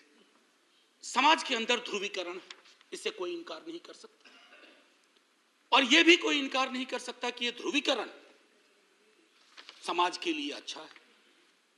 इलेक्शन के लिए अच्छा हो सकता है, चुनाव के लिए अच्छा हो सकता है, लेकिन ध्रुवीकृत समाज अंदर अंदर उसको दीमक चाटने लगता है. अड़ोस पड़ोस देख लीजिए, जो मजहब के नाम पर मुल्क बने, आज उनकी क्या हालत है. अरे वो तो एक भी नहीं रह पाए. भाषा मजहब पर भारी पड़ गई. बांग्लादेश का जन्म हुआ. हमारे यहां जो परिस्थितियां सर उठा रही हैं, उन सर उठाने वाली परिस्थितियों पर कब्जा करना होगा, क्योंकि हालात आज ये हो गए हैं माननीय उपसभापति महोदय कि हम कपड़ों से पहचानते हैं. तो जाहिद तंग नजर ने मुझे काफिर जाना, और काफिर यह समझता है मुसलमानों में. ऐसे अगर समाज बटेगा कि मेरी जुबान से, मेरी भाषा से, मेरे परिवेश से, मेरे परिधान से आप पहचान करेंगे, उसके आधार पर निर्णय करेंगे, तो वो समाज के लिए उचित नहीं है. क्योंकि इस रेजोल्यूशन का जो आखिरी जो वो एक्सपेक्ट करते हैं, वो लाइन बहुत महत्वपूर्ण है सर. मैं उसको पढ़ना चाहता हूं. The resolution urges the house to enact. Please. Anil ji, आपकी तवज्जो चाहता हूं. मेरा अनुरोध है पीछे बैठे माननीय सदस्यों से, माननीय सदस्य जो पीछे बैठे हैं, please, we are having debates, please. हाँ, बोले professor Jha. Sir, to enact a legislation for prevention of atrocities against minorities of the country so as to build confidence amongst Muslims who were vulnerable. सहज सी बात है sir, देश आजाद हुआ, राकेश भाई ने भी बहुत विस्तार से बात रखी, देश की आजादी, तकसीम, पार्टीशन। सर मैं हाउस में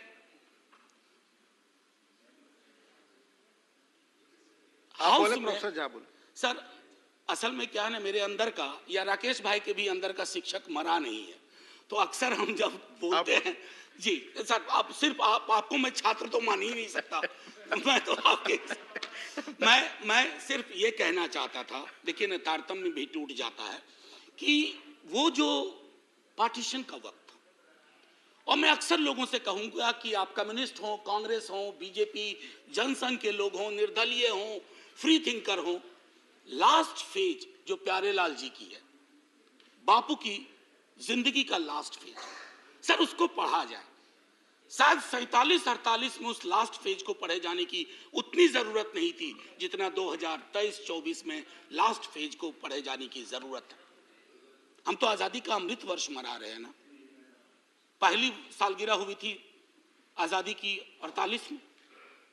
हमें उस यात्रा में देखना पड़ेगा सर कि हम कब उल्टे पांव की यात्रा पे निकल गए, और दुनिया का इतिहास गवाह है सर कि डर और खौफ अपने एक समुदाय के लिए अगर आप पैदा करते हैं और उल्टे पांव की यात्रा पे चले जाते हैं तो अंततः वो आपका भी भला नहीं करती, क्योंकि political power is never permanent sir.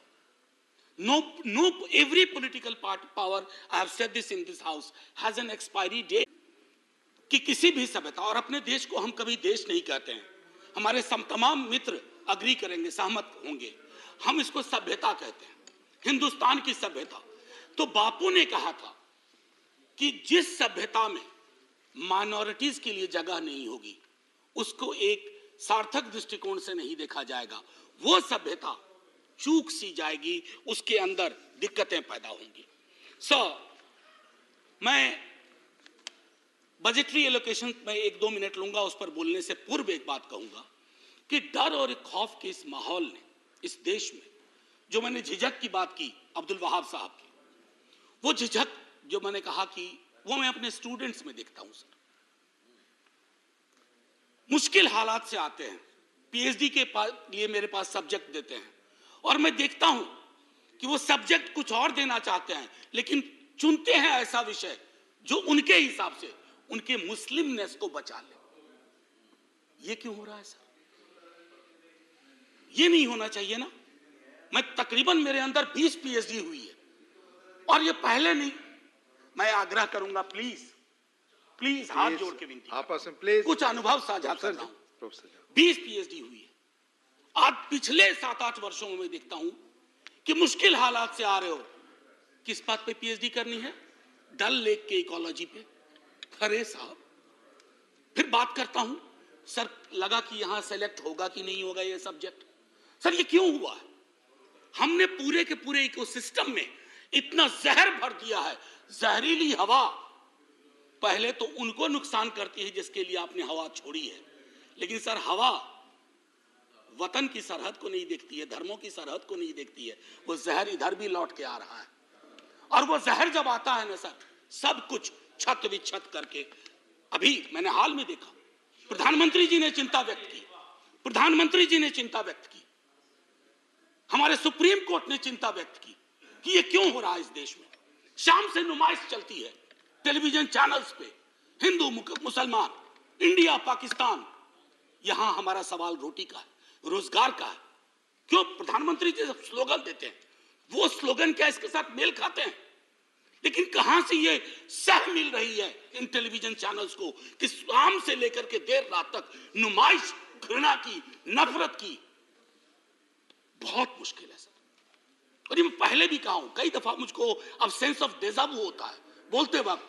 इतनी बार ये बातें कही है, सदन में बाहर जब मित्र मिलते हैं वो भी ये कहते हैं, वो सहमत हैं कि ये चीजें नहीं होनी चाहिए।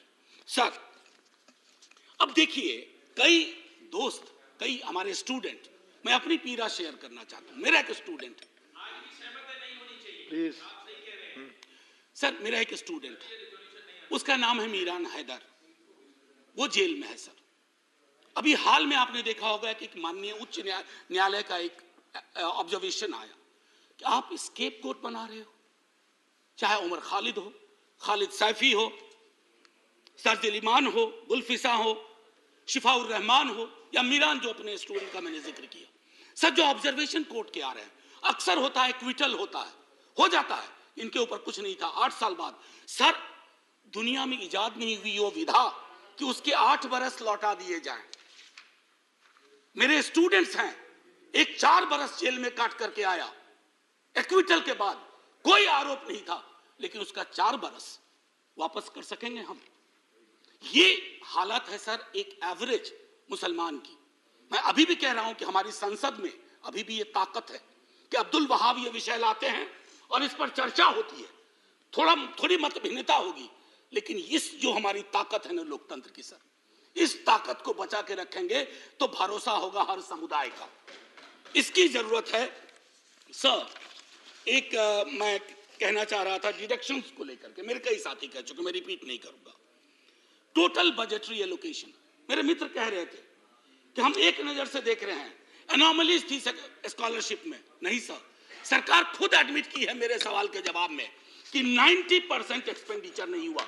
ये ऑन रिकॉर्ड है सर, 90%। ये मैंने दिसंबर 22 में मुझको ये जवाब दिया, 4000 करोड़ यूटिलाइज नहीं हुए थे। ये क्या दिखाता है सर कि पूरा का पूरा नजरिया हमारा इस समुदाय को लेकर के बहुत स्क्यूड है।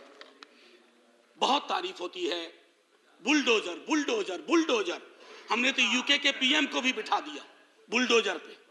सर, बुलडोजर चला दो, हम पर भी चलवा दो प्लीज। मैं यही कह रहा हूं सर, बुलडोजर जिस देश में सेलिब्रेट किया जाने लगे, उस देश में ये वक्त आ गया है कि लोग गंभीरता पूर्वक सोचें, क्या बुलडोजर प्रतीक हो सकता है किसी भी चीज का?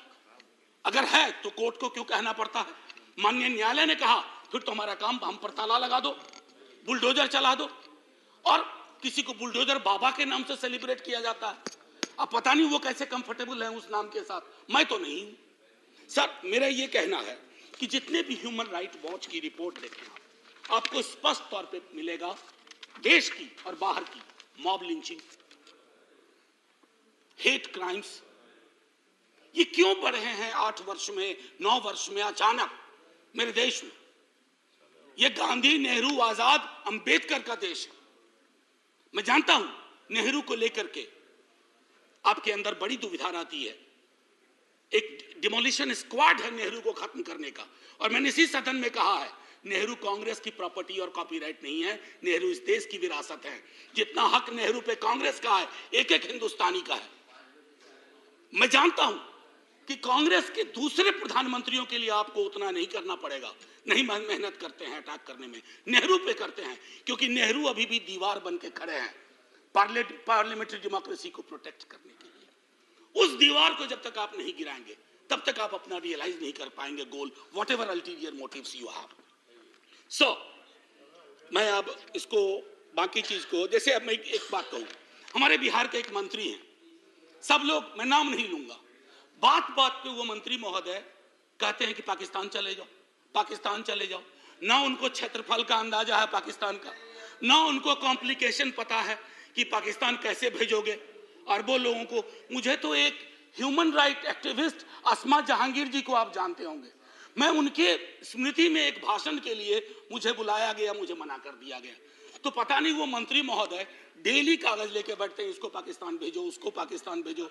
अरे हम सबको भेज दोगे पाकिस्तान तो मंत्री जी आप किसके मंत्री रहोगे?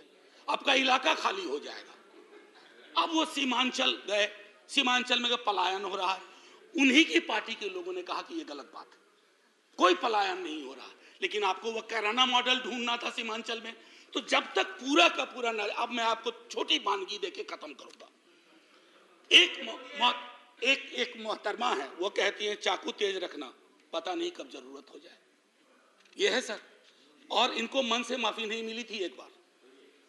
दूसरे हैं, if you won't remain silent if somebody tries to kill our mother, ये गाय के बारे में है, सुना 14 तारीख को काउ हक डे है। मैं भी कोशिश करूंगा सर, हालांकि हमको मरखानी गाय मिल जाती है अक्सर जिंदगी में। भाग्य की बात है। तेरा नाम क्या है? मैं कुछ चुनिंदा उदाहरण दे रहा हूं, ये महत्वपूर्ण लोग हैं। तेरा नाम क्या है? मोहम्मद नाम है तेरा, आधार कार्ड दिखा। Hindus who don't vote for me have Mia blood in their veins। महत्वपूर्ण व्यक्ति हैं, मंत्री के पद के लगभग। ना अली ना बाहुबली, केवल बजरंग बली, ये भी महत्वपूर्ण व्यक्ति हैं। जो लोग सूर्य नमस्कार को नहीं मानते उन्हें समुद्र में डूब जाने चाहिए। ये तो बहुत बड़े व्यक्ति हैं और अपने आप को नया ऑपरेटिंग सिस्टम बनाना चाहते हैं। हमारे प्रधानमंत्री जी के बरक्स और इकोनॉमिक बाइकॉट की अक्सर बात होती है, जालीदार टोपी की बात होती है। दिक्कत ये हो गई है सर कि कश्मीर, रोहिंग्या और फलस्तीन जैसे भी मुद्दे को आप मुस्लिम एंगल से देखते हैं। नहीं सर, ह्यूमन राइट एंगल से देखिए, उसमें भी समाधान के लक्षण है। यहां तो घर तक लोगों को नहीं मिलते, ये परिस्थितियां हैं। उनको जान, आखिरी में बस 1 मिनट लूंगा, आखिरी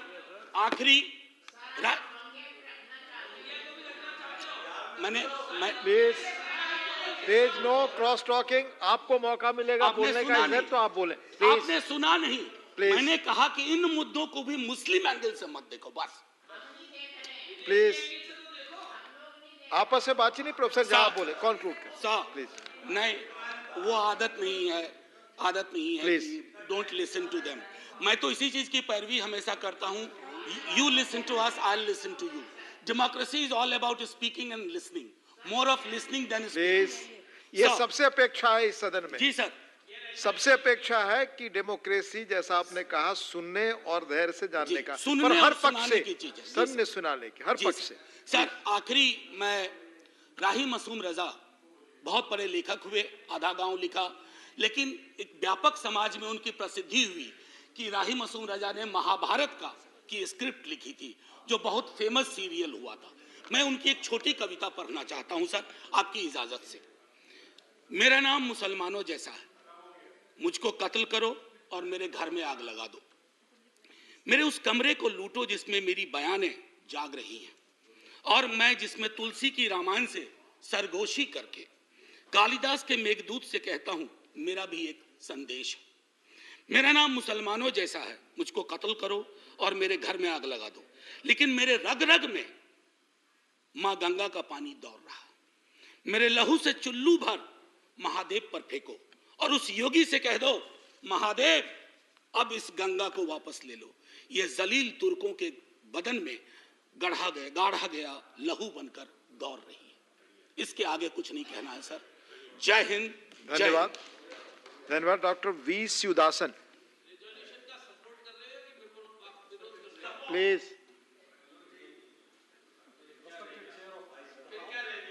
Sir, the discussion on the backwardness of the minorities is very important because of present situation is compelling to this discussion. Here, sir, the forefathers of our nation uphold the rights of the minorities. The fundamental rights of the Constitution proved this view of the forefathers of the nation.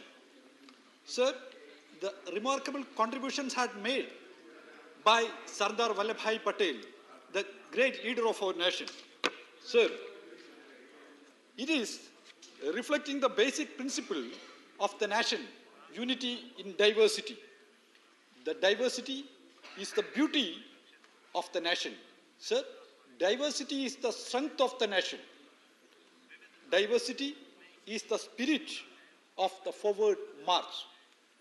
The existence of the diversity is linked with the protection of the minority and the right of the minority. Sir, we all know India is built not by the bullets and guns. India is not by the bricks and stones.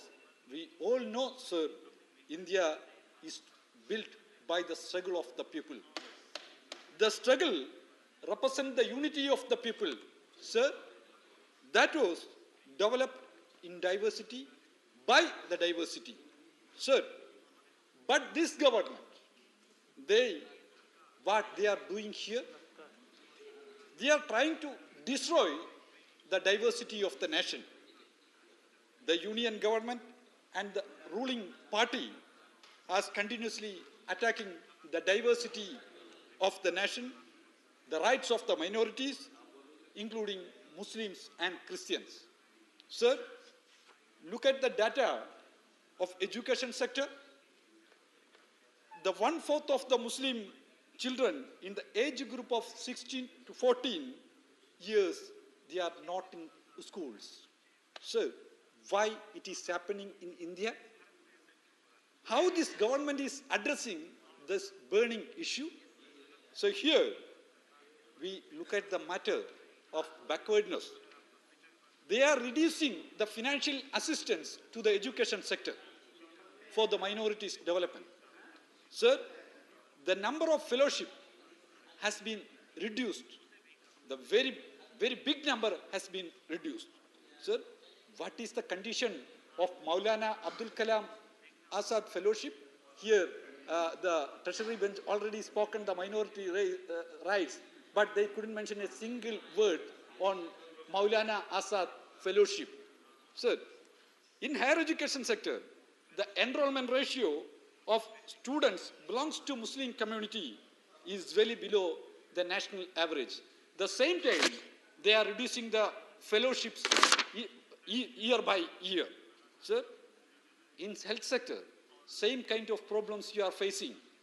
There, the government has reduced investment, then how the uplift the minority will happen?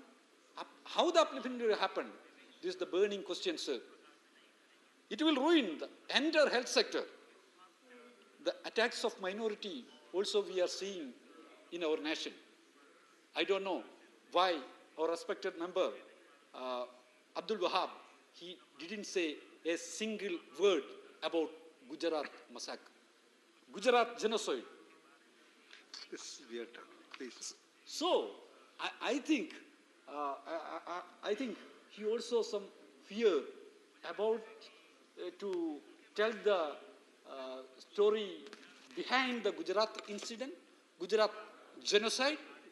Everybody knows behind this massacre, behind the genocide, which politics is worked. So I request Abdul Wahab to Please speak, please. You speak on your subject. He has spoken. Please. To mention. Please. Yeah, please speak on this sir. subject. I am addressing Please. only because he is my close friend. That is why I am looking at him also. So, sir, another important thing, sir, in UP, what is happening there? Aglak, Muhammad Aglak, a young boy, and his family, what has happened there? Abdul Ahlak, yeah. Abdul Wahab didn't say a single word on Ahlak. So these, why they are unable to tell the story behind the incidents, story on the politics of hate, these all things are the burning question in our nation. Sir, Delhi, we saw the incidents in Delhi. Thousands of the people faced huge attack from the politics of hate. In Orissa, Christian priest Graham Staines and his family, they faced attack from the politics of hate. They lost their life. So this is continuously happening in our nation. So I would like to remind you the subject is Sachar Committee report help madrasas to modernize and form a commission to improve higher education. Please. Please for all, please. Okay, please speak on the subject. I am explaining. You know the rules. If you speak on the subject, that will go on record for every member. Okay, sir. Please. So, sir, I am trying to address the fear which is facing by the minorities in our country. That I am trying to address, sir. So, without address the fear of the minorities, we are unable to resolve the issues. So here, sir, this ruling government, what they are doing, they are not promoting the education. They are not ready to promote the develop the health sector in our country. what they are doing, they are promoting the cow hack. They are promoting the cow hack. How can education sector will develop with the cow hack days? How can health sector will develop with the cow hack? So, sir, try to correct them without senseless decisions, without they are now doing some senseless things. So, respected sir, India built by the struggle of the people, united struggle of the people. Everybody was in the struggle across the communities, across the religions. We have a name of the fighter, Udham Singh, the great fighter of the freedom struggle. He told in the British court, his name, Ram Muhammad Singh. Sir, the name Ram Muhammad Singh is representing the unity of the people. The unity of the people is very important, sir. We should promote the diversity. We should protect the right of the minority. I support the private bill, which my friend resolution, which presented by Abdul Wahab. Thank you. Now, Sri Sandosh Kumar P. Thank you, sir. I stand to support the motion moved by my esteemed colleague, Sri P.V. Abdul Wahab. He is so lucky today to move such an important resolution on the plight of Indian Muslims, even though his party has nothing serious to do with it.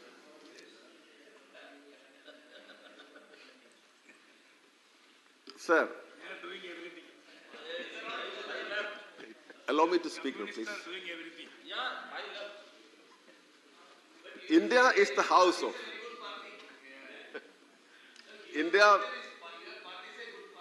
Please. Even though his party has nothing serious to do with it, sir. Please. You speak on the subject. Yeah, I'm going to speak, but they are not allowing. Sir, India is the house of more than 200 million Muslims.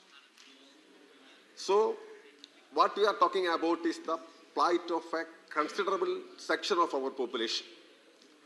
Sir, the first question is the political representation of Indian Muslims. Everything begins with it. I would like to ask the honorable members of the tertiary benches, including Mr. Rakesh Sinha, because he was very much vocal on this about this Sabke Saath Sabke Vikas.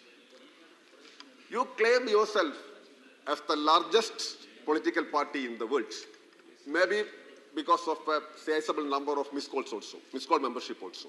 It's their claim. I don't want to go into the details of it. But may I know how many Muslim members of parliament are from your side?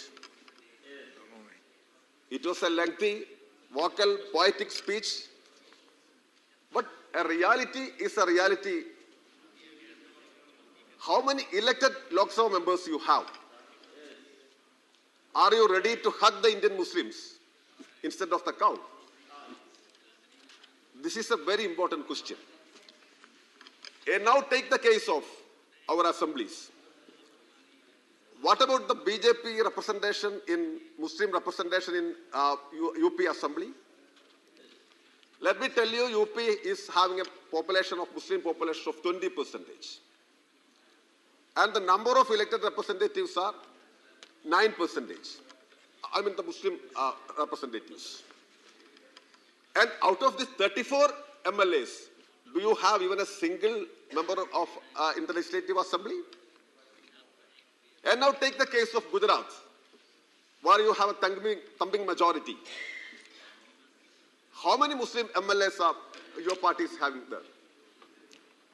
So if you carefully analyze all these data details, one thing is quite clear, that you are always talking about the Indian Muslims, always raising slogans like Sabke Saath Sabke Vikas, and in reality, you are not with Indian Muslims and Indian minorities. So the second thing is, sir, the question of Islamophobia. Islamophobia is a reality in the modern world. Even in India also, you can see many areas which is called mini Pakistan. Even in Delhi you can see. It's a harsh Indian reality which we all have to admit. The August House, when we are taking part in a discussion in this August House, no point in escaping from realities, evading realities. There are some places which are being called mini Pakistans in this country. Even Shabana Azmi had to complain oneself. She is the daughter of one of the renowned poet, Kaifi Azmi, had to complain about this discrimination. Are we going to solve this kind of discrimination? I don't think so. Because the government itself, in fact, this government is a threat not to the people only, it's past also, history also. The government is purposefully, systematically, continuously promoting Islamophobia. Abdul Wahab ji could have spoken about CAA, Citizenship Amendment Act. Again, I don't want to go to the details of CAA, but it was an attempt to purposefully alienate or purposefully create a division among the Indian society. So I don't know why the Muslim League is silent on that issue. We in the Kerala, the left parties all over, were campaigning against this draconian amendment. I don't know. I am not here to talk for the Congress party, no? No, I should speak about my party. No, you have your chance and you did not speak about CAA. It's not my fault, no? It's not my fault. It's your fault, no? You could have spoken about CAA. Then CAA, that was a purposeful attempt. So the government itself is indulging in this business of promoting Islamophobia. So now, sir, coming to this question again, Muslims are an Indian reality. And a major section of our friends from the ruling front want to do away with the reality.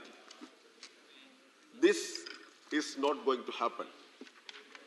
In the 75th year of India's independence, I am very sorry to state here that there is an attempt, there is a purposeful and continuous attempt to create an India-Pak feeling in each and every village of India. Because that is their politics and they harp on that only. Now, sir, why we should renovate these madrasas, why should we should implement Sachar Committee report? Sachar, of course, I can proudly state here, he was part of the Indian Association of Lawyers, one of the prominent lawyers organization, association in which we are all members of. Because there are certain elements in the Muslim community which are trying to misuse the Muslim sentiments. That also we have to be taken into account very seriously.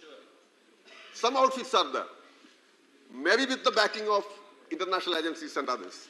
I don't know, because I cannot corroborate the same with evidence right now, because nowadays everything needs a kind of corroboration. So, documentation, sorry to say. So the point is that there are many outfits which purposefully tries to drag the Muslims into the path of terrorism. Terrorism has no religion at all. For example, if we take the case of Pakistan, at least 2,000 people are getting killed in a year in Pakistan. And obviously, most of them are Muslims. 99% of them are Muslims. So that, what does it show? It shows that terrorism has no religion at all. Now, there is a section purposefully trying to drag the Muslims to misuse their feelings and to move them to the path of, this anti-national or this line of activities. So what I suggest is that this question is an Indian question. not a minority question. In the year of India's 75th anniversary, independence, we have to take it very seriously and we have to promote their education. Wherein a state like Kerala, what is the sorry state of affairs in other states? Schools, colleges, the representation in higher posts, these are all known to all of us. So, I support this motion and we have to, this resolution, we have to accept realities as realities. Rhetorics will not replace realities. So, once again, I support Sri Abdul Wahab's resolution and I request the government to take necessary steps to get it implemented. Thank you, sir.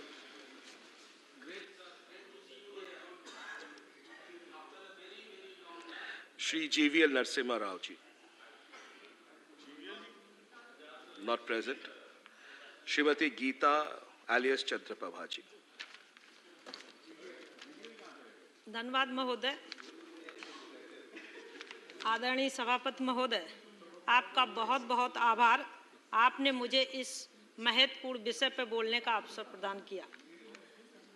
मुझे याद आता है कि वर्ष 2005 में तत्कालीन प्रधानमंत्री श्री मनमोहन सिंह जी के द्वारा भारत में एक वर्ग विशेष की सामाजिक, आर्थिक और शैक्षिक स्थिति का अध्ययन करने हेतु दिल्ली उच्च न्यायालय के पूर्व मुख्य न्यायाधीश श्री राजेंद्र सच्चर जी के नेतृत्व में एक समिति का गठन किया गया। वर्ष 2006 में समिति की रिपोर्ट को सदन के समक्ष रखा गया। समाचार पत्रों एवं चैनलों के माध्यम से रिपोर्ट के विषय में आम जन के बीच चर्चा हुई। महोदय, इस रिपोर्ट की जब चर्चा हुई तब मैं गांव की प्रधान हुआ करती थी। हमारी ग्राम पंचायत में सभी जाति, धर्म, समुदाय के लोग रहते हैं और प्रधान होने के नाते सामान्य जन लोगों से जब इस रिपोर्ट की चर्चा हुई तो मुझे आश्चर्य हुआ कि सरकार द्वारा क्या देश में किसी जात विशेष या वर्ग विशेष के लिए अलग से कोई ऐसी सिफारिश उचित है? क्या सरकार हमारी संविधान के मूल मंत्र की भावना में, जिसमें देश के प्रत्येक नागरिक के विकास की बात कही गई है, उस मूल भावना के विपरीत किसी विशेष धर्म या जात के विकास की बात को करते हुए देश को बांटने का काम कर सकती है? मुझे आश्चर्य हुआ। जिस तरीके से गांव में जब चौपाल लगती है और इस तरीके से बात होती है, तब ये लोगों के मन में, मैं उससे अब कह रही हूँ कि उस समय जो बात हुई थी हम लोगों के बीच में, जो गांव के लोग चर्चा कर रहे थे, तो इस समय की मैं बात करती हूँ महोदय। समय के साथ इस रिपोर्ट की सिफारिशों की चर्चा भी बंद हो गई, आगे कार्य शुरू हो गए। मैं ग्राम प्रधान से उच्च सदन की सदस्य बनी। मैं आभार व्यक्त करती हूँ अपनी पार्टी को, जो मैं उस समय जब ग्राम प्रधान थी, यानी सबसे निचली इकाई में, आज सदन की उच्च इकाई में आई और आज इस चर्चा को पुनः सदन में मुझे अवसर प्राप्त हुआ। तब गांव के सामान्य लोगों द्वारा कही गई बातों को आज मैं सदन के समक्ष रखना चाहती हूँ। महोदय, देश के प्रत्येक नागरिक का विकास सरकार की प्राथमिकता होनी चाहिए। महोदय, 2004 से लेकर 2014 तक केंद्र में जो सरकार थी, उसने देश के प्रत्येक गंभीर समस्याओं को उलझाने का कार्य किया और इस समिति की सिफारिशें हो या अन्य समिति की सिफारिशें की गई हों, प्रत्येक सिफारिशों पर सिर्फ कागजों पर काम किया गया। देश की जनता ने 2014 में आदरणीय प्रधानमंत्री नरेंद्र मोदी जी के नेतृत्व में भारतीय जनता पार्टी की सरकार आई और कार्य करने का अवसर मिला। महोदय, हमारे प्रधानमंत्री जी ने सबका साथ, सबका विकास, सबका विश्वास के मूल मंत्र पर हमारी सरकार काम कर रही, देश के प्रत्येक वर्ग के उत्थान के लिए दिन रात कार्य कर रही है। सरकार में आने के पश्चात हमने ये नहीं सोचा कि हमको किस जात के लिए काम करना या उस धर्म के लिए काम करना, सबको एक रूपता में लेकर सभी के विकास के लिए कार्य करना शुरू किया। माननीय प्रधानमंत्री जी के नेतृत्व में अंत्योदय के मूल मंत्र के साथ पंक्ति में खड़े अंतिम व्यक्ति के विकास के बारे में सोचा और कार्य किया।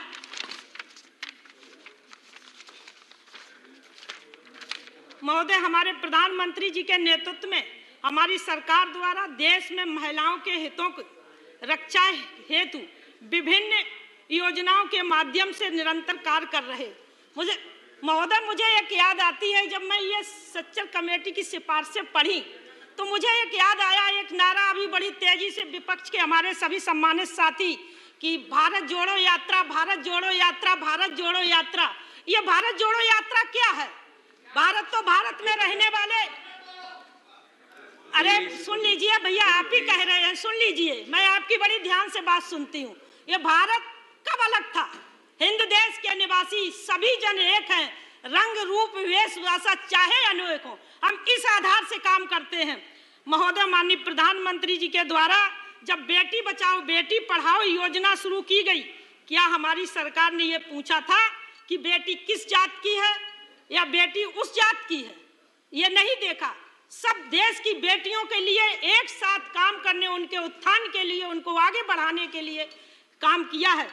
जब प्रधानमंत्री जी उज्ज्वला योजना के अंतर्गत जब गैस के सिलेंडर दे रहे थे, उस पे काम कर रहे थे, उनको केवल एक याद आता था कि हमारे गांव की महिलाएं, दूर दराज से महिलाएं लकड़ी काट कर जब लाती हैं और जब चूल्हा से रोटी बनाती हैं तो उनके नाक और आंखों में धुआं जाता है तो बीमार होती हैं। उन्होंने किसी जात धर्म समुदाय को नहीं देखा। हमारे देश की महिलाओं को सुरक्षित रहने के लिए, वे बीमार ना हो, इसलिए उन्होंने काम किया। जब बात आती है सुकन्या समृद्धि योजना माध्यम से बच्चियों के बैंकों में खाता खोलने के धनराशि जमा करने के लिए योजनाओं को चलाया गया, तब भी हमारे देश के प्रधानमंत्री जी ने ये नहीं सोचा ये किस जात की बेटी है, सबको एक रूपता से देखा। महिलाओं को खुले में शौच करने न जाना पड़े, इसलिए मैं तो गांव से आती हूँ, आज भी मैं गांव में रहती हूँ। मैंने उस समय देखा, मैंने पहले भी कहा था कि इस शौचालय को लोग भले ही शौचालय एक शब्द समझते हों, लेकिन मैं उस शौचालय की परिभाषा अच्छे से जानती हूँ। मैंने देखा नहीं, उसको जिया है। मैंने गांव में जब खेतों में शौच क्रिया के लिए जाती थी महिलाएं, हम भी जाते थे, हमारी दादी के साथ हम जाते थे, तो चलते चले जाते थे बहुत दूर तक, कहीं ऐसा स्थान नहीं सुरक्षित मिलता था तो इंतजार करते थे कि अंधेरा हो तब मैं शौच क्रिया के लिए करूं। मैं बधाई देती हूं अपने देश के प्रधानमंत्री आदरणीय नरेंद्र मोदी जी को। उन्होंने ये नहीं सोचा कि यह मुस्लिम लड़की है या मुस्लिम बहन है, उन्होंने सबको एक साथ लेके उन्होंने जिस तरीके से काम किया, शौचालय बनवाया, वो वास्तव में देश बांटने के लिए, उन्होंने तो जोड़ने के लिए किया। वो तो हमेशा जोड़ने की बात करते हैं। महिलाओं, महोदय, ग्रामीण क्षेत्रों में रहने वाली हमारी बहनों के आर्थिक विकास हेतु पिछले कुछ वर्षों से लगभग 1 लाख नए स्वयं सहायता समूह का गठन किया गया। उसमें भी किसी ने जात धर्म को नहीं बांटा गया। महिलाएं सभी, चाहे किसी जात धर्म की हो, सबको एक साथ लिया गया है। ऐसे अनेकों कार्यक्रम सरकार द्वारा महिलाओं के हितों की रक्षा के लिए किए जा रहे। माननीय प्रधानमंत्री जी के नेतृत्व में हमारी सरकार द्वारा ये नहीं सोचा जा रहा कि किसी जात या धर्म या विशेष की महिलाएं हों। सबका साथ, सबका विकास, सबका विश्वास के मूल मंत्र के साथ देश को आगे बढ़ाया जा रहा। महोदय, इसी मूल मंत्र का उदाहरण अभी बजट जो आया आपने देखा होगा। हमारे इस बजट में देखने को मिला कि बजट में महिला बाल विकास मंत्रालय के लिए लगभग 26,000 करोड़ रुपए का प्रावधान किया। पिछले बजट के मुकाबले इसमें 300 करोड़ रुपया का बजट का प्रावधान बढ़ाया गया। बजट में महिलाओं को आर्थिक रूप में मजबूत करने हेतु महिला सम्मान सेविंग सर्टिफिकेट की घोषणा की गई, जिस पर 7.5% का ब्याज मिलेगा। मुझे लगता कि इससे ज्यादा किसी और में नहीं जो महिलाओं के लिए सोचा गया। दीनदयाल अंत्योदय योजना के अंतर्गत ग्रामीण क्षेत्रों में महिलाओं द्वारा संचालित लगभग 81 लाख स्वयं सहायता समूह का चयन किया गया जिसमें सभी जाति की महिलाएं हैं। यहाँ भी जात धर्म को नहीं जोड़ा गया। इन स्वयं सहायता समूह के माध्यम से सरकार द्वारा ग्रामीण क्षेत्रों में रोजगार के अवसर प्रदान किए जाएंगे। इसमें भी किसी जात की महिलाओं को नहीं जोड़ा गया। महोदय, इसके अतिरिक्त पीएम किसान सम्मान निधि के माध्यम से के अंतर्गत देश में 3 करोड़ महिलाएं किसानी से जुड़ी हुई हैं। उनको 54,000 करोड़ का रुपया उनको आवंटित किया जा चुका है। महोदय, मैं पूछना चाहती हूँ कि अब प्रधानमंत्री जी के नेतृत्व वाली हमारी सरकार द्वारा किए गए कार्यों का भविष्य के लिए बनाई गई योजनाओं में किसी जाति या धर्म के विशेष के उल्लेख के लिए किया गया है? समान रूप से देश के प्रत्येक नागरिक को प्रत्येक योजना का लाभ मिले, इस उद्देश्य से हमारी सरकार कार्य कर रही है। अंत में महोदय, देश को विभाजन करने के उद्देश्य से लाई गई किसी भी सिफारिश का मैं विरोध करती हूं तथा सदन में बैठे सभी साथियों से अनुरोध करती हूं कि देश के प्रत्येक नागरिक के विकास के उद्देश्य से लाई गई सिफारिशों एवं योजनाओं का सभी समान रूप से समर्थन करते हुए देश को नए भारत के रूप में खड़ा करने में हमारी सरकार का सहयोग करें। इसी और आशा विश्वास के साथ मुझे विश्वास है कि सदन में सभी लोग देश को आगे बढ़ाने के लिए, देश में रहने वाले लोगों के लिए, देश में रहने वाले प्रत्येक जात धर्म समुदाय की प्रगति के लिए सभी लोग सोचते हैं। मैं सभी लोगों की अपेक्षा के साथ मैं सम्मान करती हूँ। बहुत बहुत धन्यवाद। श्री इमरान प्रतापगढ़ी। बहुत बहुत धन्यवाद उपसभापति महोदय। मैं अब्दुल वहाब साहब द्वारा लाए गए इस रेजोल्यूशन के समर्थन में बात करने के लिए खड़ा हूं।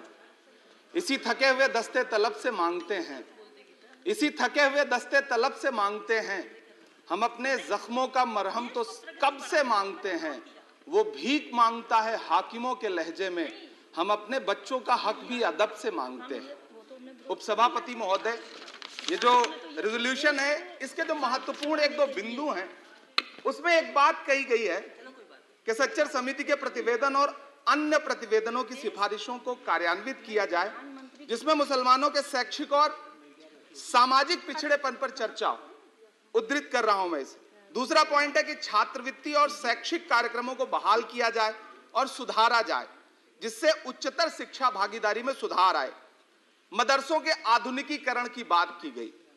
मुझे हैरत है, तभी राकेश सिन्हा जी बात कर रहे थे, अभी नहीं है शायद, कहीं चले गए हैं आसपास।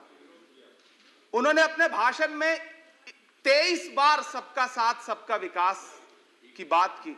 अभी गीता जी बोल रही थी, उन्होंने भी कहा कि सबका साथ सबका विकास का बजट आया है, लेकिन वो इसके ये जो रेजोल्यूशन है इसके विरोध में क्यों है मैं समझ ही नहीं पा रहा हूं। अगर आप सबका साथ सबका विकास का दावा कर रहे हैं, सबका साथ सबका विकास के नारे लगा रहे हैं, तो अगर एक पर्टिकुलर एक कम्युनिटी जो जिस स्ट्रक्चर कमेटी की सिफारिशों में यह तय हो गया है कि वो दलितों से भी बदतर स्थिति में है, उसका आर्थिक सामाजिक स्थिति ऐसी है, अगर उसके उत्थान के लिए कोई बिल बात कर रहा है तो फिर उसके विरोध में है क्यों? दरअसल ये वही मानसिकता है जो लगातार काम कर रही है, जिसके तहत अमृत काल में भी जो बजट पेश किया जाता है उसमें जो अल्पसंख्यकों का बजट है उसमें 38% की कटौती की जाती है और फिर कहा जाता है कि हम सबका साथ सबका विकास का दावा कर रहे हैं। ये कौन सा सबका साथ सबका विकास का दावा है? मदरसों के जो शिक्षक हैं उनका कई साल से उनको वेतन नहीं दिया गया है। हमारे पास उनके फोन आते हैं, वो कहते हैं कि हमारी बात सदन में उठाइए, हम भूखों मर रहे हैं, हमारे घरों में चूल्हे नहीं जल रहे। हम जब उनकी बात यहां करें तो विरोध, लेकिन बातें क्या हैं? सबका साथ सबका विकास, सबका साथ सबका विकास। एक नारा सुनाई पड़ेगा कि सबका साथ सबका विकास। ये कैसा सबका साथ सबका विकास है? मैं सदन से यह पूछना चाहता हूं कि यहां सत्र चल रहा है उपसभापति महोदय, और इसी संसद से महज 800 मीटर की दूरी पर जंतर मंतर पर खड़े होकर के कार्यक्रम आयोजित होता है अभी 4 दिन पहले, और एक व्यक्ति वहां खड़ा होकर के सीधे आह्वान करता है कि ईसाइयों और मुसलमानों को काटना कब शुरू करोगे? सीधे आह्वान करता है। सभापति उपसभापति महोदय मैं पूछना चाहता हूं कि दिल्ली पुलिस उस पर कोई कार्रवाई नहीं करती, उल्टा जो मीडिया उसको दिखाने का प्रयास करती है उनको नोटिस भेजा जाता है। ये कौन सा सबका साथ सबका विकास है उपसभापति महोदय? ये हम बहुत गंभीर लोग यहाँ बैठे, मैं उच्च सदन में बैठा हूं, मैं यहाँ खड़ा होकर के कहना चाहता हूं ये कौन सा सबका साथ सबका विकास है? उपसभापति महोदय, इसी दिल्ली में एक सांसद पाए जाते हैं, सत्ताधारी पार्टी के सांसद हैं, वो अपने कार्यक्रमों में सार्वजनिक मंचों पे खड़े होकर कहते हैं कि मुसलमानों का आर्थिक बहिष्कार करो। आप कह रहे हैं सबका साथ सबका विकास। कैसे होगा सबका साथ सबका विकास जब सत्ताधारी पार्टी के सांसद आर्थिक बहिष्कार की अपील करेंगे और उनके खिलाफ एक मामला तक दर्ज नहीं होता? प्रधानमंत्री जी अपने भाषणों में सबका साथ सबका विकास की बात करते हैं, लेकिन अफसोस है कि जब राजनीतिक तौर पर विकास करने की बात आती है तो लोकसभा में एक भी टिकट ये सत्ताधारी दल किसी मुसलमान को नहीं देता, राज्यसभा में एक भी टिकट किसी मुसलमान को नहीं देता, विधानसभा में जो बड़े बड़े प्रदेश हैं उसमें एक भी टिकट मुसलमान को नहीं देता। और वो तीन जो नाम के लोग थे, मुख्तार अब्बास नकवी साहब, एमजे अकबर साहब, सैयद जफर इस्लाम, उनको भी किनारे लगा दिया जाता है। ये कौन सा सबका साथ सबका विकास है? काहे का सबका साथ सबका विकास? ये नारा, ये दावा खोखला है। मैंने प्रधानमंत्री जी के भाषण सुने हैं, जब 3 तलाक पर बिल आ रहा था उपसभापति महोदय, तो प्रधानमंत्री जी कहते थे कि मैं अपने मुस्लिम बहनों को हक दिलाना चाहता हूं, उनके न्याय के लिए लड़ रहा हूं, ये बिल मैं उनके लिए ला रहा हूं। आपने भी सुना होगा वो नारा। मैं तो सभापति महोदय बचपन से जिस विद्यालय का पढ़ा हूं वहां संस्कृत का एक श्लोक सुना करता था कि यत्र नार्यस्त पूज्यन्ते रमन्ते तत्र देवता। मैं इसे सुना करता था उपसभापति महोदय। और फिर आज जब यहां सदन में खड़ा हूं तो मैं पिछले दिनों लाल किले से प्रधानमंत्री जी की, लाल किले की प्राचीर से वो भाषण, उनकी वो तकरीर भी सुन रहा था, जब वो कह रहे थे कि महिलाओं को बिना हक दिलाए देश आगे नहीं बढ़ सकता। जब वो लाल किले की प्राचीर से ये बात बोल रहे थे तो उस भाषण के महज 2.5-3 घंटे बाद उनके गृह राज्य गुजरात में बिल्किस बानो के आरोपी रिहा किए जा रहे थे। उसी दिन उन्हें माला पहनाया जा रहा था, उनका सम्मान किया जा रहा था। ये कौन सा सबका साथ सबका विकास है? उपसभापति महोदय, मैं तो आपसे कहना चाहता हूं कि जो प्रधानमंत्री जी का इंटरव्यू ले, जो फिल्मी स्टार, जो उनसे पूछे कि आप आम चूस के खाते हैं कि काट के खाते हैं, उसके लिए तो रेड कारपेट बिछा है। जो अभिनेत्रियां उनकी विचारधारा के समर्थन में बात करें, समर्थन से ज्यादा आगे बढ़ के बात करें, उनके लिए जेड सिक्योरिटी है। लेकिन वो शाहरुख खान जो पूरी दुनिया में भारत के तिरंगे का मान बढ़ाता है, जिसे फीफा वर्ल्ड कप में आमंत्रित किया जाता है, उसके लिए सोशल मीडिया पे किस तरह के ट्रेंड चलाए जाते हैं? कौन सा सबका साथ सबका विकास है महोदय? मेरा नाम इमरान है, मैं उस पीड़ा को महसूस करता हूं जिस पीड़ा का जिक्र अभी मनोज झा जी कर रहे थे। मैं उस पीड़ा से गुजरता हूं, इसलिए मैं आपसे यहां खड़ा होकर कहता हूं कि हम हर दिन सुनते हैं, कई सारे मंत्री हैं जो ट्रेवल एजेंसी खोल के बैठे हैं, जो ये कहते हैं कि देशभक्ति हर दिन देशभक्ति साबित करो, चले जाओ वहां चले जाओ। मैं तो उनसे कहना चाहता हूं कि तुमने नफरत का जो बाजार सजाया हुआ है, तू ये कहता है मुसलमान पराया हुआ है, आजा दिल चीर के दिखलाऊं वतन का नक्शा, मेरा भारत मेरी सांसों में समाया हुआ है। हम उसको किसी को हर दिन उसका सबूत नहीं देते फिरेंगे। ऐसे में अगर ये बिल मांग करता है कि मुसलमानों के शैक्षिक और उनके सामाजिक, उनके आर्थिक उत्थान के लिए सरकार उस पर ध्यान दे, तो फिर तकलीफ क्या है, दिक्कत क्या है? क्या आपका जो नारा है वो झूठा है? क्या सबका साथ सबका विकास का नारा सिर्फ खोखला है? बजट से तो यही जाहिर होता है, आप लगातार घटाते जा रहे हैं बजट, आप लगातार कटौती करते जा रहे हैं। पूरे देश में प्रधानमंत्री जी दावा करते थे सबका साथ सबका विकास के नारे के साथ कि 2022 में हर व्यक्ति के छत पर, घर पर, सर पर छत होगी। यह प्रधानमंत्री जी का उद्धृत किया गया बयान है। लेकिन मैं तो आपसे यह कहना चाहता हूं, आप असम उठा के देख लीजिए, आप मध्य प्रदेश उठा के देख लीजिए, आप उत्तर प्रदेश उठा के देख लीजिए, एक दैत्याकार बुलडोजर है जो चारों तरफ घूम रहा है, और जिनके सरों पर छत है भी, उन छतों को भी छीन लेना चाहता है। लेकिन क्या प्रधानमंत्री जी इसे देखते नहीं है? क्या भारतीय जनता पार्टी सरकार के जिम्मेदार नेता इसे देखते नहीं है कि वो बुलडोजर सिर्फ लोगों का घर नहीं कुचल रहा है, संविधान को कुचल रहा है, लोकतंत्र को कुचल रहा है। गुवाहाटी हाईकोर्ट की वो का स्टेटमेंट सुनिए आप, पटना के एक जज साहब का स्टेटमेंट सुनिए आप, फिर अदालतों का क्या काम रह जाता है?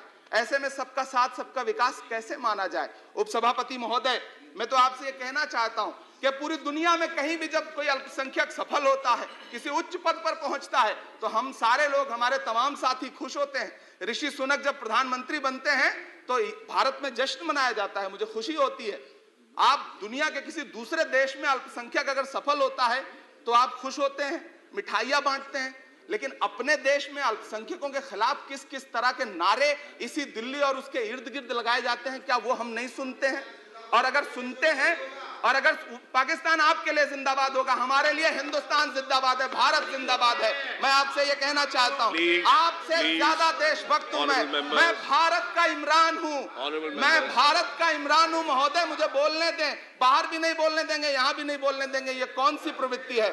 उपसभापति महोदय, मैं आपसे ये कहना चाहता हूँ, ये जो साझी विरासत, अभी आदरणीय हमारे साथी राकेश सिन्हा जी बात कर रहे थे कि साझी विरासत अल्पसंख्यक बहुसंख्यक में बांटना नहीं है। मैं उनसे कहना चाहता हूं कि आदरणीय जरा सोशल मीडिया पे तो बहुत एक्टिव रहते हैं, रोज चैनलों पर भी बैठते हैं, चैनलों पे होने वाली डिबेट का स्तर देखिए, उसको रोकने के लिए हमारी सरकार रत्ती भर भी कोई कदम उठाना चाहती है? नहीं उठाना चाहती, बढ़ावा देती है। ये जो जहरीली बातें करने वाले चैनल हैं, उनके जो प्रमुख एंकर हैं, उनको सुरक्षाएं दी जाती हैं, उनको रोका नहीं जाता। कौन सा सबका साथ सबका विकास है? ये बिल जिस चीज की बात कर रहा है, अभी राकेश सिन्हा जी कह रहे थे कि प्रधानमंत्री जी ने कहा तिरंगा यात्रा निकालिए। मुझे पूरा विश्वास है कि प्रधानमंत्री जी ने कठुआ के बलात्कारी के समर्थन में तिरंगा यात्रा निकालने के लिए कभी नहीं कहा होगा, लेकिन फिर भी निकली, लेकिन किसी ने रोका नहीं, किसी ने कोई आवाज नहीं उठाई। उपसभापति महोदय, दर्द बहुत सारे हैं, लेकिन ये जो रेजोल्यूशन लेकर के आए हैं उसमें जो शैक्षिक और आर्थिक बातों को उद्धृत किया गया है, मैं आपसे अनुरोध करूंगा कि इसे देखा जाए, इसे जांचा जाए। गीता जी कह रही थी अभी भारत जोड़ो यात्रा पे कि भारत टूटा कहां है? भारत टूटा नहीं है, भारत को कोई तोड़ भी नहीं पाएगा। भारत को तोड़ने का सपना देखने वालों को हमारी आदरणीय इंदिरा गांधी जी ने 2 टुकड़ों में तोड़ दिया था, बांट दिया था। भारत को कोई तोड़ नहीं पाएगा, लेकिन भारत देश में आर्थिक तौर पर, सामाजिक तौर पर जो बंटवारा करने की साजिश मौजूदा सरकार और सरकार के अनुषंगिक संगठन कर रहे हैं, जो अनुषंगिक संगठन कर रहे हैं, उनको रोकने के लिए सरकार क्या कर रही है? मैं अंत में इतना कहना चाहता हूं उपसभापति महोदय के यूपीए के शासनकाल के दौरान श्रीमती सोनिया गांधी जी के प्रयास से, डॉक्टर मनमोहन सिंह साहब के प्रयास से दलित और अल्पसंख्यक बच्चों के लिए फ्री रेजिडेंशियल यूपीएससी की कोचिंग शुरू की गई। हमने ये किया, और इसी सरकार के दौरान एक टीवी चैनल ने एक प्रोग्राम बनाया जिसका नाम आपको पता है क्या रखा? यूपीएससी जिहाद। ये शब्द क्या इस देश में सुने जाने लायक है?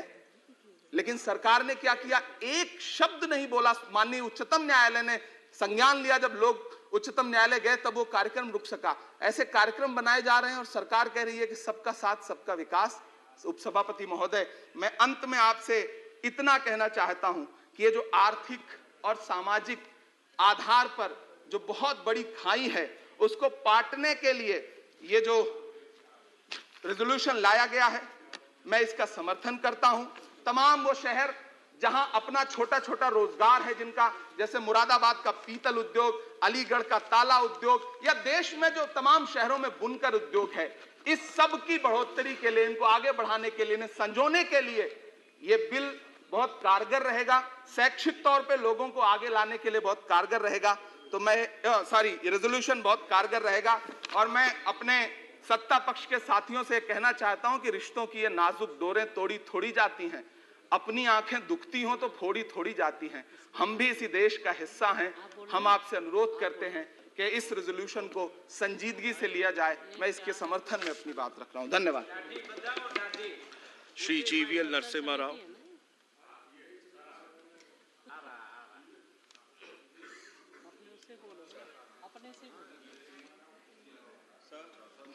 अभी माइक चालू नहीं हुआ।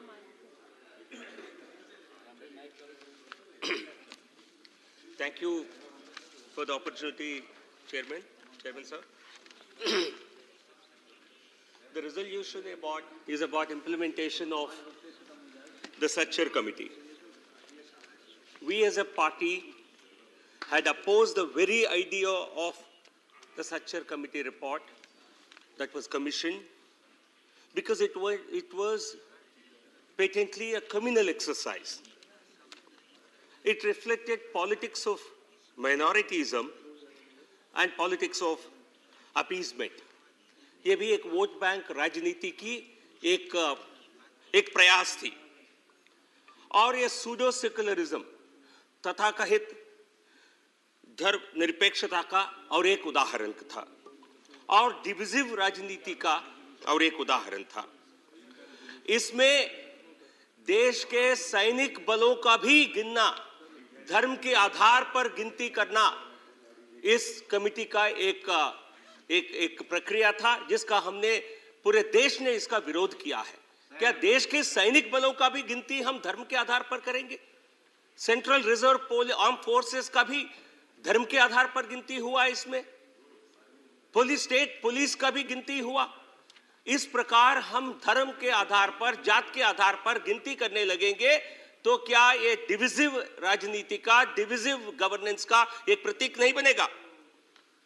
केवल ये नहीं, एक जो इसके टर्म्स ऑफ रेफरेंस में नहीं था, ये बहुत ही शॉकिंग विषय है, जो टर्म्स ऑफ रेफरेंस में नहीं था, पर लेकिन इस कमिटी ने एक ऑब्जर्वेशन किया, इसका विरोध नहीं हुआ। इसको लेकर मुझे ताजुब होता है कि सरकार को ही उसी टाइम इसका विरोध करना चाहिए था। और उस समय के प्रधानमंत्री डॉक्टर मनमोहन सिंह जी ने कहा था, वो भी नेशनल डेवलपमेंट काउंसिल के पटल पर उनके एक सभा में, एनुअल मीटिंग में, कि Nations first right on resources minorities के लिए, अल्पसंख्यकों के लिए और उसमें खास मुस्लिम समाज के लिए होना चाहिए देश की आर्थिक रिसोर्सेज। ये उस समय मुख्यमंत्री जी, उस समय के प्रधानमंत्री जी का बयान था। कितना दुर्भाग्यपूर्ण है। और देखिए, जब माननीय प्रधानमंत्री मोदी जी शपथ लिए,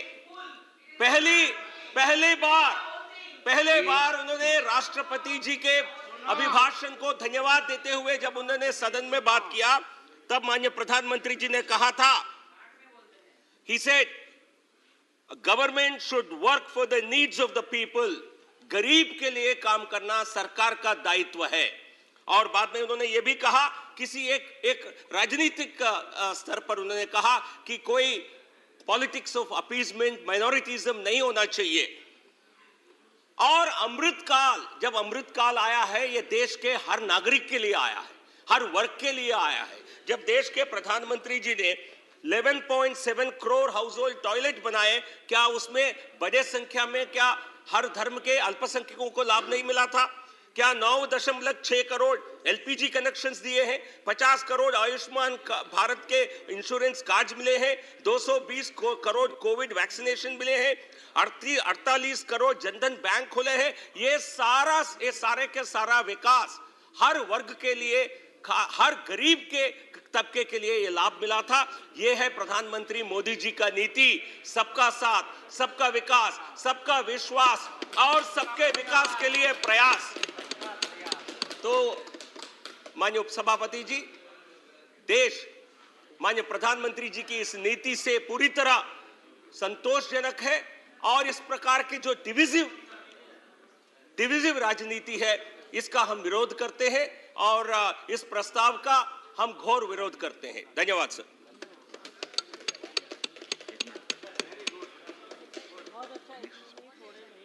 कौन सा? श्री ए रहीम।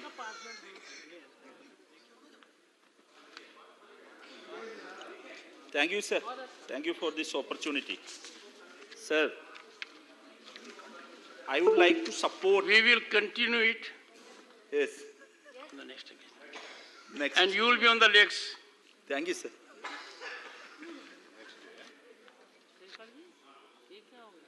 The Union Budget 2023-2024, Shri Shakti Singh Gohil. धन्यवाद सभापति महोदय। मैं एक second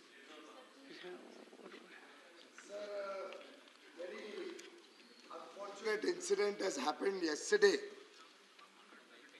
where it is been found that on social media we are seeing videos recorded in this August house in a very, very unfortunate manner, showing senior members of parliament in very poor light, unauthorizedly being recorded.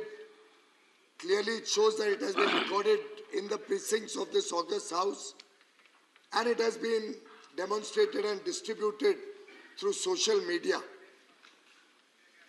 Even though it is showing the honorable members from the opposition in very poor light, from the principal opposition party particularly in very poor light, I think any such action done by any honorable member, and clearly only the honorable members of the house are present in this house, done to record an incident, record various members of parliament in their behavior and distributed in the social media is something which is of very serious concern. I am given to understand that honorable members of parliament have already complained to your good self about this incident. We had requested that the honorable MP had requested that you may kindly have the matter investigated and examined, and the honorable member responsible for any such act, and this I would consider as a misconduct of the house. This I will consider as blatant and flagrant disregard for the rules of the house, and such actions only bring disrepute to the entire August House and to the entire members of this house, and to your chair, sir, that despite several warnings been given to all the honorable MPs by your predecessor, Shri Venkaiah Naidu ji, the then chairman of the house, who had very categorically in July of 2022 expressed his serious unhappiness about such acts in violation of the rules. I would urge your good self to kindly name the member who was involved in this act, and appropriate actions befitting the disregard for the directions of the chair, befitting the breaking of the rules of this house, should be taken out in this case. Thank you, Chair. Honorable members, in public domain, yesterday on Twitter, there was dissemination of a video relating to the proceedings of this house. That was brought to my notice. I took a serious view of it and did all that was required to be done. As a matter of policy, as a matter of principle, and to keep the sanctity of this august house and parliament, no outside agency involvement could be sought. But since the matter concerned the proceedings of the house, we had primary material. That was indeed a very painful situation. I would not name the senior members with whom I interacted this morning, but I invited them to my chamber and sought their guidance. That if such a situation happens, what should be the way out? It is very explicit that if proceedings of the house are videographed, that per se is misdemeanor. That itself cannot be sanctified. But if that gets disseminated And if you would see the particular tweet account, there has been a massive viewership of that. And it carries with a message. I am told by the honorable members, and I have gathered it from past record also, that such a conduct is in utter disregard of the directions imparted from this chair. We had the occasion few years back where videography by an honorable member in the upper house, in the House of the People became subject matter of a serious probe. And the committee then had taken unanimous stand. Even a distinguished member of this House, while he was a member of Lok Sabha, happened to be a member of that committee. I went through deliberations of that committee, and the recommendations are dictated by deep sense of sobriety. To visit an action in respect of one of us is very painful. While the matter was being looked into, I got a communication also. I'll read out the communication. It is from an honorable member, Sri GVL Narasimha Rao. I'll read the content of it. Notice requesting Chairman Rajya Sabha for inquiry about unauthorized publication of Rajya Sabha proceedings. Sir, I want to draw your attention to a social media tweet which shows that some member of the Rajya Sabha has recorded the proceedings of the House during the period while Honorable Prime Minister was replying to the debate on motion of thanks to the President address in the House on 9th February 2023, and members from opposition were disturbing the proceedings. It is clear that proceedings of the House have been recorded by some member of this House and then have been given for publicity outside without the authority of the House and Chairman. Rajya Sabha, who are the custodians of the proceedings of the Council, it is clear case of violation of rules, regulation and procedure of this House, particularly the observations made by the Honorable Chairman on 28 July 2022. It is also a clear case of contempt and breach of privilege of the House. You are requested to please get the matter inquired and take immediate action for protecting the privileges and esteem of this august House by taking swift action against erring members of the House. Now, honorable members, we take oath here, and there is a constitutional prescription that gives the members a right which is not available to anyone else. It is available only to those who are in legislature. And the constitutional right is, that is under Article 105, and that is very categorical. What we speak in the House, the way we express in the House, the content of that, it may have serious consequences for someone outside the House. It might have huge impact on business, industry, individual reputation. But then that category is constitutionally disentitled to take any action. This privilege of the House is very elevated. With this privilege, this immunity, comes a heavy obligation on us. Every member is required to be conscious of this. I had indicated in this House, we cannot allow this House to be used as a platform for free flow of information.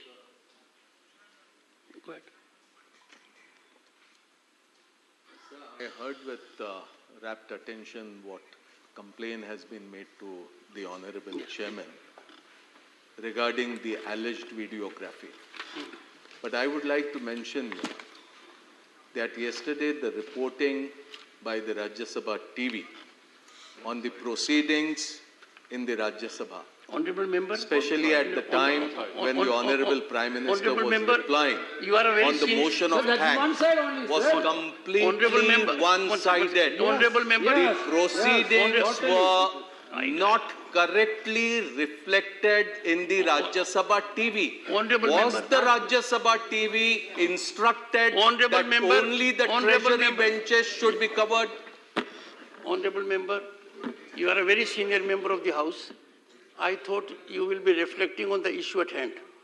If you have any other issue, I would welcome you agitate it in accordance with the rules. I'll respond to it. Venugopalji, I'll respond to it. Now, honorable members, as is emanating from one of the very senior members of the House, that there can be some justifiable reason to engage into this transgression. And if some member feels the dissemination of the proceedings of the House in his or her subjective opinion are not upright, they can do it. Honorable members, I would like to indicate that two are distinct. One is contempt of the House, breach of privilege of the House. If any honorable member, this side or that side, video records the proceedings, that per se by itself calls for exemplary action. But if there is dissemination, that is aggravated. If the dissemination is with a tagline and very extensive, I being one of you, I being custodian to ensure things act in accordance with law, I have no option. I have to take action. And therefore, what the honorable member has said is not connected with the issue I am saying. In such a situation, I have to communicate with heavy pain.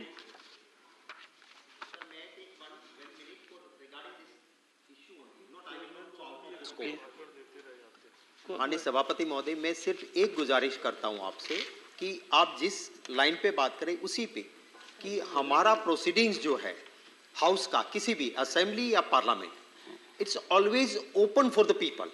और अगर house का house में जो भी हो रहा है वो कॉन्फिडेंशियल नहीं, कमिटी की meeting is a confidential, what ever is going on in the house it's always open for the people. और इसीलिए गैलरीज लगी रहती है, प्रेस मीडिया रहता है. जो कुछ भी हाउस में हो रहा है, सही हो रहा है या गलत हो रहा है, जनता देखे. अब अगर उस चीज में अगर वो कोई देख रहा है, that's only my prayer to you.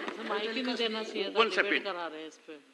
Shakti Singh has come out with his stance, and he says the proceedings of the House should be in public domain, and therefore every member of the House should be in a position, or anyone who feels in that way, to go about video recording and disseminating it.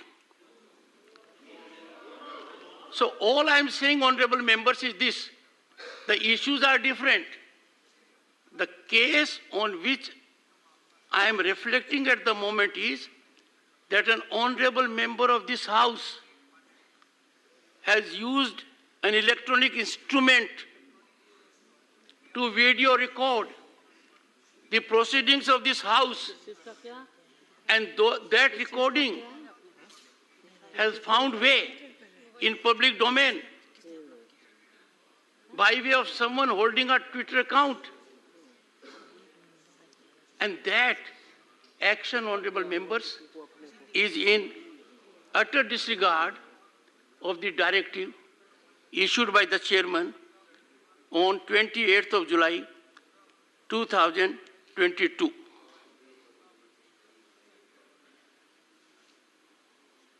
Limited to the subject. I have a suggestion. if at all you feel that it's grossly offensive to record the proceedings of the House with the mobile camera, and if at all you are going to have an inquiry, you should go on a retrospective effect also. Thank you. And I remember that there have been instances. Sir, Sir, I please would allow me. urge you, if I have given Sir, you floor. One second, sir. One second. What is the point you are making on sir, this? I'm coming to the point. If at all you are going to look into this, you should go way behind also. All those instances of people recording and putting on the Twitter right, or social media made your point. have also to be looked into. And second, sir, day by day, the Rajya Sabha TV is becoming very partial. How many times you will Sir, say the same that's thing? all, sir. You made your point. That's all, sir. Honorable members, I had pleaded with all of you. And when you reiterate repeatedly, it loses force. Even every human mind is bound to be tired of it. I pleaded with all of you. Time for us not to find a precedent or an example for sanctifying an unwholesome parliamentary practice. Let us look for a situation to move ahead. What happened yesterday, people find an example in what happened earlier. Today we find what happened yesterday. I have appealed to both sides. One second.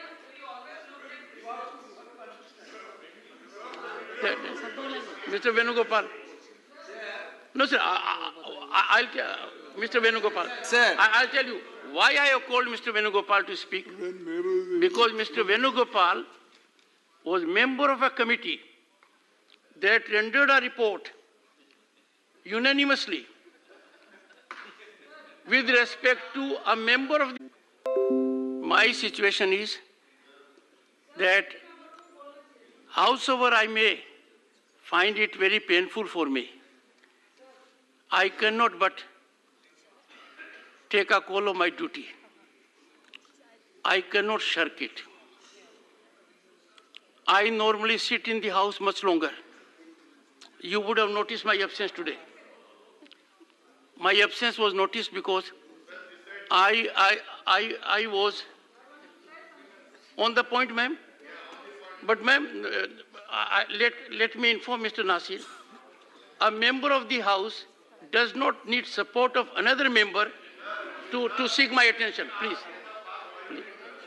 1 minute. धन्यवाद अध्यक्ष जी। जो incident हुआ और जो Twitter में video चल रहा है और जो मुझे एहसास हुआ, मैं लोकसभा से यहाँ आई कि एक तो हमें ऐसा महसूस होता है ये एलिगेशन सभापति पे नहीं है, टीवी दिखाता है, कैमरे दिखाते हैं, कहीं ना कहीं ये पार्शियलिटी हो रही है कि विपक्ष की बातों को नहीं दिखाया जाता। सर मैं वीडियो पे बोलना चाह रही हूँ कि बिल्कुल इसकी इंक्वायरी सख्त लहजों में होनी चाहिए। क्या पता विपक्ष को बदनाम करने के लिए इस तरह का वीडियो वायरल किया गया है। Thank you so much for inquiry. Honorable members, please, honorable members, I am extremely cognizant of our privileges. We will not allow an outside agency to make an incursion, and certainly not when the primary material is with us. I have spent a lot of time in looking at it. And mind you, my mindset was, can I avoid this call of duty? I immediately got a copy of the report rendered by the committee of which our distinguished member K.C. Venugopal happened to be a member. That has gone into it. Honorable members, what has been indicated so far? An honorable member, Srimati Rajni Ashok Rao Patil, engaged into this unwholesome activity. And what has been seen is a matter that must engage our attention. I cannot from this chair afford to be conclusively judgmental about it. Prima facie, it is indicated. And what is indicated is sequential. That being the situation, a call will have to be taken with respect to. We are grateful that you have been seized of the matter and that you have investigated in detail and been able to identify the concerned Member of Parliament who was indulging in this extremely unfortunate act of recording the proceedings of the House.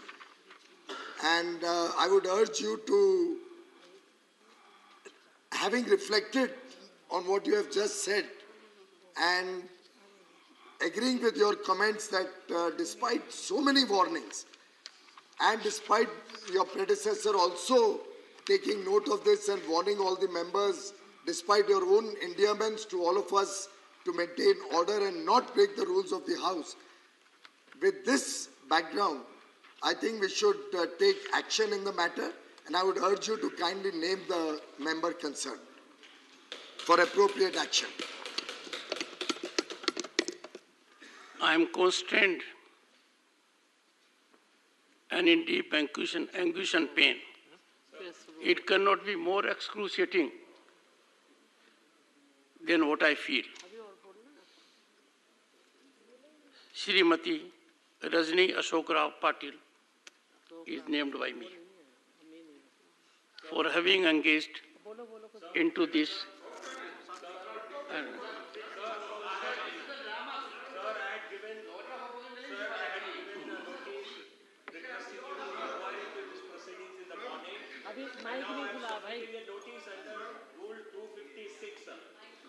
Sir, I'm submitting a notice under Rule 256 of Rules of Procedure and Conduct of Business. One second. Rule 250. Rule 256, sir.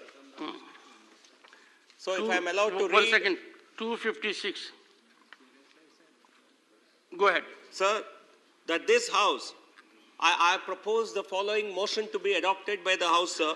That this House, having taken serious note of unparliamentary, unprofessional, contemptuous, unbecoming of a Member of Parliament conduct of Srimati Rajni Ashok Rao Patil regarding recording / filming of the proceedings of the House during reply to the motion of thanks on President's address by Honorable Prime Minister on 9th February 2023, and then giving it to others, publishing it on the social media in utter disregard to the authority of the House and the Chair, condemns the conduct of the member and resolves that Srimati Rajni Ashok Rao Patil be suspended from the service of the Council for the remainder of this session.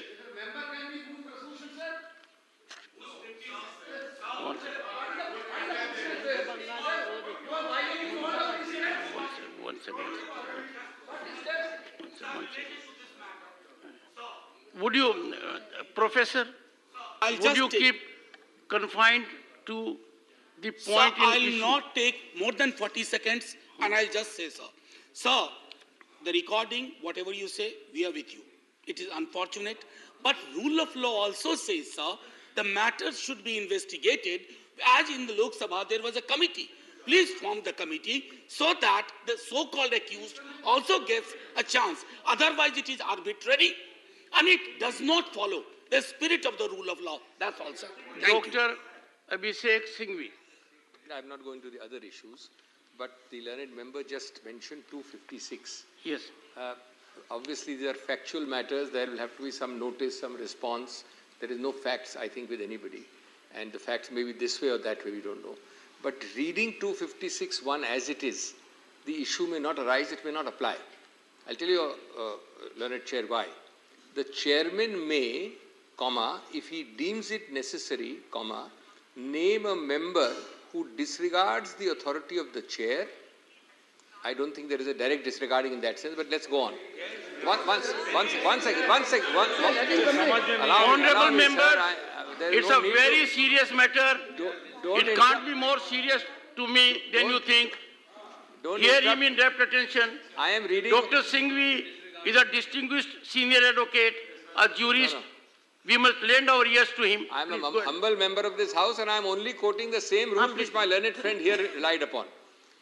Or abuses the rules of the council, now the next words are important, sir, by persistently and willfully obstructing the business thereof. Even for a minute, assuming, and nobody is accepting, I am sure, assuming that there has been some error, I don't think we have reached the stage in any manner whatsoever of being persistently and willfully obstructing the business thereof. This requires a course of conduct, a pattern which is consistent, persistent. I mean, apart from, to use the loose phrase, first time offender, it is also something which is require a lot of investigation before you would consider any further action. That's my humble submission. Anyone else in the house who seeks to make a professor? Ram Gopal Yadav. Sir, कभी-कभी ऐसा लगता है ये उच्च सदन एक गांव की छोटी सी पंचायत का रूप इसने ले लिया है, जो जब चाहे तब फैसला कर देती है कि इसको रस्सी से खंबे से बांध दीजिए और दंडित कर दीजिए। ऐसा नहीं है कि कोई पहाड़ टूट पड़ा हो, ये हो गया, ऐसा पहले भी दर्जनों बार हुआ है। इसको इतना सीरियसली मैं आपसे ही प्रार्थना करूंगा मत लीजिए। और अभी आपने कहा था कि कल था, आज जो हो रहा है वो कल उसका बन जाएगा, इसलिए मैं कहता हूं कि बीती ताय बिसार दे, आगे की सुध ले।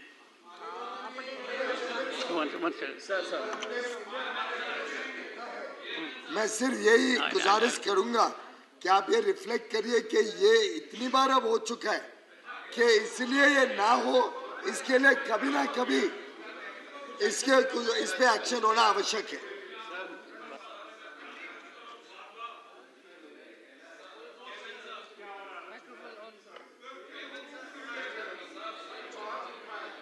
भूपेंद्र जी, I'll call you. Please, rule. Sir, ये रूल्स सदन ने बनाए हैं सर। मैं आज सदन से एक बात पूछना चाहता हूँ। चेयरमैन साहब खड़े होते हैं, हम सब जानते हैं rule. Bhupendra ji, confined to this issue. Confined to this. Sir, rule 243 हमेशा वायलेट होता है। सर, आपने रूल 258 में अगर कोई रूलिंग दी, उस रूलिंग का विरोध हो रहा है, वहां तक तो आप सहन कर रहे हैं, लेकिन उस रूलिंग का विरोध करते हुए उसका वीडियो बनाना और पब्लिक में सर्कुलेट करना, ये इस सदन का अपमान है सर, इस पे कार्रवाई होनी चाहिए।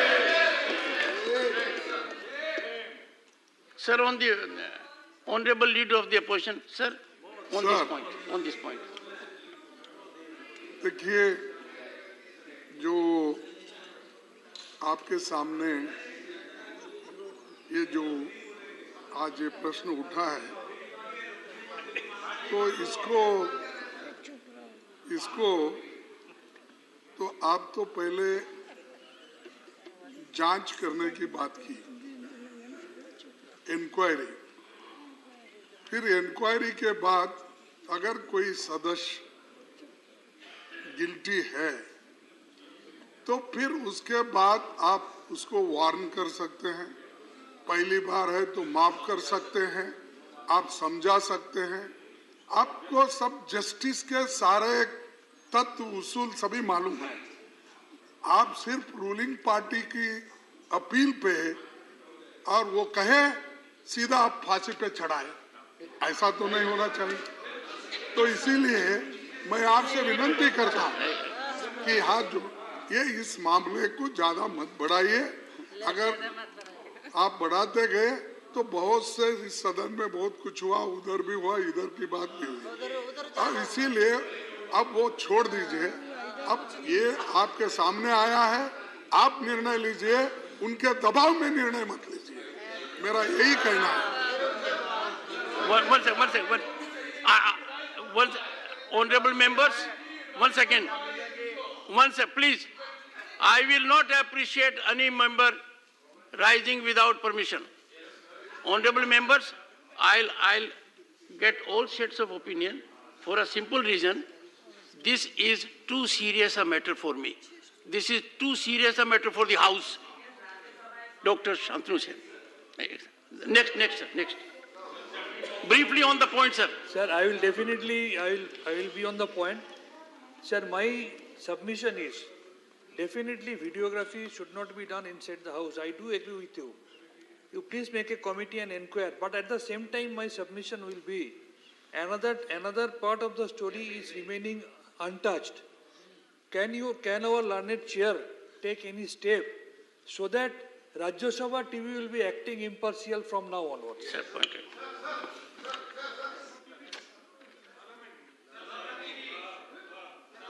Honorable Parliamentary Affairs Minister, I'll come to you. Sir मैं इतना ही कहना चाहता हूं, जब लास्ट टाइम जुलाई में ऐसा इंसिडेंट जब हुआ था, तब के चेयरमैन माननीय वेंकैया नायडू जी ने very strictly had given A direction, very strictly on that day, strictly on that day, there was a direction that such incidents will not be repeated. If at all repeated, then there will be a strict action. That was also told in the same house, sir. And as mentioned by Bhupendra Yadav ji, the rules are made by this house, sir. And second point, what they are talking about the partiality or impartiality, I don't understand. This ruckus, standing on the, dancing on the table, and all these things. All these things. All these things should be, they feel that it should be shown on the Rajya Sabha TV. And what message you are giving, sir?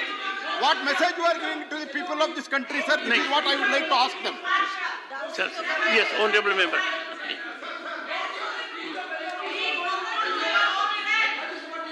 Sir, whenever they have participated in discussion, whenever they have raised the point of order, at that time it was telecasted promptly. And 28 July 2022, this direction was issued, sir. And at that time, I would like to read out on 28 July 2022, Chairman observed that some members, in spite of clear instruction, are filming the proceedings of the House and giving it to the others, and informed that since such acts are totally prohibited, action should be taken against those members violating the instruction are found in possession of the recorded proceedings for the House.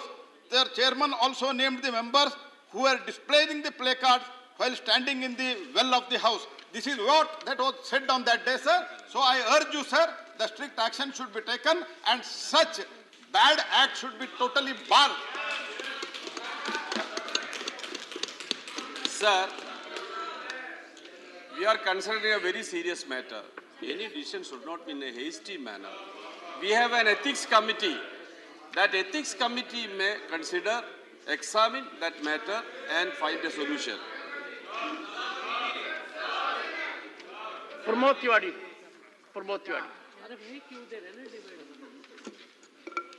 धन्यवाद sir. Sir,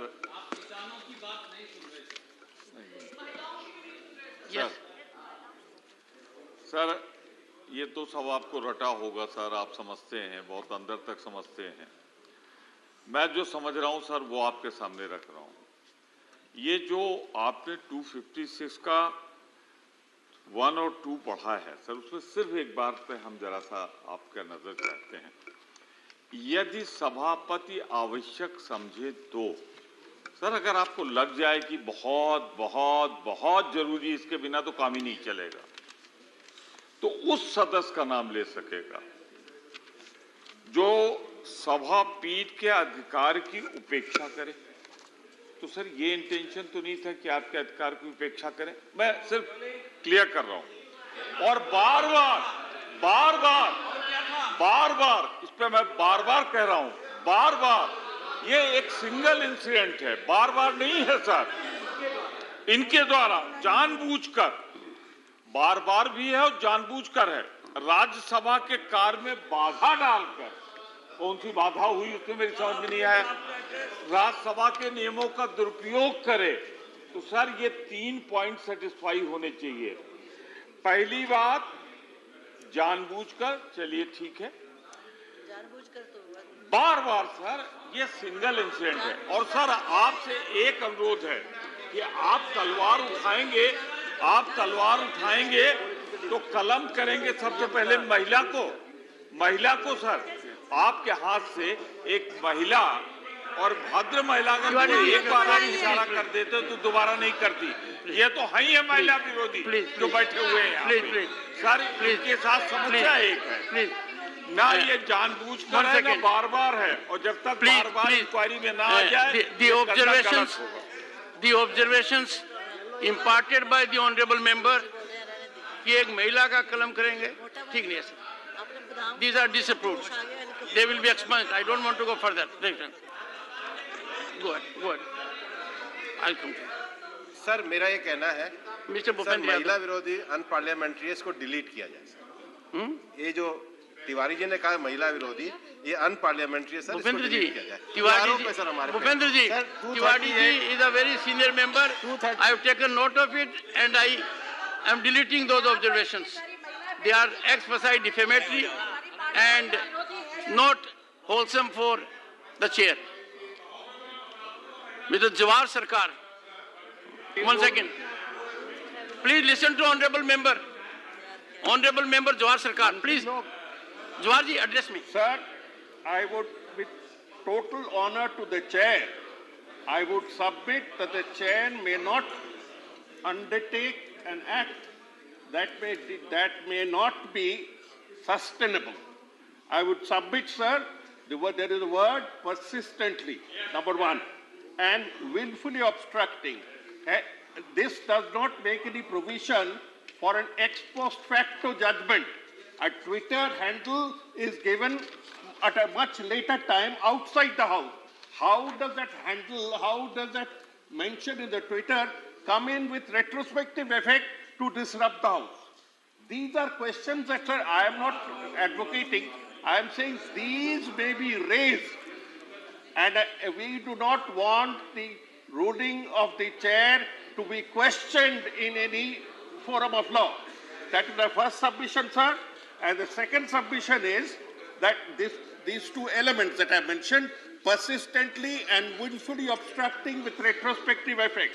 And so the other thing that I am obstructing, sir, we beseech upon you to ensure a more degree of fairness, that agitation, however sad, was not covered at all. Sir. The TV is being very biased, and we consider. Honorable member, please. You made your point. This is a censorship. You made it. Honorable members, I need to hold down. 1 second. Please take it. I need to hold out an assurance to the members. The honorable member has indicated that our action should not be such that some other authority can scrutinize it. I assure the House, there is no authority beyond Parliament to scrutinize our actions. I further assure the House, there is a constitutional prescription to that level. I indicated so on 7 December 2022. I reiterate, we are the ultimate architect of Constitution. There is no authority under the Constitution that can even look at issues that are meant for us. There was a suggestion, 1 second. There was a suggestion that we could immediately investigate through agencies Twitter handle. I said no, that idea doesn't occur to me. And that suggestion came from a distinguished member. I said, as chairman, I will vindicate the trust of my electorate. We will deal it in-house and we will not seek any outside assistance, number one.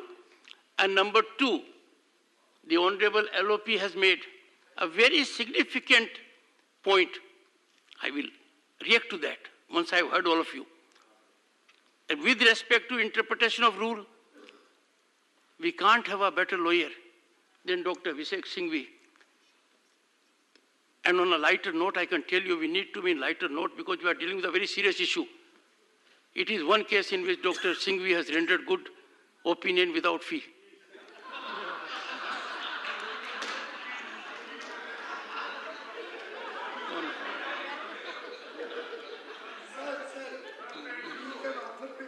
Kind also, sir. A chartered accountant is reacting to a senior advocate. You see, one person in this house who is very eminently suited to enlighten me is observing reticence. And he is Honorable Member Parliament K.C. Venugopal. Because Mr. K.C. Venugopal was part of a committee and I spent time to read the entire report. And that report also takes care of the concern being expressed by the Honorable Leader of the Opposition. So, Honorable Members, taking note of this motion, taking note of sentiments of the House,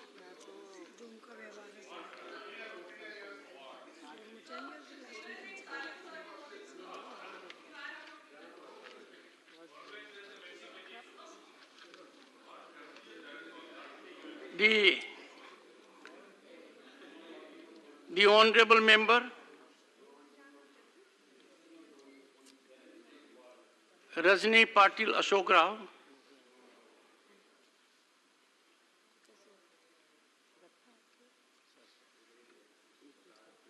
before I do that, taking note of very significant enlightening response and reference by the Leader of the Opposition, the entire matter will be probed by the Privileges Committee. And till we have the benefit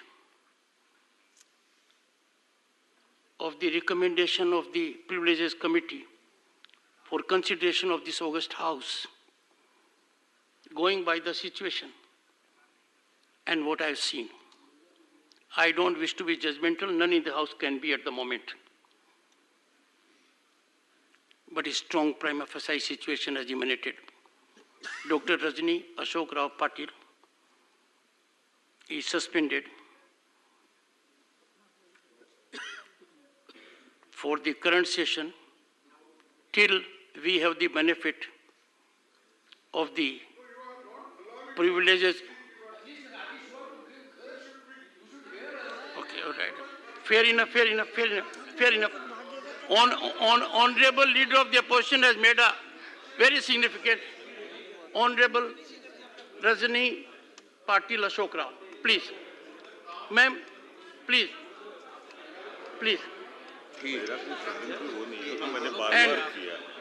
And before, ma'am, you take your seat, take the floor, we can indicate to you. You have heard me, I am sure with rapt attention. I have indicated as much factual situation I could share. Sharing more of it would have been prejudging the proceedings of the Privileges Committee. As guided by the Honorable LOP, if you have anything to say on the point, which normally is not the pattern, but I find it wholesome, go ahead. Sir, जिस तरह से इस सभागृह में चर्चा हो रही है, मुझे लगता है कि अगर किसी से अननोइंगली कोई गलती होती है तो उसकी इतनी अगर बड़ी सजा आप देंगे नाम ले लेके तो मुझे लगता है कि जो एक स्वतंत्रता सेनानी से घर से आती है उस व्यक्ति को यहाँ रहने का कोई अधिकार नहीं। अगर आप चाहते हैं तो आप मुझे इस सेशन के लिए नहीं, आने वाले सभी सेशन के लिए रेस्ट्रिक्ट कर सकते हो, मैं रेसिग्नेशन भी दे सकती हूँ। हम एक अच्छे ऐसे घर से आते हैं कि जहाँ पे ऐसे हमारे संस्कार नहीं है, लेकिन जिस तरह से आपने और सबने जलील करने की बीजेपी के लोगों ने मुझे कोशिश की सर जैसे कि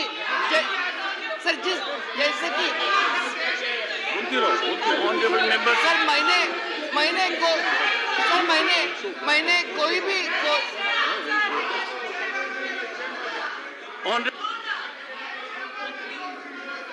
Srimati Rajni Patil Ashok Rao is suspended.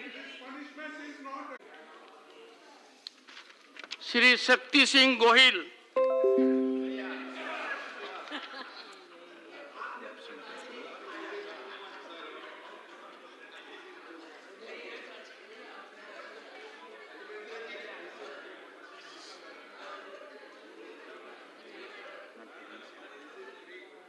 Shri Shakti Singh Gohil is not present. Shri Arun Singh.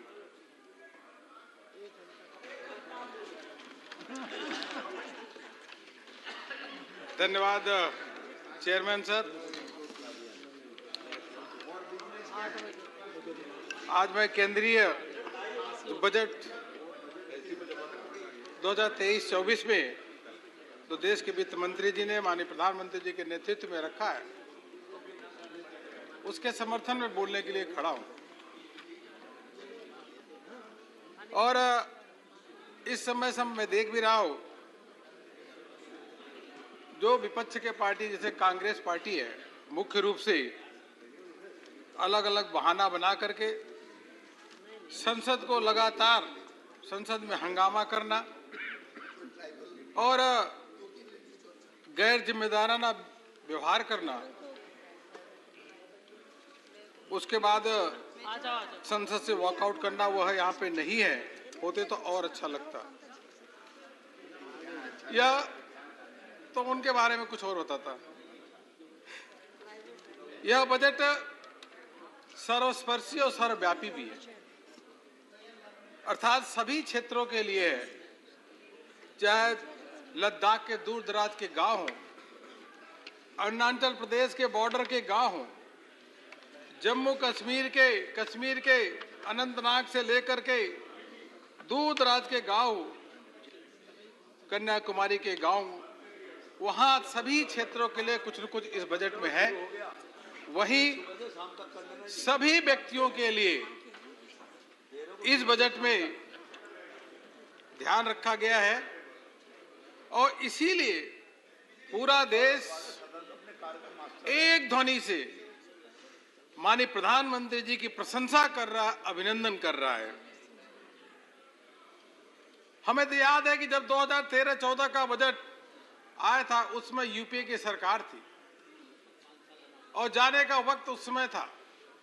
उस समय भी कम्युनिस्ट पार्टी के एक नेता ने यह बात कही थी कि उस समय के बजट के बारे में लॉलीपॉप बजट कहा था, इलेक्शन बजट कहा था और फुल ऑफ टोकनिज्म, इस प्रकार की संज्ञा दी गई थी। और उस समय भी यही था कि 2013-14 का जब बजट था तो अगले साल चुनाव होने वाले थे और यह बजट भी इस बार जो पेश हुआ है तो 2024 में 2024 में लोकसभा का चुनाव होने वाला है। लेकिन इस बजट के बारे में किसी ने भी यह शब्द नहीं कहा कि यह इलेक्शन बजट है, लोक लुभावना बजट है, बल्कि सभी ने एक ही बात कही, यह बजट मोदी जी ने दिया, ये देश के लिए, समाज के लिए, सभी व्यक्तियों का बजट है। इस बात की लगातार प्रशंसा की। आम आदमी पार्टी के एक नेता हैं, उन्होंने 2013-14 के बजट में एक बात कही और यह आज इसलिए भी कहना जरूरी है कि आप जो आम आदमी पार्टी कांग्रेस के साथ जो है अपना कदम से कदम मिला करके चल रही है, एक दूसरे के बाह में हाथ डाल करके चल रहे हैं। हमने संसद में देखा किस प्रकार से एक साथ मिलकर के हंगामा कर रहे हैं। लेकिन उस समय आम आदमी पार्टी के शीर्ष नेता ने कहा था बजट के बारे में, और कहा था कि वित्त मंत्री जी 2013-14 के बारे में कि वित्त मंत्री जी, इतना भ्रष्टाचार है आपकी सरकार में, इस भ्रष्टाचार को बिना रोके जो आपके फिजिकल डेफिसिट है उसको कैसे पूरा कर पाओगे। मतलब उस समय आम आदमी पार्टी के नेता जो ने भी कांग्रेस पार्टी के कांग्रेस सरकार के द्वारा जो बजट ले आया गया था यूपीए के द्वारा, उसका उन्होंने एक तरीके से प्रश्न चिन्ह खड़ा किया था। विरोध किया था, और आज आम आदमी पार्टी कांग्रेस की बी टीम बन चुकी है, इसलिए उनके साथ कदम से कदम मिला करके चल रही है। कितना बड़ा परिवर्तन आ गया। 2013-14 का जब बजट आया था, वो अंतिम बजट यूपीए का था, इसलिए बताना जरूरी है।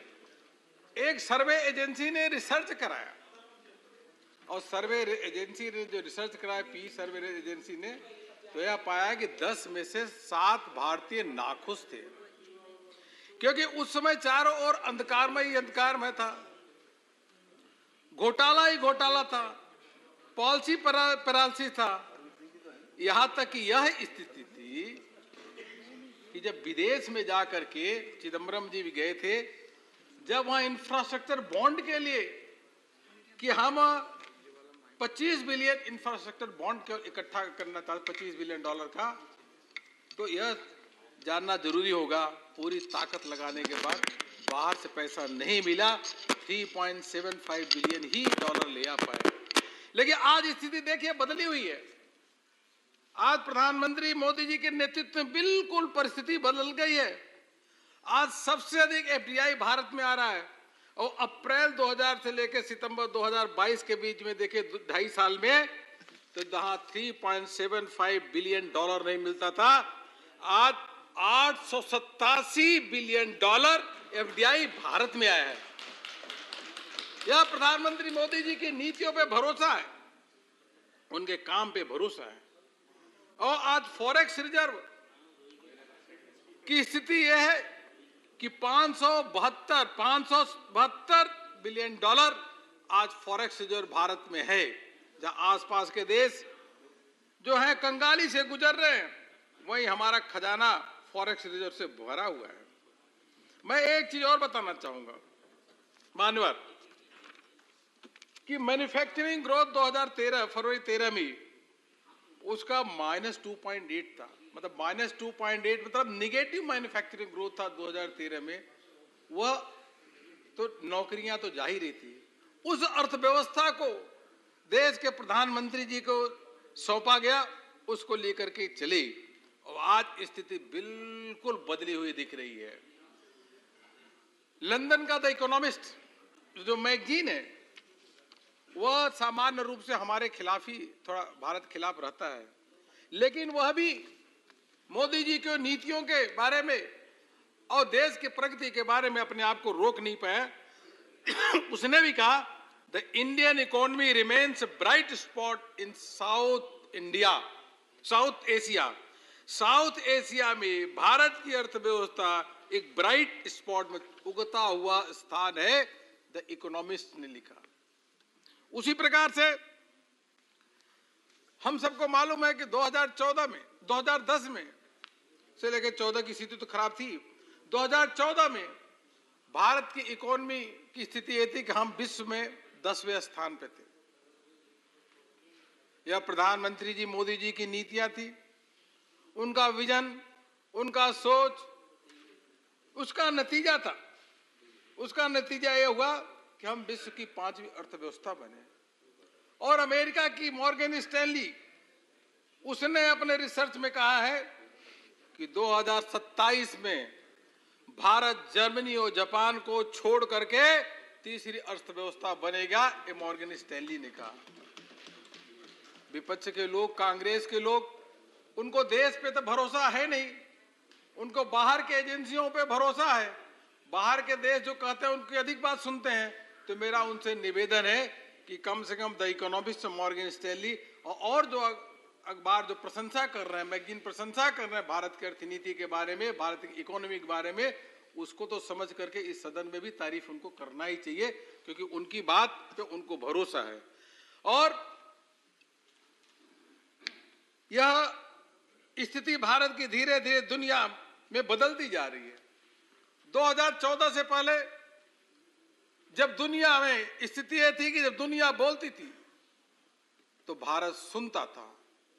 आज जब भारत बोलता है तो दुनिया सुनती है। यह परिवर्तन आया है।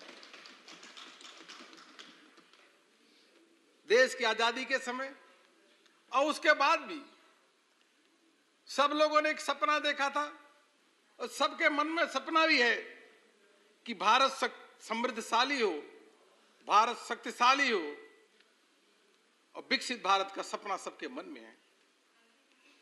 इस सपने को 6 दशक से यूपीए के लोगों ने, कांग्रेस के लोगों ने जो शासन किया, वह सपना ही सपना रह गया। आज मोदी जी के नेतृत्व में यह समृद्धशाली भारत, शक्तिशाली भारत, यह सपना संकल्प के रूप में लेकर के आगे चल रहे हैं और यह संकल्प अब सिद्धि को प्राप्त करेगा 2047 तक। 2047 तक एक समृद्धशाली भारत, शक्तिशाली भारत और यह विकसित भारत, यह आजादी के 25 वर्ष जो अमृत काल के होंगे, इसमें हम प्राप्त करेंगे। मान्यवर, बजट में सप्तऋषि की बात कही गई। जब बजट बनाया गया है, सप्तऋषि 7 प्राथमिकता, सबको यह मालूम है, यह किसी बात से छिपी नहीं है। देश का एक एक व्यक्ति जानता है कि सरकार की नीतियां के केंद्र बिंदु में अगर कोई होता है तो देश का गरीब होता है, देश का शोषित होता है, देश का वंचित होता है। उस केंद्र बिंदु में एक आदिवासी के कल्याण का होता है, दलित के कल्याण के लिए होता है और पिछड़ों के कल्याण के लिए होता है। यह एक तरीके से सब लोग जानते हैं, यह सत्य हो चुका है। इसलिए इस बात पे अगर अपोजिशन कोई बात कहता है तो देश सुनता नहीं है, और सुनता नहीं उसी के कारण है कि जो चुनाव होते हैं उस चुनाव में मोदी जी की लोकप्रियता इतनी है कि 2014 में जो चुनाव हुआ, उसके बाद 2019 में जो चुनाव हुआ, उस चुनाव में 5 करोड़ वोट अधिक मिला, और 2024 का जो चुनाव होगा उस चुनाव में मोदी जी के नाम से और 5 करोड़ अधिक वोट मिलेगा और पहले से अधिक हम सीटें जीत करके आएंगे। यह विपक्ष को समझना चाहिए। हम 7 प्राथमिकताओं के आधार पर समावेशी विकास होना चाहिए, फाइनेंशियल इंक्लूजन, अगर किसी ने सोचा तो प्रधानमंत्री मोदी जी ने सोचा। अंतिम छोर तक विकास की गंगा पहुंचनी चाहिए। बुनियादी ढांचा और निवेश सुदृढ़ होना चाहिए। क्षमताओं का विस्तार हो, ग्रीन ग्रोथ, युवा शक्ति और वित्तीय क्षेत्र के लिए प्रबंधन की बात, यह 7 आधार पे मुख्य रूप से बजट रखा गया है। और मैं यह भी बताना चाहूंगा कि पर कैपिटा इनकम जब यूपीए के समय 2014 थी, आज जो नीतियां हैं देश में, जिस प्रकार से लोगों को लाभ हो रहा है, आज पर कैपिटा इनकम प्रधानमंत्री मोदी जी के नेतृत्व में डबल हुई है। 1,97,000 पर कैपिटा इनकम हुई है, वो डबल है 2014 के मुकाबले। माननीय, बजट का साइज पहले 30 करोड़ से ऊपर नहीं होता था, अब 45 लाख करोड़ रुपए, 30 लाख करोड़ रुपए 45 लाख करोड़ रुपए हुआ है। जब 2 साल पहले बजट रखा गया तो यहाँ पूर्व वित्त मंत्री चिदम्बरम जी ने बहुत बड़ी बड़ी बातें कही। उन्होंने कहा फिजिकल डेफिसिट जो 6.9%, 7% हो गया, इसका कैसे कंट्रोल करोगे? हम लोगों ने समझाने की बात की, चिदम्बरम जी यह कोविड का समय है, फैक्ट्रियां बंद थी, तो आप जीडीपी और फिजिकल डेफिसिट की बात कैसे करते हो? लेकिन फिर भी वही चीज ले आकर के बात के, मैं कहा एबनॉर्मल सिचुएशन की बात नहीं करना चाहिए, लेकिन फिर भी उन्होंने कहा। आज यह नतीजा यह है कि अर्थव्यवस्था पटरी पे हो चुकी है, या पटरी पे आ गई है। 2022-23 में 6.4% फिजिकल डेफिसिट और 2023-24 में इस साल 5.9% है, और 2025-26 में यह फिजिकल डेफिसिट, वित्तीय घाटा 4.5% हो जाएगा, जो FRBM को हम मानने वाले हैं उसके अंतर्गत रहेगा। यूपीआई के समय में अब कहने की बात नहीं है, 6.6% अंडर प्रोविजनिंग के बाद भी होता था, बहुत सारे प्रोविजन नहीं करते थे। डायरेक्ट टैक्स टू जीडीपी, हम यह बताना चाहेंगे कि यह जो आय करदाता है, जिनको आय करदाता, उनकी भरोसा आज मोदी जी पे बड़ा है, विश्वास बड़ा है। और 2013-14 में आय करदाता 3.6 करोड़ थे, 2013-14 तक 3.6 करोड़ आय करदाता थे। और आय करदाता, अगर हम किसानों को अन्नदाता कहते हैं तो आय करदाता जो होता है उसको हम दान करदाता कहना चाहिए, कि उसके टैक्स से जो है वह जा करके लोगों के गरीब कल्याण के लिए खर्च होता है, इसलिए वह उसका सम्मान होना चाहिए, वो दान करदाता के रूप में जाना चाहिए। यह सरकार पे भरोसा है कि 3.6 करोड़ रिटर्न 2013-14 में भरी जाती थी। आज के दिन में इतना बड़ा विश्वास लोगों का है मोदी सरकार की नीतियों में, माननीय प्रधानमंत्री जी पे, कि यह रिटर्न 3.6 से 6.5 6.5 करोड़ रिटर्न की संख्या हो गई। यह भरोसा और विश्वास बढ़ा है। इस आंकड़ों को कहां से झुटलाओगे? और उसी का नतीजा है कि जो 2013-14 में जो direct tax to GDP ratio था वो 5.6% था, जो अब जाकर के डायरेक्ट टैक्स टू जीडीपी 6% हो गया है।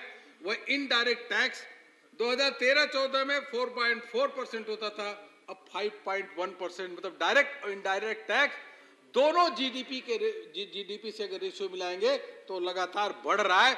इससे यह प्रतीत होता है कि लोग, देश में आर्थिक समृद्धि भी आ रही है और लोग टैक्स भी उसको दे रहे हैं। और महंगाई की बात जरूर मैं कहना चाहूंगा कि जब कोविड का संकट आया और कोविड के संकट के समय, यूक्रेन रसिया की लड़ाई के समय, विश्व भर के जो देश थे उनकी अर्थव्यवस्था डगमगा गई।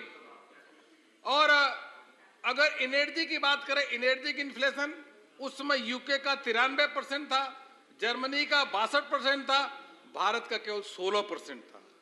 फूड प्राइस इन्फ्लेशन उस समय जर्मनी का 35% था, यूएस का, अमेरिका का 25% था, भारत का 15% था। ओवरऑल जीडीपी उस समय अमेरिका की 8.1% थी, यूके की 8% थी, भारत की 6.9% ओवरऑल इन्फ्लेशन। यह स्थिति भारत की थी। भारत ने प्रधानमंत्री जी के नेतृत्व में इन्फ्लेशन को लगभग कंट्रोल में रखा और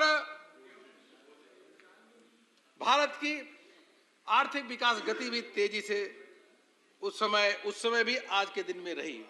जब यूरोपियन कंट्रीज ने अपने आप को नहीं संभाल पाया, अमेरिका के देश ने नहीं संभाल पाया। बांग्लादेश की मैं बात नहीं करता, बांग्लादेश है, पाकिस्तान है, यह तो बर्बादी हो गए, श्रीलंका। जब western country, European country, America, Germany, Japan, ये अपनी अर्थव्यवस्था, यह देश नहीं संभाल पाए, उस समय अगर अर्थव्यवस्था कहीं की संभली तो भारत की संभली और मोदी जी के नेतृत्व में संभली। और उसी का नतीजा है, यूपी वाले तो है नहीं, इनके समय तो डबल डिजिट इन्फ्लेशन होती थी, 13% 2009-10 में डबल डिजिट की लगातार इन्फ्लेशन। आज बैंकों की स्थिति इतनी सुधर गई है कि बैंक अपने पैर पे चलने लगे, पैर पे खड़े हो गए हैं, दौड़ रहे हैं। यूपीए के समय में क्या था, एक तरफ उद्योग धंधे बंद हो रहे थे, बैंकों से कहा जाता था कि लोन देते रहो, एनपीए को स्टैंडर्ड लगातार बनाते रहो, लगातार लोन देना, जीडीपी नीचे जा रही है लेकिन लोन बढ़ रहा है, सर्कुलेशन में उसको एक की टोपी दूसरे में घुमा रहे हैं। फिर भी नए इंस्ट्रूमेंट ले आकर के जो सब स्टैंडर्ड लोन होते थे उसको स्टैंडर्ड दिखा करके यह सिलसिला चल रहा था, फोन बैंकिंग का सिस्टम। उसका कारण क्या हुआ कि जब आप लोन देते तो 2, 3, 4 साल में धीरे धीरे वो एनपीए बनता, एक साल में तो नहीं बनता। एनपीए बनना शुरू हो गया और 2013 कैलेंडर में देखें तो 50% एनपीए उसमें बढ़ा, मतलब 92,398 करोड़ से 1,38,613 करोड़, मतलब एनपीए का ग्राफ यूपीए के समय से बढ़ना शुरू हुआ। और एनडीए के शुरू के साल में चूंकि लोन आपने बैड लोन दिए थे वह धीरे धीरे बढ़ना शुरू हुआ और वह आकर के ग्रास एनपीए 2018 में 11.5 हुआ। यह प्रधानमंत्री जी की नीतियां हैं और उनकी नीयत है। वो आईबीसी 2016 यह कानून भी ले आए। उसके अलावा यह भी कहा कि देखो भाई, अगर लोन लेकर के इधर उधर हुआ तो उसको छोड़ा नहीं जाएगा, सारे सिस्टम को टाइट किया पॉलिटिकल इंटरफेरेंस बंद हुआ, सही लोगों को लोन मिलना शुरू हुआ, बैलेंस शीट क्लीन होनी शुरू हुई। और मान्यवर, यह बताते हुए प्रसन्नता हो रही है कि आज एनपीए, ग्रॉस एनपीए 3.9% है और नेट एनपीए है 1% से कम 0.61%। यह इतना बड़ा सुधार आया है। हर बजट में पहले या सप्लीमेंट्री बजट में आता था कि बैंकों को कैपिटल देना है, इसलिए कैपिटल देना है, नहीं तो बैंक अपना जो है उनकी बैलेंस शीट गड़बड़ा गई है, वो अपना बिजनेस नहीं कर पाएंगे। 5 सालों में बैंकों को 2,10,000 करोड़ रुपए कैपिटल इन्फ्यूजन के रूप में दिया गया, लेकिन अब बैंक अपने पैरों पे खड़े हैं, दौड़ रहे हैं। अब बैंकों को 1 रुपए भी कैपिटल देने की जरूरत नहीं है। यह सरकार की इससे बड़ी उपलब्धि कुछ हो नहीं सकती।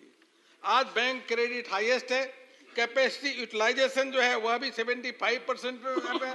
मैं कह सकता हूं बदलते भारत की बदलती तस्वीर इतनी अच्छी है कि हम जो हमारा विकास दर है वो 7% के आसपास है। हम निरंतर जिस गति से आगे बढ़ रहे हैं, शीघ्र हम बहुत मजबूत स्थिति में हम होंगे, ऐसा पूरा विश्वास है। माननीय, मैं आपको एक चीज बताना चाहूंगा। ये जो हमने सप्तऋषि की बात की, मैं इंफ्रास्ट्रक्चर की बात आपके समक्ष रखना चाहूंगा। कई सालों से हम लोग सुनते रहे, 6 दशक से, कि भारत का इंफ्रास्ट्रक्चर विश्व स्तरीय होना चाहिए। लोग जापान जाते थे, जर्मनी जाते थे, चाइना जाते थे, कहते क्या इतनी बढ़िया सड़कें हैं। यहाँ पे सड़कें थी नहीं, इंफ्रास्ट्रक्चर पे ध्यान ही नहीं दिया गया।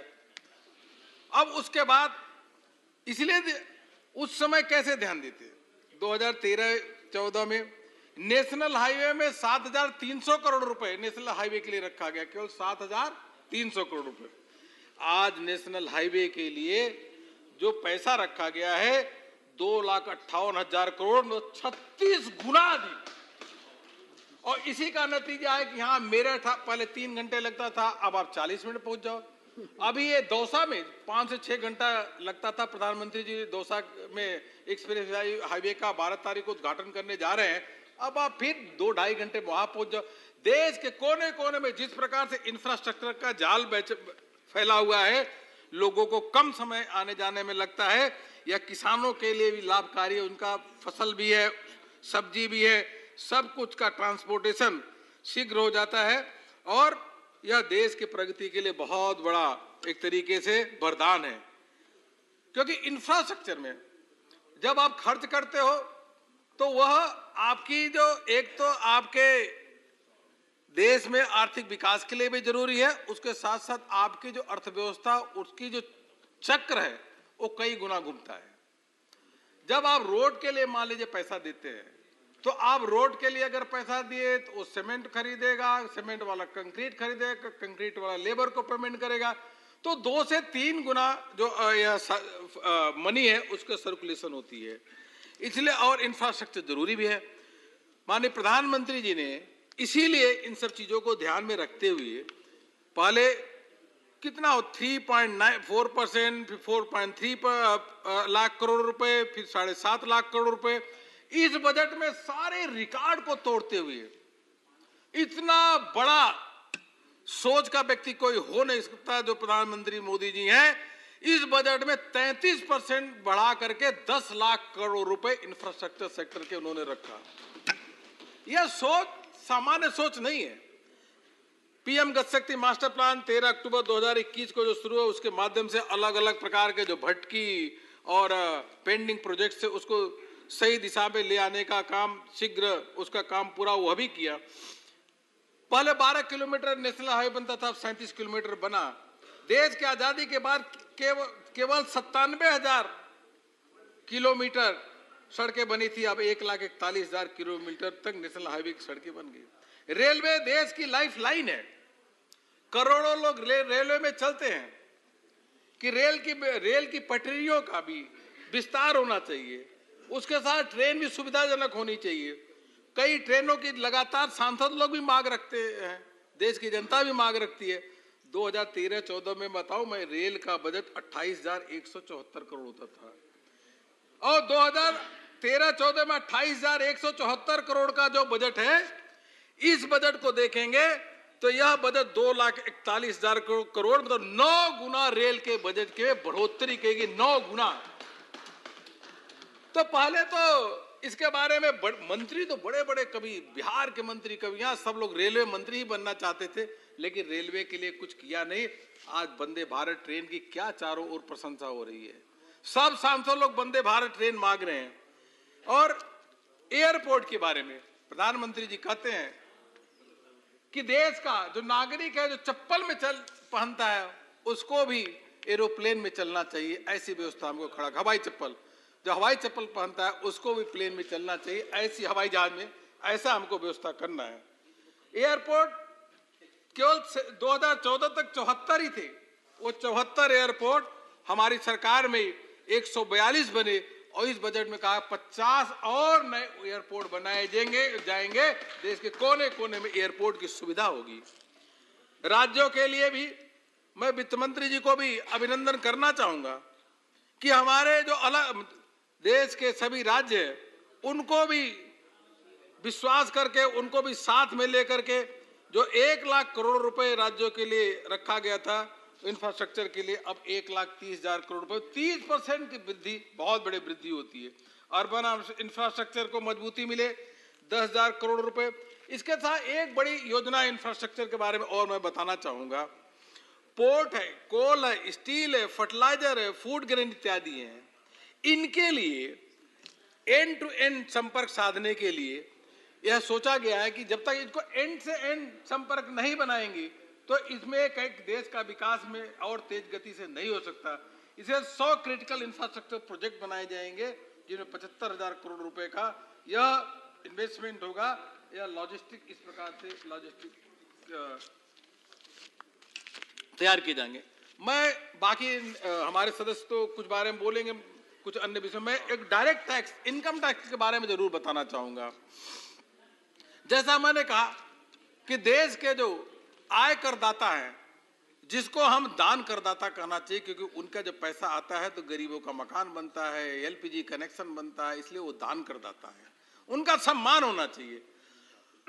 और 3.6 करोड़ से अब 6.5 करोड़ रुपए रिटर्न हो गई है।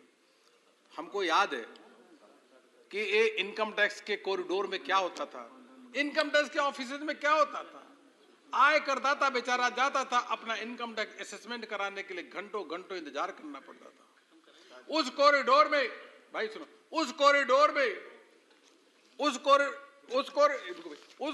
में उसको बैठने, 2 मिनट, उस कॉरिडोर में उसको बैठने की जगह नहीं मिलती थी, वो ह्यूमिलेशन फील करता था।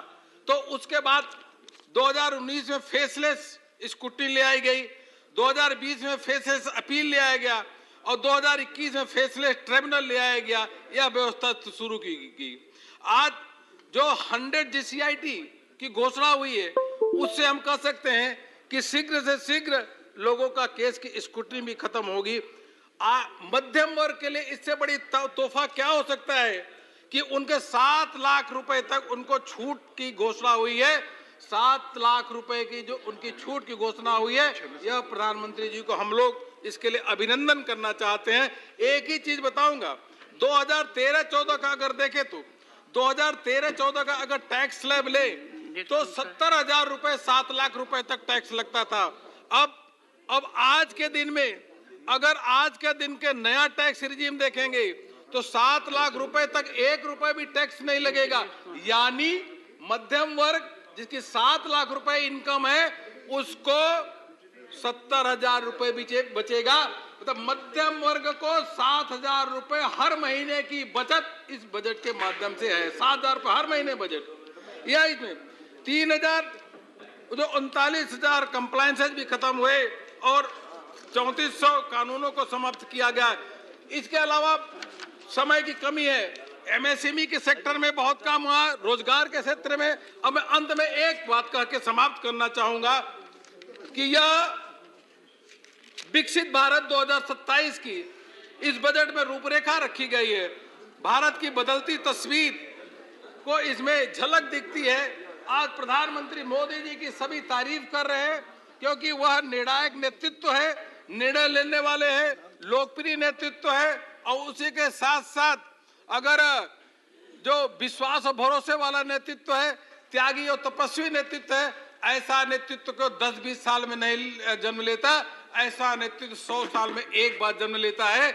नरेंद्र मोदी जी के रूप में जो नेतृत्व लिया है, एक पंक्तियों के माध्यम से मैं अपनी बात समाप्त करूंगा। यह प्रधानमंत्री मोदी जी पे सटीक बैठता है, जो राष्ट्र के बारे में सदैव सोचते हैं। राष्ट्र ही आराधना है, राष्ट्र ही मेरा सुधर्म, राष्ट्र ही बस वंदना है, राष्ट्र ही मेरा सुकर्म, राष्ट्र को ही हूं समर्पित, मैं मेरे मन कर्म वचन, राष्ट्र सबका राष्ट्र सबके राष्ट्र को सत सत नमन। Yes, but let me tell you, don't compare emergency with anything. Okay, sir. It has been the darkest period of Indian history. Darkest period. And also censorship. These words are Sir, I haven't deleted. seen. I haven't Please seen, go ahead, go ahead. Sir, I haven't seen those days, but I am seeing these days at least. Doctor, Unfortunately, you will make a good point by focusing on your substance. Sir, unfortunately, the presentation of this budget, it has coincided with an explosion of probably the biggest financial scam ever. And our learned Prime Minister, while speaking for 3 hours in both the houses, he hardly found any time to speak on this issue, sir. Sir, I don't think only empty speeches will take away the fear from the mind of the people, sir. Our party demanded, as before, Supreme Court monitored investigation, and others demanded we have already put forward. Sir, I was listening to our learned finance minister while replying in Lok Sabha in television. Sir, I have heard her talking about Bengal. I don't know why she is bearing so much hatred for our state of West Bengal, sir. Sir, I have seen her showing some photographs. Sir, yesterday the opposition MPs were not allowed to show any photographs. I don't know whether there is any exception for the minister or not. She was talking about Bengal. It was absolutely an anti-Bengali sentiment, sir. She took the name of Madam Mamata Banerjee as well. She was talking about GST compensation regarding Lok Sabha during her reply. Sir, Madam must be knowing very well, much more than me. Sir, GST compensation was payable for the period of 2017 to 2022. Since the finalization of account is done by AG, after the end of the financial year, initially the compensation is calculated on gross revenue and not on the net revenue, sir. It is only after the finalization of accounts that AG determines the actual gap between the protected revenue and the actual revenue, and then only Government of India releases the due compensation on net basis, if any. For West Bengal, so far compensation has been paid on net basis for only 2 years, 2017-18 and 18-19. For the rest of the periods, that is 1920, 2021 and 2022, the period until the period of 1st April 2022 till 30th June 2022, compensation has been released based on gross revenue. If net revenue is considered, the Government of India owes West Bengal 2,409 crore for the due rest of the period, sir. AG is yet to finalize the account for the rest of the period as stated. Sir, to me, the budget is not at all futuristic rhetoric, and it has turned blind eye to inflation. In top 7 cities, housing rentals increased by 20 to 25%. Fall of global crude oil price, but there is a sharp rise of petrol and diesel, sir. Only exception was there just few days before the UP election. Sir, LPG price is still more than 1100 rupees per cylinder. Sir, the price of a substance which was 100 rupees during 1960, it has become 7,800 in 2022. In December 2022, year-over-year inflation rate was 5%, sir. Sir, our learned finance minister was talking about inclusive development with a 38% budget cut for minority schemes, sir. If we consider premature scholarship, pre-matric scholarship for minorities, it has been slashed down from 1425 to 433 crore. Budget for madrasas and minorities education, it has been slashed down to 10 crore from 160 crore. So far the youth development is concerned, higher education, no significant increase in the budget. School education, marginal increase. Highest employment is in last 45 years in our country. Unemployment rate in December 2022, it was 8.3%, highest in last 16 months. Rural unemployment, 7.4%. 4 crores of unemployed youth are there. More than 2 crore of women quit workforces in last 5 years, sir. So far the NREGA is concerned, though it is the largest social welfare scheme, we can remember the PM's comment about NREGA, ये तो माटी खोदने का काम है. It was 2.51% of GDP last year. Now it has come down to 1.3% of GDP. There has been a slash down by 33%, sir. Above 60 years of age, employment in NREGA is 134 lakhs. So this government has got no concern about the security of the elderly people. Wages are to be given within 15 days, sir. But funds are yet to be released. So for the state of West Bengal is concerned, it is nearly 7,000 crore. Now we are facing CAG audit, but PM Cares Fund never faces any CAG audit, sir. So for the Labour Ministry is concerned, that it was 1,693 crore earlier, which has come down to 1,321 crore. How this government is going to generate new jobs, sir? So for the pensioners are concerned, 70 lakhs pensioners are still waiting for higher pension under EPS scheme.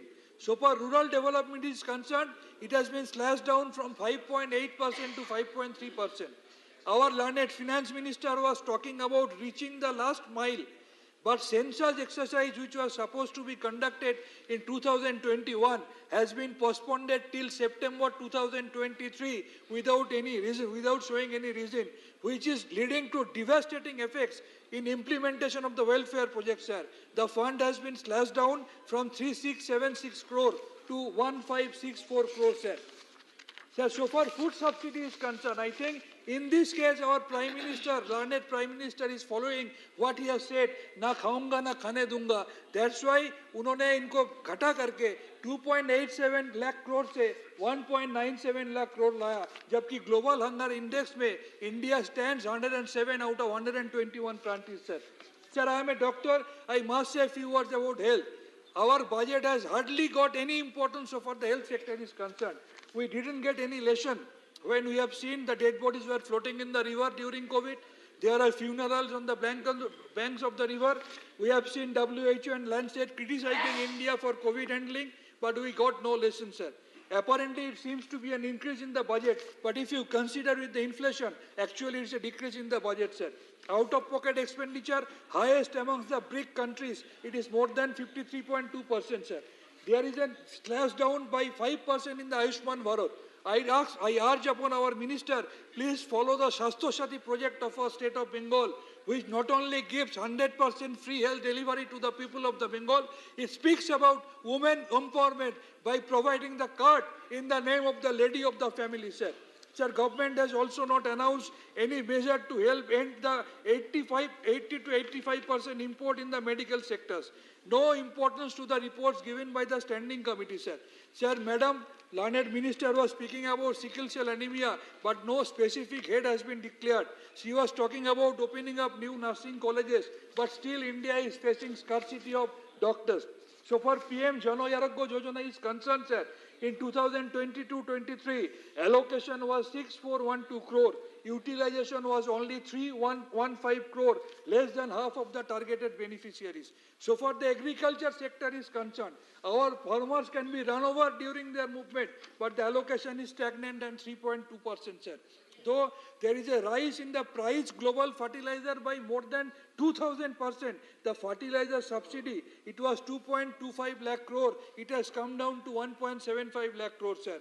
Allocation for PM Kisan Yojana, not increased. Expenditure on agriculture, it was 3.84%, it has come down to 3.2%. No word about the crop insurance, no word about the fair price agro products. When we don't know when the farmers' incomes are going to be double, when in our state of West Bengal it has been triple. Sir, few more minutes only. So for the northeastern region is concerned, the budget is only 5892 crore. What is the income of our Mr. Adani, the best friend of someone of our country? He earns only in 3.6 days the amount 5892 crore. That is the whole allocation for the northeast. Meghalaya, they are suffering from this momental proportion of coal scam, you all know, sir. So for the censors and surcharges are concerned, in 2011 and 12 it was 10.4%, 14 and 15 it was 13.5%, 20 to 21 it has become 19.9%. Ability of state to finance current expenditure from their own revenue, it was 69% in 1955-56 and it has become 38% in 2020. Now states are unable to levy taxes to subjects even in the state list of Schedule 7. However, states still spend 60% of the expenditure in the country, including 85%. So far the education is concerned, there is huge dropout. 3.5 million students are out of the schools, sir. But they have hardly seen any significant increase in the budget. Indian Institute of Management is only 300 crores. Sir, why don't you follow the projects of Kanyasri, Oikosri, Sobut Sati, students' credit card that are being followed in our state of West Bengal? Defense, very meager increase. Home affairs, nothing mentioned. Urban employment, they are slashed down by 30%. Sir, just 10 seconds. Just 10 seconds, I will conclude. Sir, don't do any financial blockade for the states run by non-BJP states. And my final submission, Doctor, conclude by saying sir, I will that conclude. it was slip of tongue that the Honorable Finance Minister has hatred for anyone. Okay, sir, okay. So that's a slip of tongue by you. Unliking. I take it as such because I know you sir, for wrong. I will say just 2 words. Nowadays we are practiced. We are listening an unparliamentary, undemocratic and anti-federal word that is doubling in government. Shri M. Mohammed Abdullah. Lastly, when I will go back to my home, I will be asked by my daughter, what you have You done made in your the point. parliament. I know, sir, I have to say, हाल मत पूछो मेरे Shri करवारों का M. Mohammed आईने Abdullah. बेच रहे थे अंधेरों का शहर में. Thank you, sir. Thank you, Honorable Chairman, sir. Sir, I begin with the famous Tamil quote, sir. I know you always like the quote, so for that also I want to start my speech with one quote, sir. ஆசை இருக்கு தாசில் பண்ண, அதிர்ஷ்டம் இருக்கு கழுத மேய்க்க. Yes. ஆசை இருக்கு தாசில் பண்ண. அது மேபி ட்ரிச்சிலே இருக்கும், புதுக்கோட்டையில் கழுத மேய்க்க. அவ்வளோதான், ஊருக்கு ஊர் மாறும். பட் வாட் எவர் சரி, நோ இஷ்யூ, ஆடுனே வச்சுக்கலாம், நோ இஷ்யூ. ஆசை இருக்கு தாசில் பண்ண, அதிர்ஷ்டம் இருக்கு ஆடு மேய்க்க. Meaning there is a dream or desire to rule, but the lack is only to hurt or rise, as she said, goat. This is a famous quote in Tamil, sir. Why I want to quote this? Likewise, Honorable Sir, when this union government formed in 2014 and also in 2019, what was the expectation of the public of this country, sir? The expectation was an amazing government. The expectation was an amazing government. But in the end, all they got is an Amazon government which sells everything that it sees. For that I quoted, sir. Sir, the union government has given us a lackluster budget aimed not at growth or welfare of the people of this country. This is lacking vision to create jobs, tackle inflation and stem inequality. CMI data reveals that the total number of the employed people in India at the end of December 2022 was lower than the total number of employed people at the start of 2016. This is the CMI data. This budget also failed to address the issue of unemployment and inflation. When the unemployment rate is at a historic high, the budget reduces the MGNREGA allocation by 33%. This budget proves that this union government has no roadmap to build India's future. Instead, this government is determined to push the fortune of the gift city, Ahmedabad, at the cost of other commercial and financial centers in the country. Honorable Sir, the budget has cut down the union government expenditure to reduce the fiscal deficit while giving further tax concession to the rich. No direct taxes have been reduced. There is no cut in the cruel and irrational GST rates. There is no cut in the numerous surcharges and cesses which are not shared with the state government. Besides, making new tax regime the default option is grossly unfair and will rob the ordinary taxpayer of the merged social security that he may get under the old tax regime. The Honorable Finance Minister in a press conference in August 2021 had said the UPA government had reduced fuel prices by issuing oil bond of rupees 1.44 lakh crore. I can't go back by the tricky that was played by the previous UPA government. Due to oil bond, the burden has come to our government.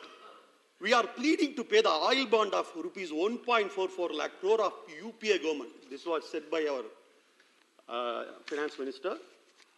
Sir, while conveniently hiding the fact that the current NDA government has placed a far more dangerous ticking time bomb on our head, sir.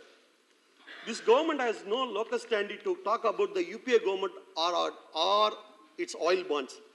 So what is the time bomb that I am talking about? What is the time bomb? It is the recapitalization bonds issued by this government since 2017, which will deteriorate the Indian economy from 2028 and will place it in a precarious situation by 2034-35. This government, after coming to power, changes fuel prices daily, which affect the common man. It starts crying out, stating that it has to serve the oil bond issued by the earlier government. So the reality. But here comes a big catch. The interest paid by the government on oil bond is much smaller than what this government earns through oil excise duty. So the truth is that the union government is levying high fuel price in order to raise additional revenue. But despite the need for revenue, the government has cut excise duty on fueling during 2017 and 2018, just before the assembly elections. The cumulative interest on the oil bonds comes to around rupees 9,000 crores per year, while the interest on the recapitalization bonds are more than double rupees 19,000 crores.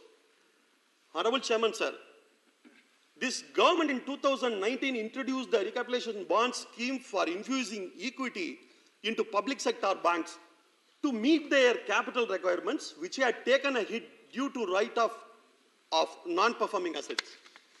In December 2020, to save the interest burden, the government issued zero-coupon recapitalization bond to turn of rupees 5,500 crores, and again did the same in April 2021 by infusing more than rupees 14,500 crores into public sector banks by issuing non-interest bearing bonds to them against the consent, the reservation of the RBI.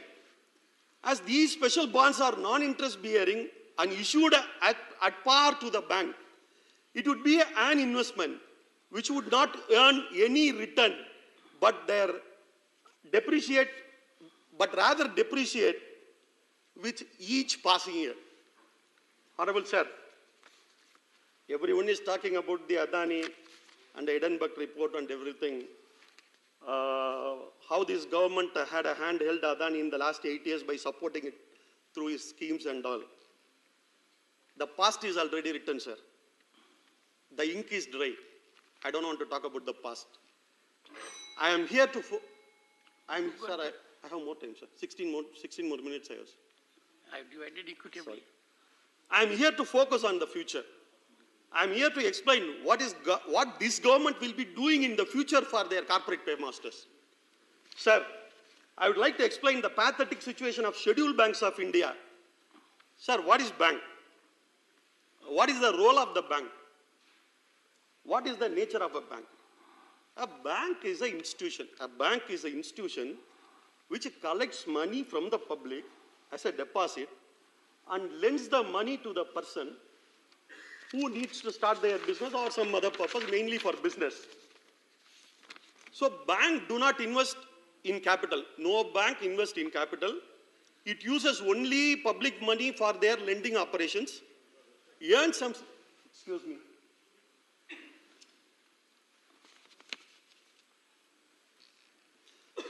It uses only public money for their lending operations, earning from the difference of interest between these two.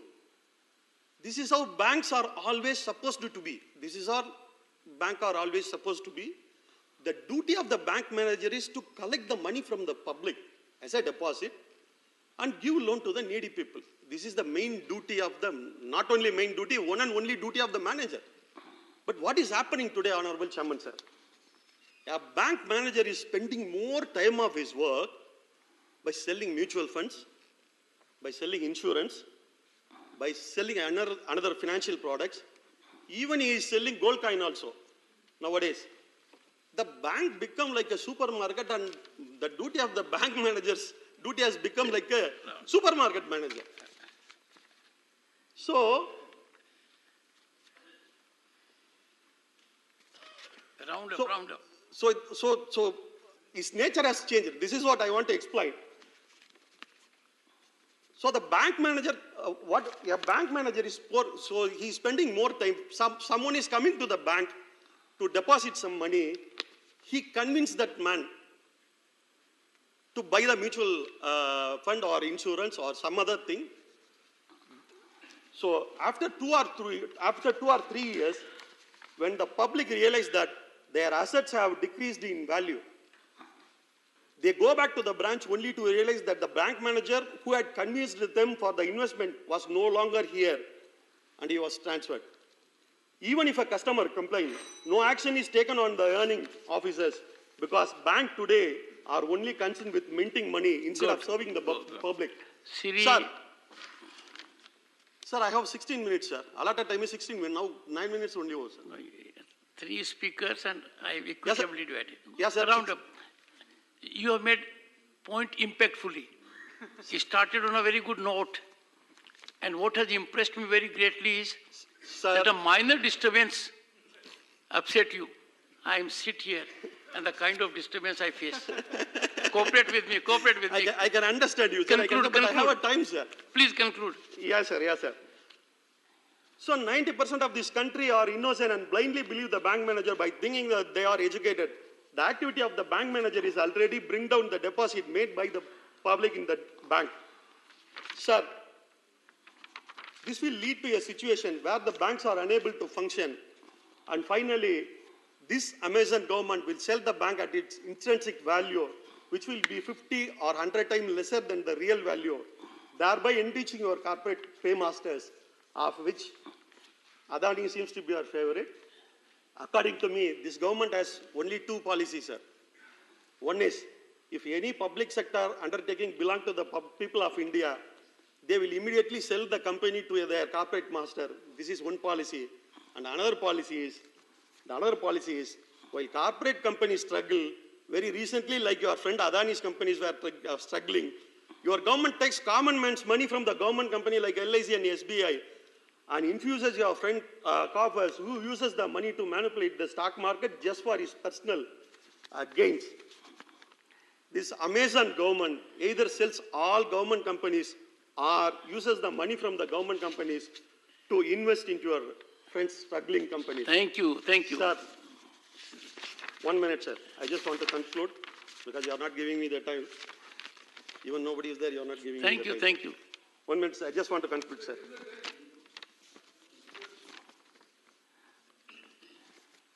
My Honorable Union Finance Minister termed this budget as Amrit Kal. But she doesn't know.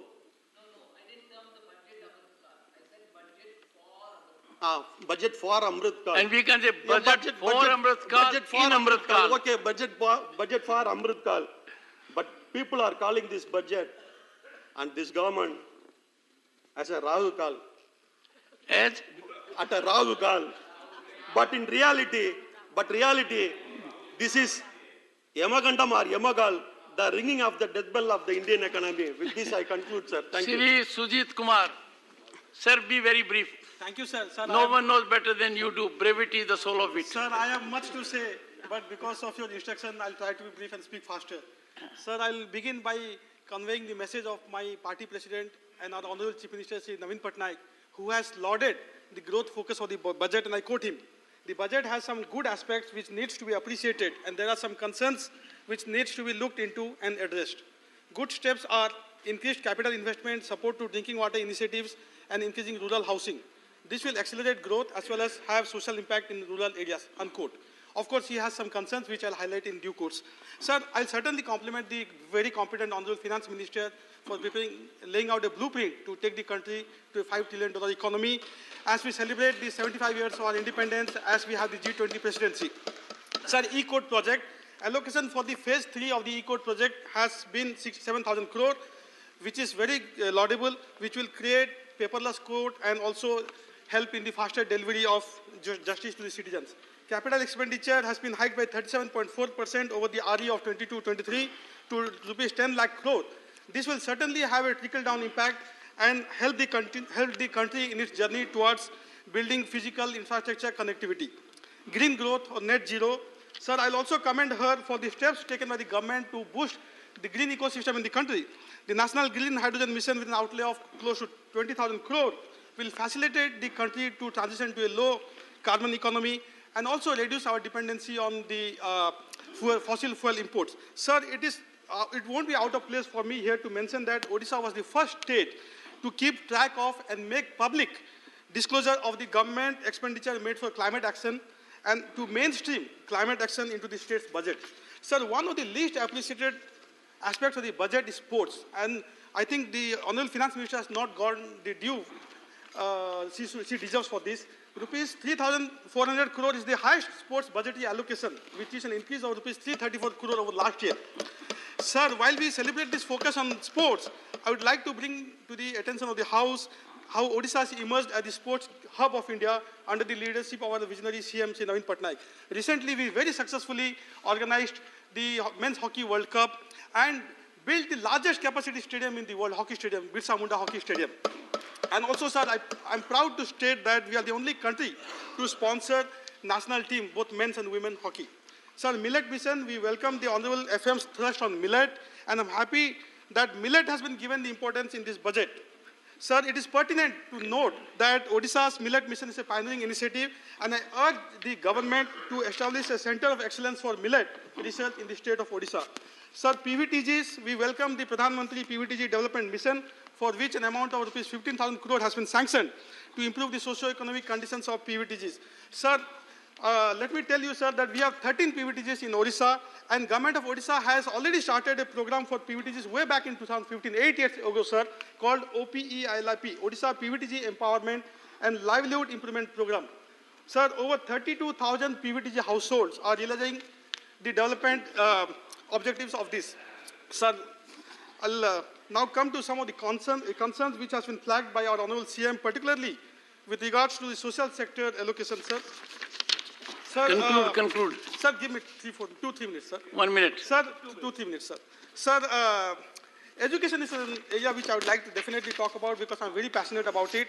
Sir, Honorable FM articulated 7 priorities in her budget speech, which she called Saptarishis. Sir, I'm very sad that education is not one of the Saptarishis. Since we know that, sir, investment in education is the foundation of a nation. Sir, way back in the 60s, Kothari Commission had recommended that we should spend 6% of our GDP on education. In NEP 2020 also that vision is articulated. But, sir, we are nowhere close. I do appreciate that 1.12 lakh crore has been sanctioned in this budget, which is a good hike over the previous budget. Sir, but sir, if you take the combined state and center's education spent, it's still less than 4% of GDP. So I urge her to look into it, sir. Good. Sir, just 2 more minutes, sir. 2 more minutes. Sir, I'll urge the government to give special consideration for Odisha when it comes to sharing under the Disaster Response Fund. Sir, you know, sir, that we witness cyclone almost on an annual basis. And western part of Odisha, where I come from, is very drought-prone. Even the 15th Finance Commission, sir, has recommended that the sharing pattern between Union of India and state government for Odisha should be 90-10 under the Disaster Response Fund. Sir, that is a serious and sincere request from us. Thank you. And also, sir, the devolution of 100 crore towards Odisha for the drought prevention measure, and 800 crore for strengthening the early warning system is highly, sir. Thank you, sir. Thank you. Just 1 minute, I'll conclude, sir. Sir, I'll talk of the Ayushman Bharat, for which 7,200 crore has been earmarked. Sir, Government of Odisha spent 6,000 crore under the flagship scheme, health assurance scheme of the state, which is called Biju Swasthya Kalyan Yojana, BSKY. Sir, my colleagues have already spoken about the need to reduce the GST on Kendu leaves. Sir, I'll conclude, sir. Sir, finally, sir, I'll just conclude in 30 seconds by speaking about the KBK district, which is a cluster of 8 districts in the southwestern part of Odisha, largely tribal, largely affected by LWE. Sir, acute need to improve connectivity, particularly rail density in that part of Odisha, sir. Thank you. Sri V. Vijay Sai Reddy, not present. Professor Manoj Kumar Jha, not present. Dr. V. Shivdasan, not present. Sri Ramnath Thakur, not present. Sri Virendra Prasad, bas. Sir, very brief, because you are very articulate. You make most of your time. Sir, thank you very much. With your warning, I stand here on behalf of my party, Assam Gana Parishad, to support the budget presented by Indian Finance Minister Nirmala Ji, sir. Sir, world economy today passing through in a very critical time, sir. Sir, I am not speaking about the Pakistan, sir.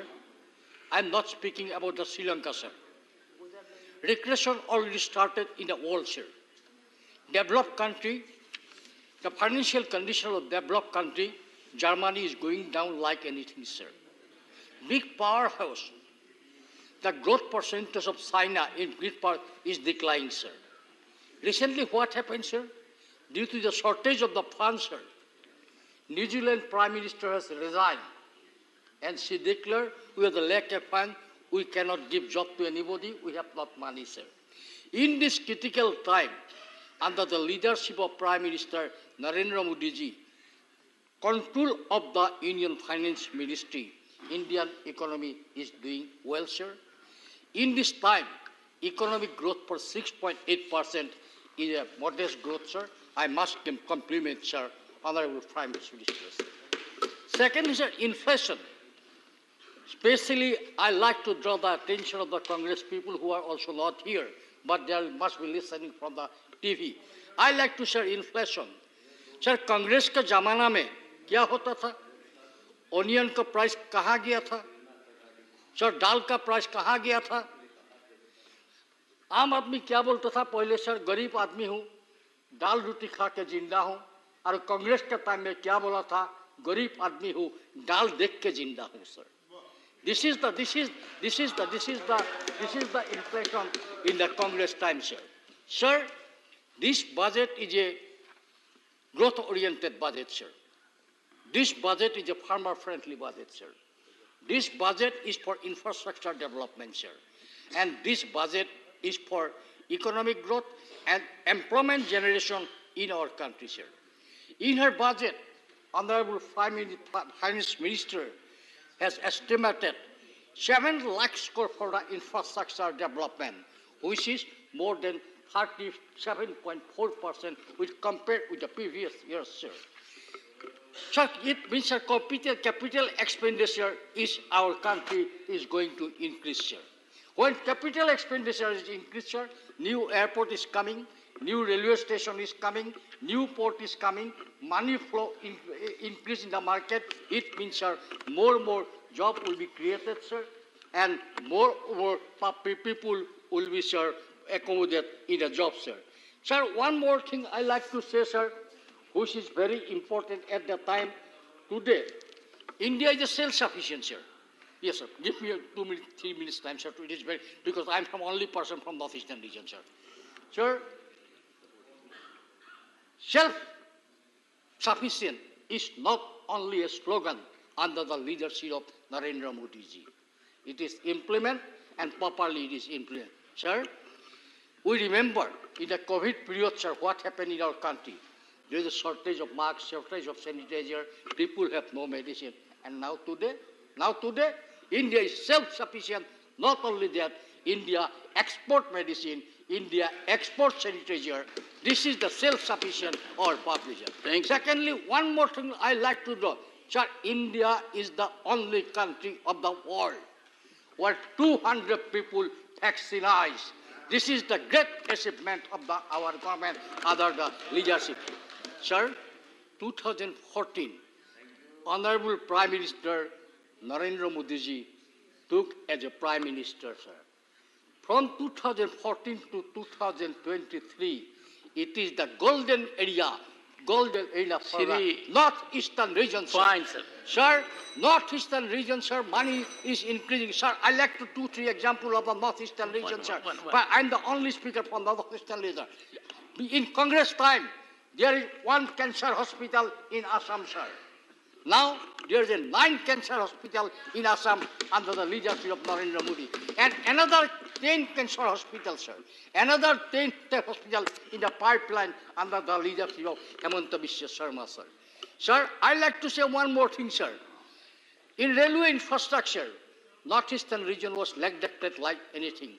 For the first time, we have seen 77,634 crore estimated from northeastern region from 19 projects, sir. This is the all-time record. ಮಾನ್ಯ ಸಭಾಪತಿಗಳೇ,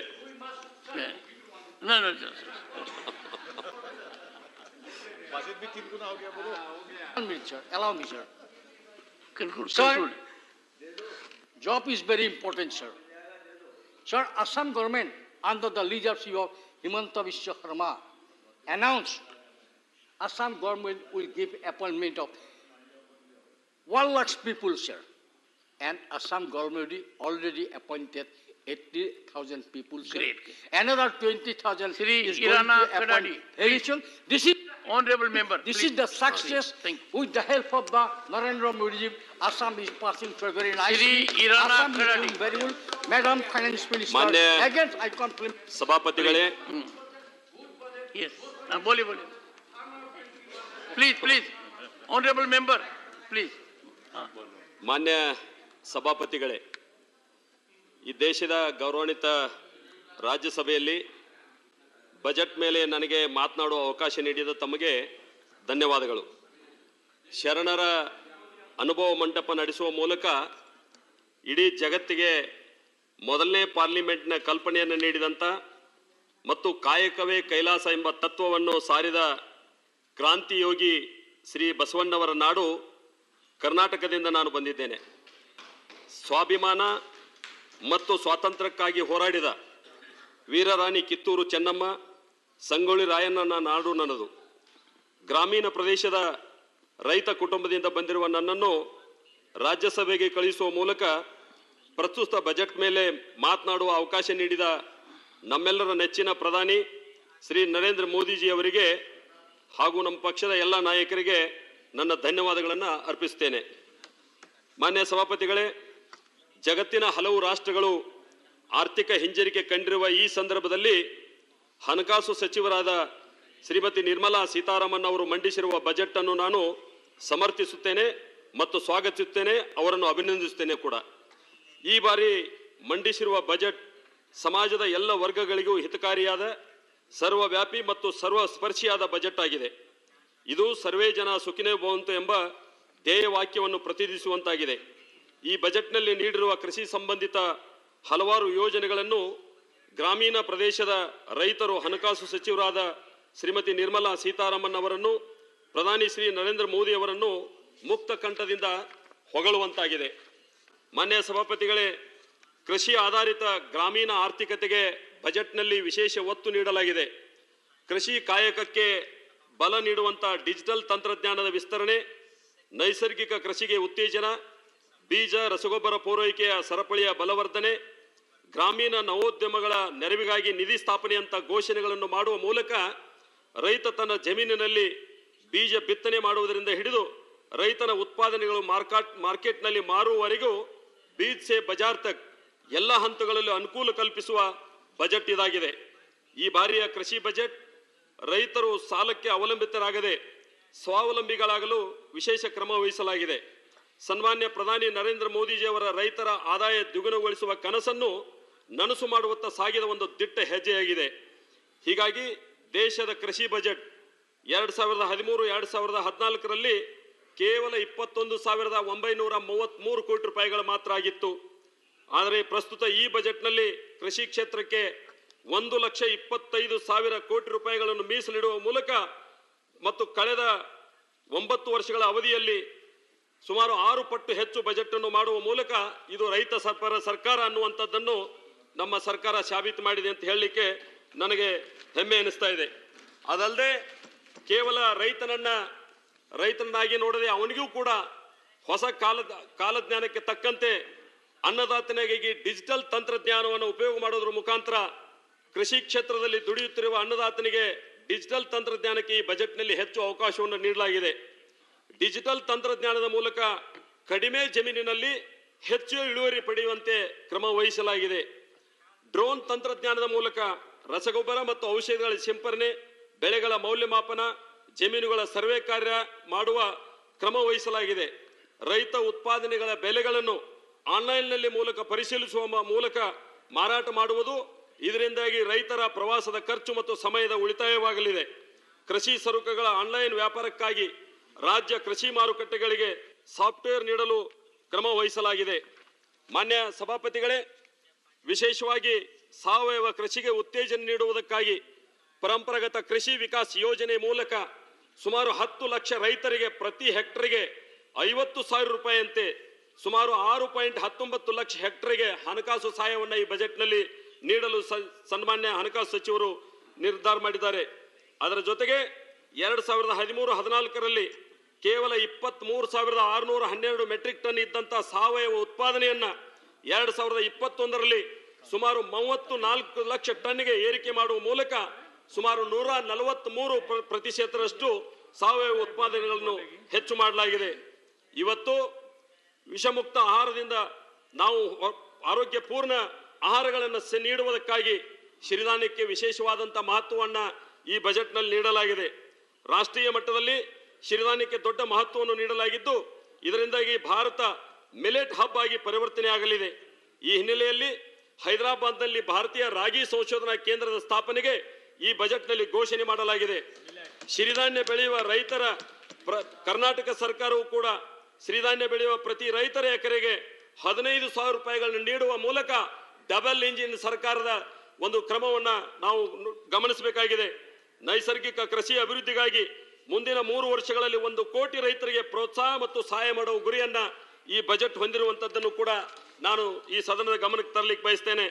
ಮಾನ್ಯ ಸಭಾಪತಿಗಳೇ, ರೈತರಿಗೆ ನೀಡುವ ಕೃಷಿ ಸಾಲದ ಗುರಿಯನ್ನು 16.50 ಲಕ್ಷ ಕೋಟಿಯಿಂದ 20 ಲಕ್ಷ ಕೋಟಿಗಳಿಗೆ ಹೆಚ್ಚಿಸುವ ಮೂಲಕ ರೈತನಿಗೆ ಒಂದು ಶಕ್ತಿಯನ್ನು ತುಂಬತಕ್ಕಂಥ ಕೆಲಸವನ್ನು ಈ ಬಜೆಟ್ನಲ್ಲಿ ಮಾಡಲಾಗಿದೆ. ಮೀನುಗಾರಿಕೆ, ಹೈನುಗಾರಿಕೆಗೆ ವಿಶೇಷವಾದಂತಹ ಆದ್ಯತೆಯನ್ನ ಈ ಬಜೆಟ್ನಲ್ಲಿ ನೀಡಲಾಗಿದೆ. ಕರ್ನಾಟಕ ಸರ್ಕಾರ ಕೂಡ ಪ್ರತಿ ರೈತ ಕುಟುಂಬಕ್ಕೆ 3 ಲಕ್ಷಗಳವರೆಗೆ ಶೂನ್ಯ ಬಂಡವಾಳದ 0% ಇಂಟ್ರೆಸ್ಟ್ ಮೇಲೆ ಸಾಲವನ್ನು ನೀಡುವಂತಹದ್ದನ್ನು ಕೂಡ ನಾನು ಈ ಸದನ ಗಮನಕ್ಕೆ ತರಲಿಕ್ಕೆ ಬಯಸ್ತೇನೆ. ಅದಲ್ಲದೆ ನಮ್ಮ ಗ್ರಾಮೀಣ ಪ್ರದೇಶದಲ್ಲಿ ರೈತಾಪಿ ಜನ ಹೇಳ್ತಾರೆ, ಮನುಷ್ಯ ಸತ್ತರೆ ಮಣ್ಣಿಗೆ ಹಾಕಬಹುದು, ಆದರೆ ಮಣ್ಣೆ ಸತ್ತರೆ ಎಲ್ಲಿಗೆ ಹಾಕುವುದು ಅಂತಕ್ಕಂಥ ಮಾತನ್ನ ಹೇಳ್ತಾರೆ. ಹೀಗಾಗಿ ಈ ಬಜೆಟ್ನಲ್ಲಿ ಪ್ರಣಾಮ್ ಅಂತಕ್ಕಂಥ ಯೋಜನೆಯ ಮುಖಾಂತರ ದೇಶದಾದ್ಯಂತ ರಾಜ್ಯ ಮತ್ತು ಕೇಂದ್ರಾಡಳಿತ ಪ್ರದೇಶಗಳಲ್ಲಿ ಪರ್ಯಾಯ ರಸಗೊಬ್ಬರಗಳು ಮತ್ತು ರಾಸಾಯನಿಕ ಗೊಬ್ಬರಗಳ ಸಮತೋಲಿತ ಬಳಕೆಯ ಜೊತೆಗೆ ಸಾವಯವ ಗೊಬ್ಬರಗಳನ್ನು ಉತ್ತೇಜಿಸುವ ಮೂಲಕ ಮಣ್ಣನ್ನು ಪುನರ್ ಫಲವತ್ತತೆಯಾಗಿಸಿ ಅದರ ಬಗೆಗಿನ ಅರಿವು ಘೋಷಣೆ ಮತ್ತು ಸುಧಾರಣೆಗಾಗಿ ಬಜೆಟ್ನಲ್ಲಿ ಪ್ರಣಾಮ್ ಯೋಜನೆಯನ್ನು ಕೂಡ ಘೋಷಿಸಲಾಗಿದೆ. ಮಾನ್ಯ ಸಭಾಪತಿಗಳೇ, ನಾನು ಕೊನೆಯದಾಗಿ ಕರ್ನಾಟಕದ ಕವಿ ಮತ್ತು ರಾಷ್ಟ್ರಕವಿ ಅಂತ ಹೆಸರು ಪಡೆದಿರತಕ್ಕಂಥ ರಾಷ್ಟ್ರಕವಿ ಕುವೆಂಪು ಅವರ ಲೇಖನದಲ್ಲಿ ಅವರು ಒಂದು ಮಾತನ್ನು ಹೇಳ್ತಾರೆ. ಈ ದೇಶಕ್ಕೆ ನಾಗರಿಕತೆಯನ್ನು ತಂದು ಕೊಟ್ಟಂತ ಮೊದಲನೇ ಮನುಷ್ಯ ಯಾರಾದ್ರೂ ಇದ್ರೆ ಅದು ರೈತ ಅಂತಕ್ಕಂಥದ್ದನ್ನು. ಹೀಗಾಗಿ ಅವನ ಬಗ್ಗೆ ಲೋಕದೊಳೇನೆ ನಡೆಯುತ್ತಲಿರಲಿ ತನ್ನಿ ಕಾರ್ಯವ ಬಿಡನೆಂದು, ರಾಜ್ಯಗಳುದಿಸಲಿ ರಾಜ್ಯಗಳ ಅಳಿಯಲಿ, ಹಾರಲಿ ಗದ್ದುಗೆ ಮುಕುಟಗಳು, ಮುತ್ತಿಗೆ ಹಾಕಲಿ ಸೈನಿಕರೆಲ್ಲ, ಬಿತ್ತುಳುವುದ ನಾವು ಬಿಡುವುದೇ ಇಲ್ಲ ಅಂತಕ್ಕಂಥ ಮಾತನ್ನ ಉಳುವ ಯೋಗಿಯ ನೋಡಲ್ಲಿ ಅಂತಕ್ಕಂಥ ಮಾತನ್ನ ರಾಷ್ಟ್ರಕವಿ ಕುವೆಂಪು ಅವರು ಹೇಳಿದ್ದಾರೆ. ಅಂತ ರೈತನ ಪರವಾಗಿ ಒಂದು ಬದ್ಧತೆಯನ್ನು ಪ್ರದರ್ಶಿಸಿದಂತ ನಮ್ಮ ಕೇಂದ್ರ ಸರ್ಕಾರದ ಸನ್ಮಾನ್ಯ ನಿರ್ಮಲಾ ಸೀತಾರಾಮನ್ ಅವರನ್ನು ಕೂಡ ಮತ್ತು ಪ್ರಧಾನಿ ನರೇಂದ್ರ ಮೋದಿ ಅವರನ್ನು ಕೂಡ ನಾನು ಈ ಮೂಲಕ ಅಭಿನಂದಿಸ್ತಾ ಈ ಬಜೆಟ್ ಅನ್ನು ನಾನು ಸಮರ್ಥಿಸ್ತೇನೆ, ಅವರಿಗೆ ಅಭಿನಂದನೆ ಕೂಡ ಹೇಳ್ತೇನೆ ಅಂತಕ್ಕಂಥ ಧನ್ಯವಾದ. ಸಭಾರ್ಥಿಗಳೇ, ಎಲ್ಲರಿಗೂ ನಮಸ್ಕಾರ, ಜೈ Hind. Not present, Shri Johar Sarkar. Sir, thank you very much for this opportunity, but it pains my heart to see all the empty benches. You know why it's empty, but I had to come back because I didn't want West Bengal, the opposition and the Trinamool Congress to go unrepresented. Sir, I came back because it's my duty to dispel a dangerous delusion that this government suffers from. There is a delusion that everything is well, and in this self-delusion, the government of the day is going to cause irreparable harm to India. I'll just state a few international statistics. Press freedom index, we have come down to 150 from 80. Environmental performance, we have fallen by 55 points. We are now the 4th worst country in the world, established and no contest. Global Hunger Index has been contested, but I'll still quote it that we are the worst in the world, one of the worst.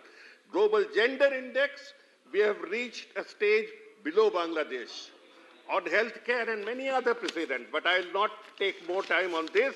This is only a backgrounder of where we stand so that we don't suffer from dangerous delusions.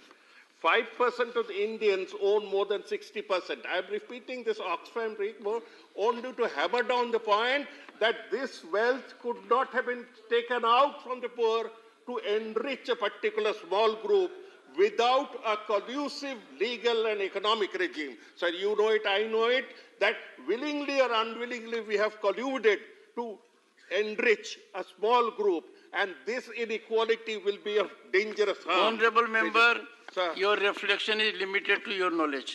Sir. To the extent what I know, the moment I reflect, you will say, I am responding to the debate. I have been away all over in the world twice and felt something, which we will share outside the house. Take me with you next time. So I do not share your perception at the moment. You said we both agree. No. Okay, sir. Please go ahead. Please conclude. Sir, the humble suggestion that I make, Oxfam has come up with a wealth tax suggestion. The dangerous amount of concentration of wealth, where 102 billionaires have now turned out to be 142, needs to be contributing more to the national economy. It was a higher percentage, 3.4% of the GDP, which has now come down to 2.4. Now, what I'm saying is that while I take cognizance of the Oxfam report recommendation, I would submit that we feel wealth tax is regressive. We feel wealth tax is regressive. We submit for a tax on securitization. All the share value and market capitalization is utilized by everyone, not Adani only, everyone to gain loans. That is an act of securitization. A top skimming can surely be made on that. We are pleading for a securitization tax that would go above a level and hit only a certain class, not the middle class. Thank you. So this one, sir, I come now to the budget.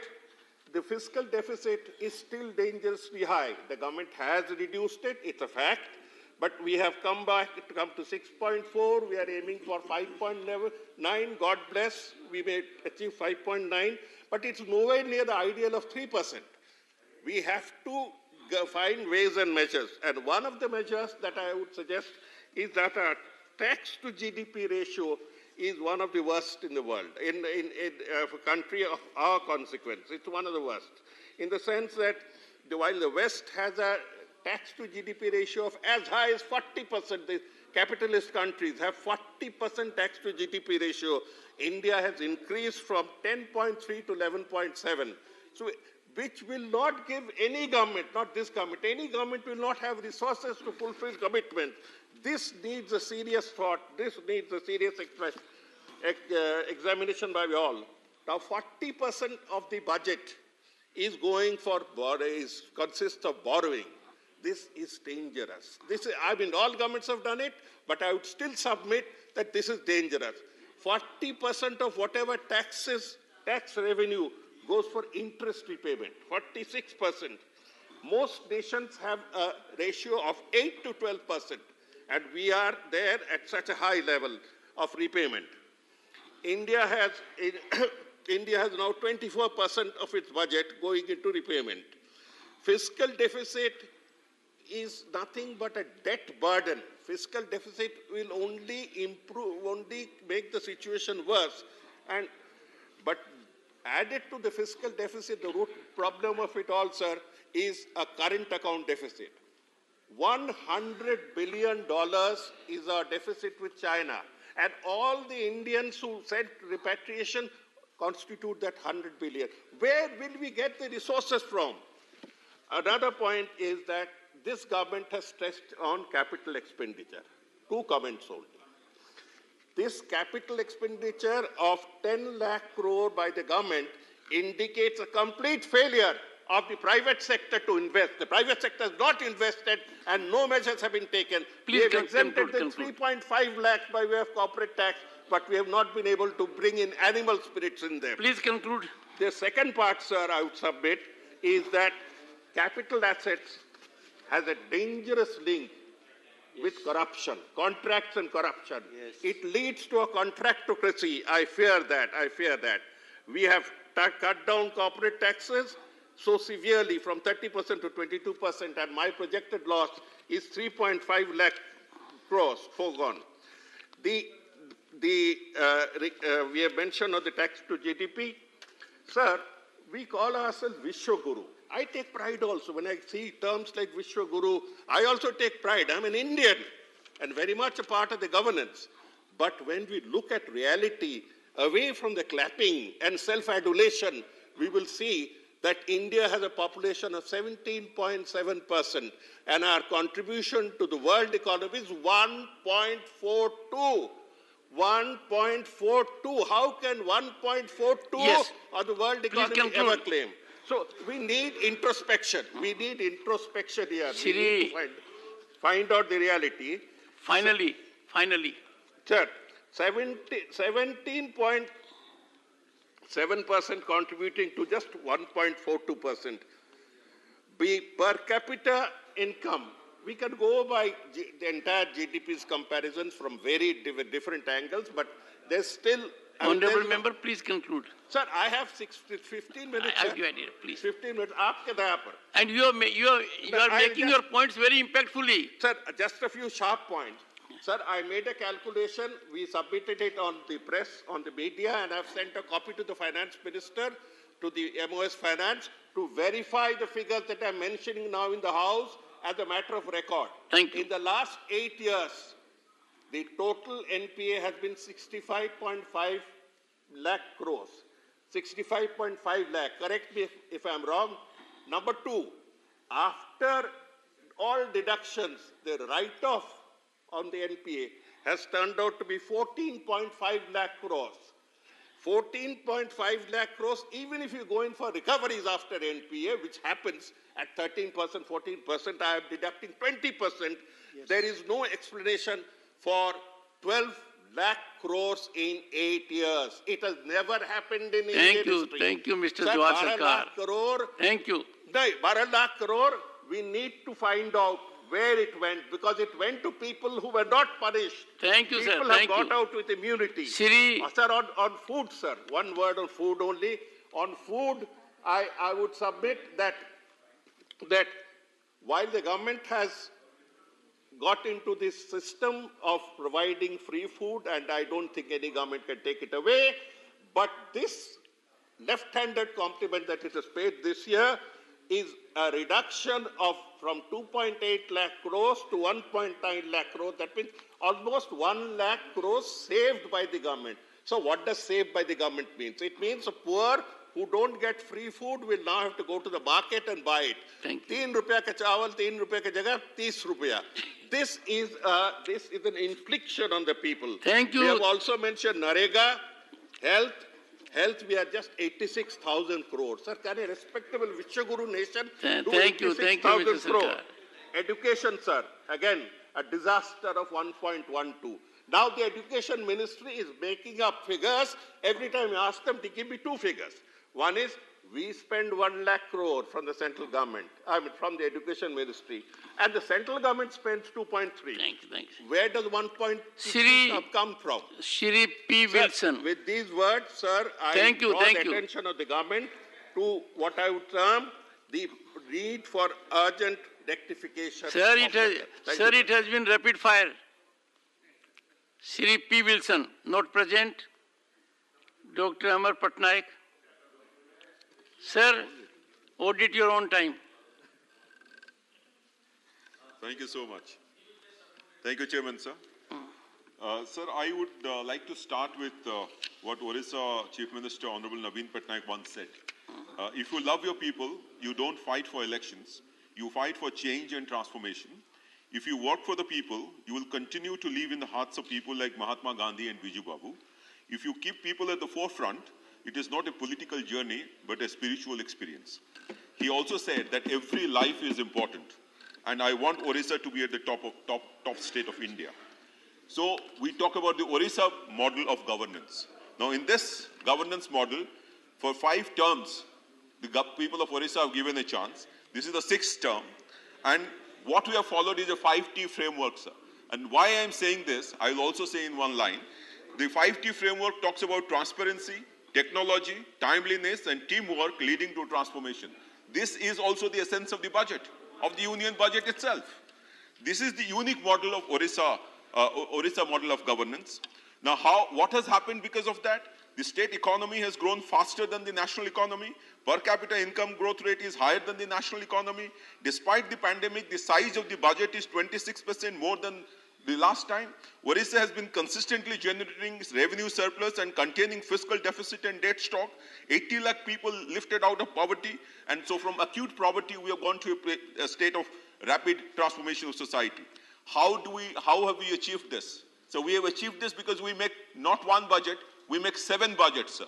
7 budgets. What are those 7 budgets? We make the agriculture budget, first time in the country, sir. We make the climate budget, my colleague talked about it. We make the gender budget, we make the child budget, we make the nutrition budget, we make the SDG budget, we make the Mission Shakti budget. So that there is a focused attention to each of these sectors, which the budget itself, the union budget itself has also concentrated on this. So why am I saying this? This is the most important thing, sir. So we have achieved this. We have achieved this despite constant neglect from the central government, sir. In what way? Not giving special focus state by changing the sharing pattern of central schemes to 90-10 ratio, not sharing cess and surcharge with the state, not giving any portion of the clean energy or coal cess despite being the 2nd largest producer of coal in the country, not giving adequate funds for building disaster resilient power and road infrastructure, not giving 15 lakh houses under PMGAY, not having any real infrastructure in 6 districts of Orissa even after 75 years of independence, not increasing tele density and internet density, particularly in rural areas, not building the new national highways, not paying Fasal Bima to small farmers on time, not increasing MSP in true spirit of the recommendations of the Swaminathan Committee. Thank you so much, sir. Shri A.D. Singh, not present. Shri A.A. Rahim, not present. Shri Anil Desai, not present. Shri Abdul Wahab, not present. Shri Ajit Kumar, Guen. Very briefly. Thank you, Chairman, sir, for giving me the opportunity to speak few words on Union Budget 2023 and 24. The Union Budget for the year 2023-24 is, as usual, talking high and performing less. Since the Modi government came to power in 2014, all the budgets phrased something new, and this year too, the budget has phrased Saptarshi related to Amrit Kal.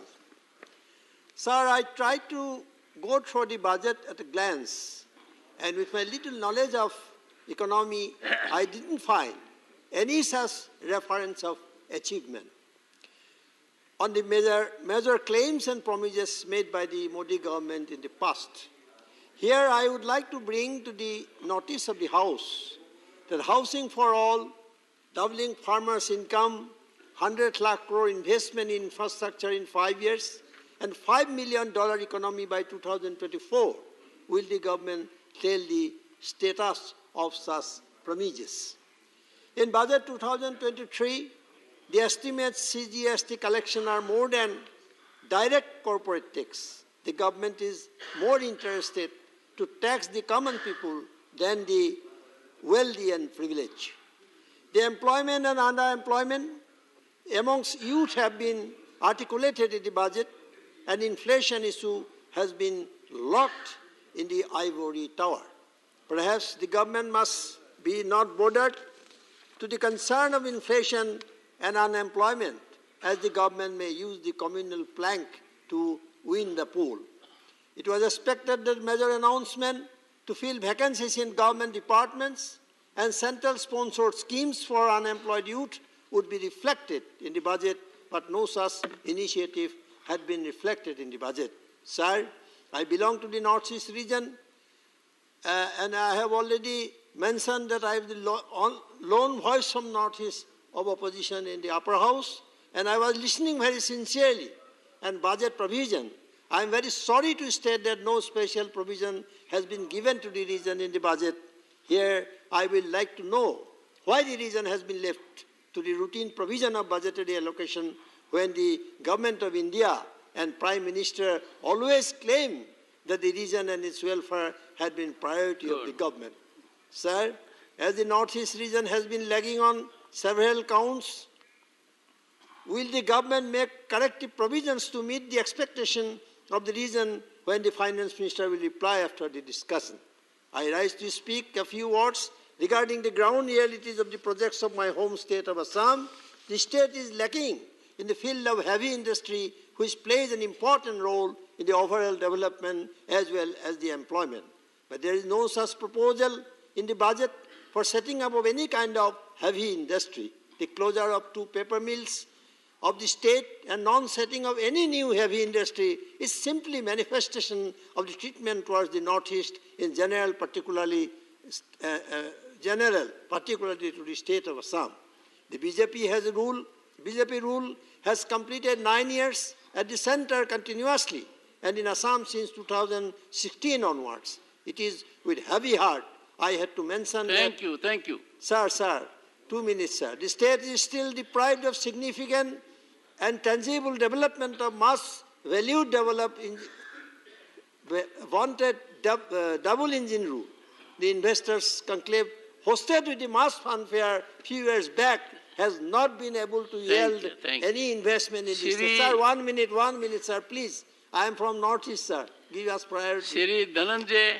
1 minute, sir. You have made significant points already. Sir, 1 minute. The drinking water in Guwahati city, this era is a matter of shame. The government in position has to conceal more than the disclose about the water supply projects in Guwahati in general and specifically southwest Guwahati with supply project where around 400 crores of public money had been expended, but the targeted area and people are still deprived of Thank you, Honourable drinking Member. water. Thank you. Sir, the power scenario of the state is a very grim August against a peak demand of around 2,000. Sir, very important point. Sir, in presence of, I would like to mention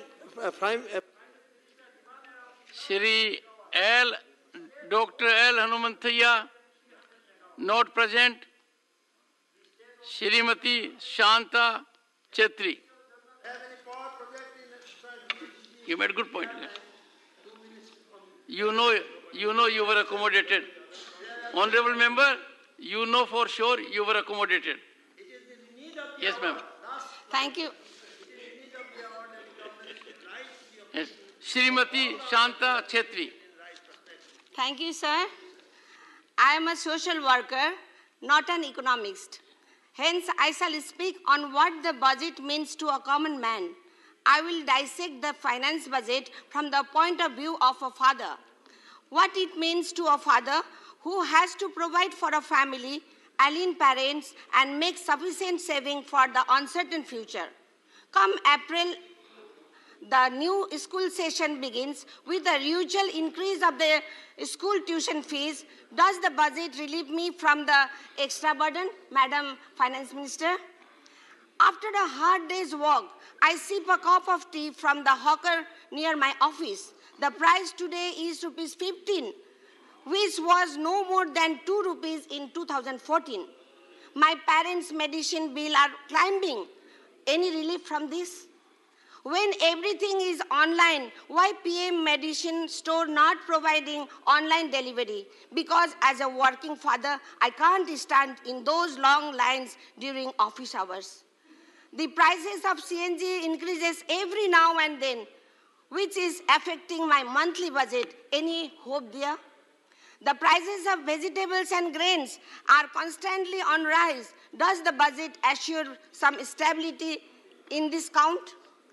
I dare not think of taking my family for a holiday due to high ticket cost. The price of third AC Rajdhani from Delhi to Calcutta was around 1200 in 2000. Sir, please, Ma'am, you are not only social activist, you are because already this an is the economist. real truth, sir. I'm just real truth. Please allow me. Okay, 1 minute. Please go ahead. Conclude. How can I conclude, sir? 2 minutes. No, sir, please, for 5 minutes, please. Please, sir, please. This is Go ahead. now percent FD. My savings are not increasing sufficiently at par with the rise in my spending. I am tied down and broke with an uncertain future for my children, my parents, and me. I see long queues before liquor shop growing longer by the day. I wonder if the people are so happy, then why are they taking external means to be happy? What does the budget says on increasing the drugs use amongst youngsters? How much of the budget is spent on stopping human trafficking? I see advertisement of online sports betting and gambling everywhere. Has gambling been legalized? Now I shall enter the second aspect of budget. The budget provides for cheap thrill for gambler of the stock market, which usually lasts no more than a week, and the fourth state jump in ecstasy and terms it #perfect budget. This short term feels good factor in harming the nation in the long run. The basic structure of the finance budget is faulty, sir. Stop depriving state of funds. Under Manrega, the union government owes state over rupees 10,000 crores. States are spending 60 to 80% on education and health. On the other hand, the union government would take 10% of cess and surcharge. Now they take 20%, and this is not shared with the state. If India has to truly progress, then constant mass migration has to stop. Since 1947, all budgets have been plains and coastal area specific, as a result of which all opportunities lies there. Thank you. All big cities, sir, please. All big cities in this geographical region, hence inhabitants of hilly and desert region have no option but to migrate. This migration is creating a slow death to the already overpopulated cities. Sir, last point. On 3rd February, just 2 days after the budget statement, Amul has increased price of milk, rupees 2 per litre. Honorable Finance Minister, your budget has already started showing depressing result. I rest my case to your best judgment. Thank you, sir. Dr. Kanimoji NVN Somu, not present. Shri Mujibullah Khan, not present.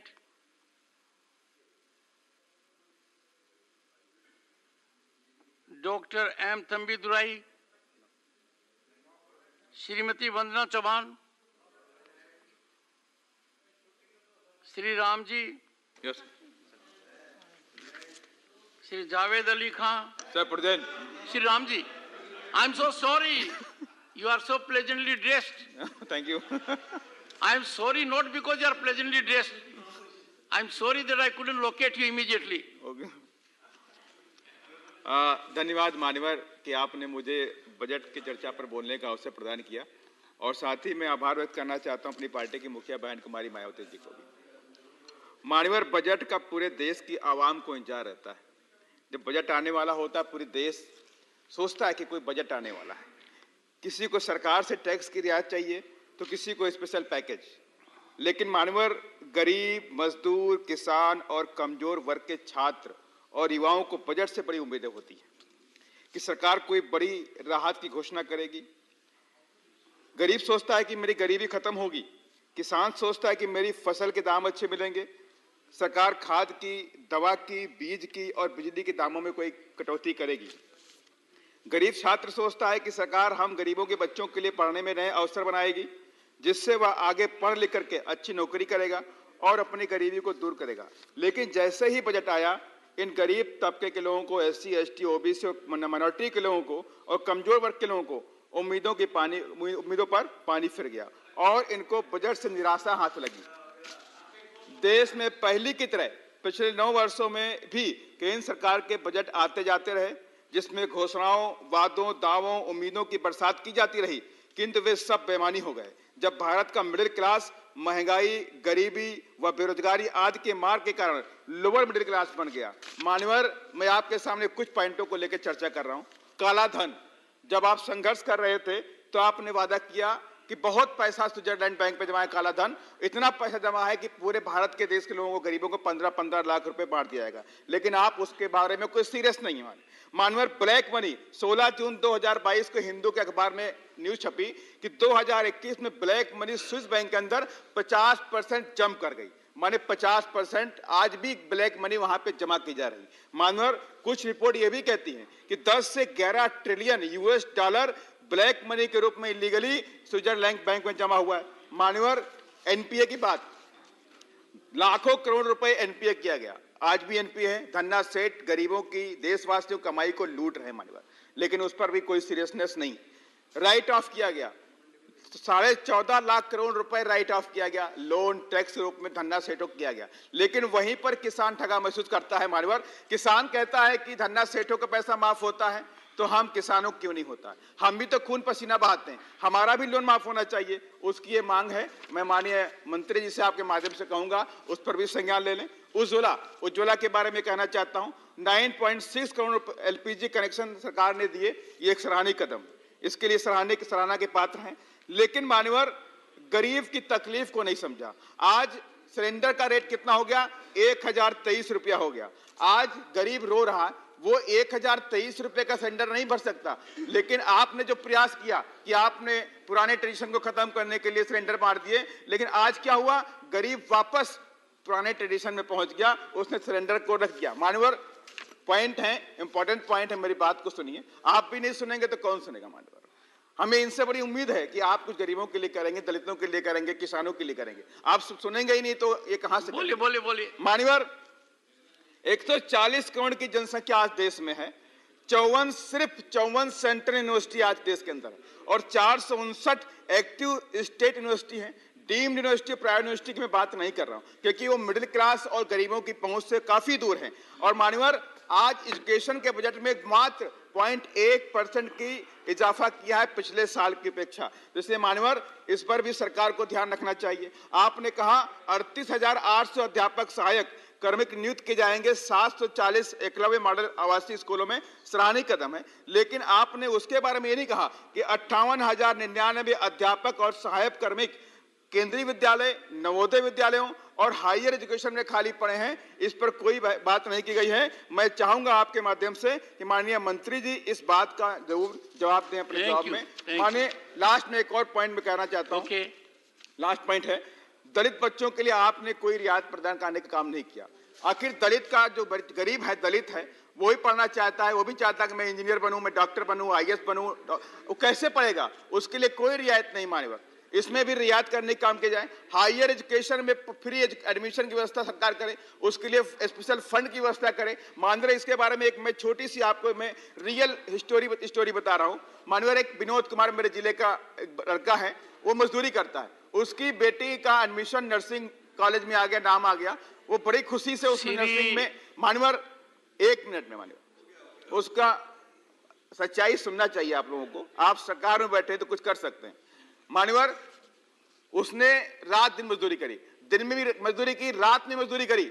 मान्यवर भी बात सुनी जाए, और उसने 50,000 रुपए पूरी मेहनत के साथ में एक साल में 50,000 रुपए फीस जमा कर पाया। फीस 80,000 रुपए थी, नहीं कर पाया। वो रोता हुआ लोगों के पास पहुंचा, लोगों से हेल्प मांगी, किसी ने नहीं किया। लेकिन माननीय सारे लोग ऐसे खुशनसीब नहीं होते कि किसी कोई हेल्प कर दे। इसलिए माननीय मंत्री जी बैठी हुई हैं, मैं चाहता हूं कि स्पेशल पैकेज की फंड की व्यवस्था की जाए ताकि इन गरीब के लोगों को, बच्चों को भी पढ़ाई का मौका मिल सके। और साथ ही में लास्ट पॉइंट किसानों की बात करना चाहता हूं, जो कि आप किसान वर्ग से आते हैं। माननीय किसान महंगी दवा और महंगे बीज से परेशान, महंगे खाद से परेशान। माननीय आज जीएसटी दवाइयों के ऊपर 18% जीएसटी है, इंसेक्टिसाइड, पेस्टिसाइड, हर्बिसाइड। इस पर भी माननीय मंत्री जी संज्ञान लें कि उस जीएसटी के दायरे को कम किया जाए। माननीय यही सब बातों के साथ मैं अपनी बात को खत्म करता हूं। धन्यवाद। Imran Pratapgarhi not present.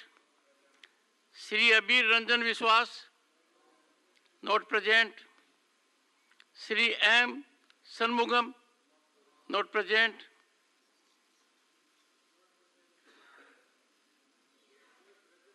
Shri Binoy Vishwam, Shri Javed Ali Khan.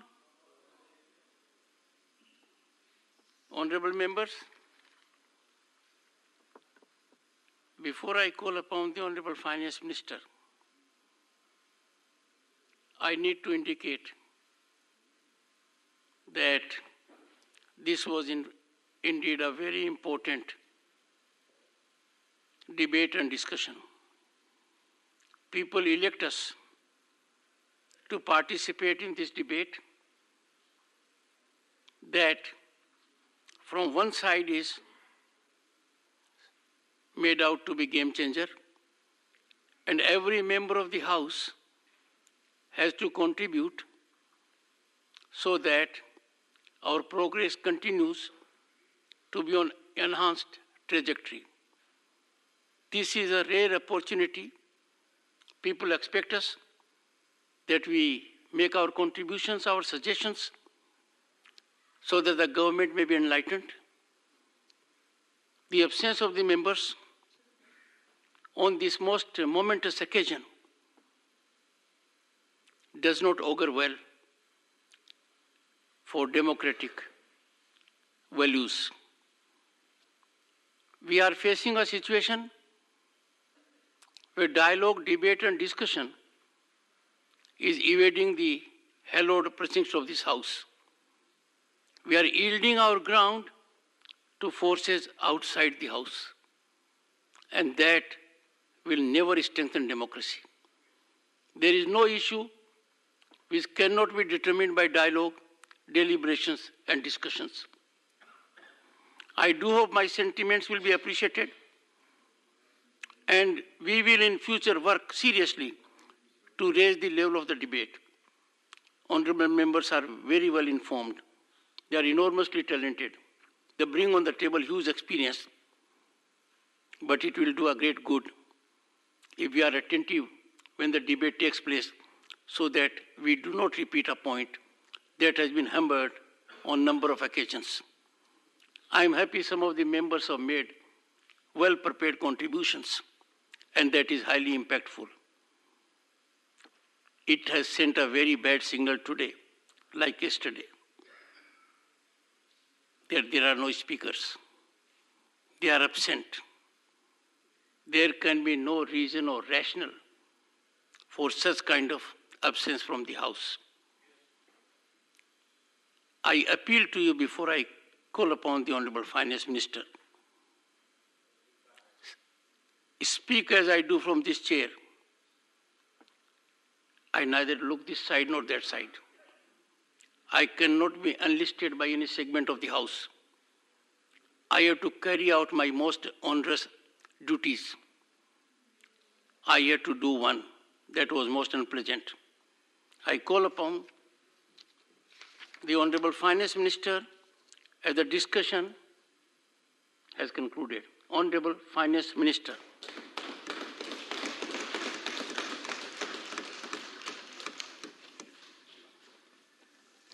Thank you.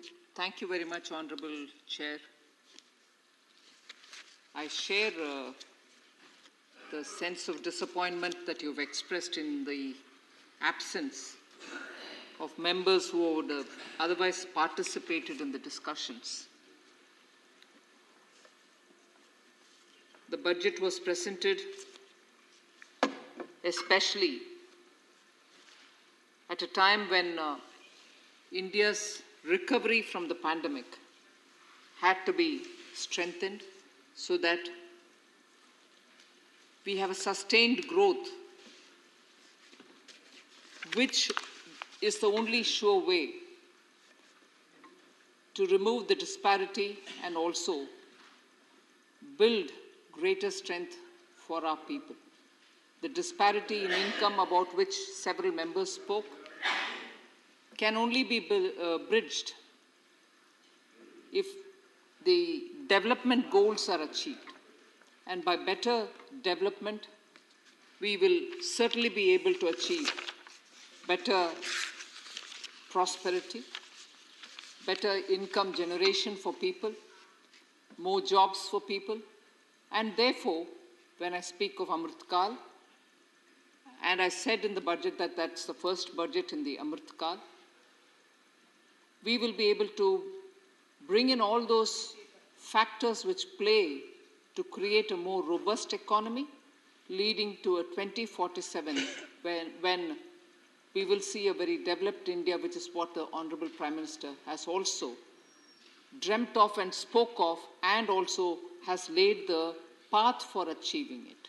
And that is where the principle which we hold dear, and most of our policies are framed with that principle in our mind: Sabka Saath, Sabka Vikas, Sabka Vishwas, and Sabka Prayas. And that is where the responsibility of the government and the states, responsibility of the government in the center, the states, and also the people of India together will have to build India's economy. So we have faced several challenges, inclusive of the external challenge, the war, the disruption in the supply chains, and so on. But as I mentioned in the budget, we are aiming to bring in greater traction for this growth through the way in which we want to build and empower women's groups, which are spread all over the country, more than about 80 lakh women's groups which are spread all over the country, for whom we shall provide professional assistance and also build their strength so that they can also become manufacturers or service providers. So the budget 2023 balances very delicately the development objectives as much as keeping the fiscal prudence. And therefore this budget, coming as it does at this time, when we're looking at the Amrit Kal, at the same time facing a lot of external challenges, it has carefully managed to provide for the challenges if it emerge, at the same time also brings in more futuristic opportunities for our youth. And in terms of skills, in terms of the AI centers that we're creating, in terms of providing the industry equal opportunity to use all the labs and the facilities for science and so on, we are making opportunities open. The budget spoke for itself, sir, so I don't want to get into details of the budget, although most of the members, when they speak, whether in this House or in the Lok Sabha, do raise questions about how much of the central revenues are being shared to the states. So on that, I would like to take a minute to say total resources being transferred to the states, central share in taxes, that is, releases under centrally sponsored schemes as well. So both put together, the total resources being transferred to the states under the BE 23-24, the budget under consideration now for the forthcoming year, is estimated at 17.98 lakh crores. This is higher by 1.55 lakh crores over the current running year, 2022-23, and by 2.9 lakh crores more than the actuals of 21-22, the year before. So consistently, we are increasing the devolution in terms of central share to the states. So this worry which comes in the minds of people is not well founded at all. Actually, the share is going up. The capex as well, the capital expenditure as well for 23-24 is at 10 lakh crores. Actually, in 2019-20, which is the year before the pandemic, it was only 3.39 lakh crores. So within a matter of 3 years, we have progressively increased it from 3 to 5 to 10, 3 to 5 to 7 to 10. So you can see the growth. Whereas if I for a minute go back to the last year of UPA's 10-year rule, 2013-14, this amount was only 2.91 lakh crores.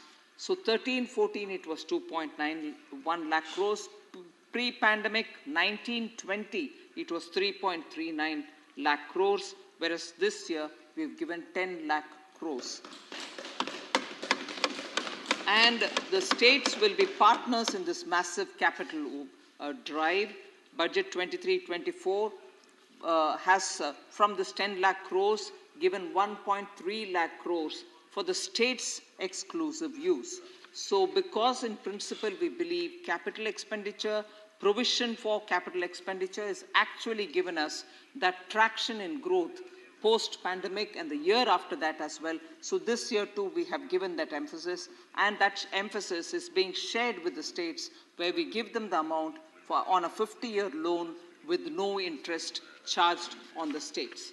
So other than that, there are obviously the details of the budget itself.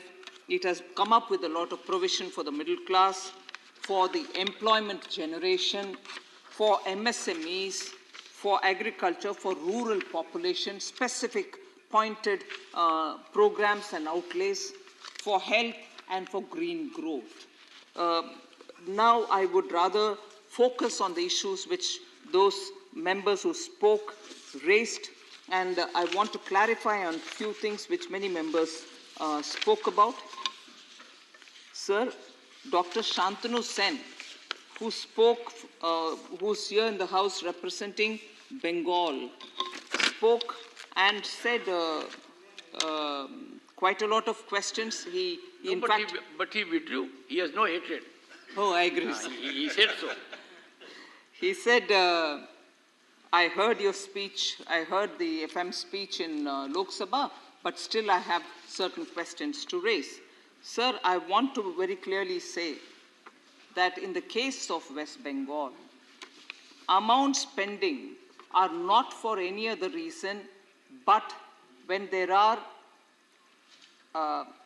due diligence which have to be followed while submitting the claims for the various schemes under which they are entitled to get money.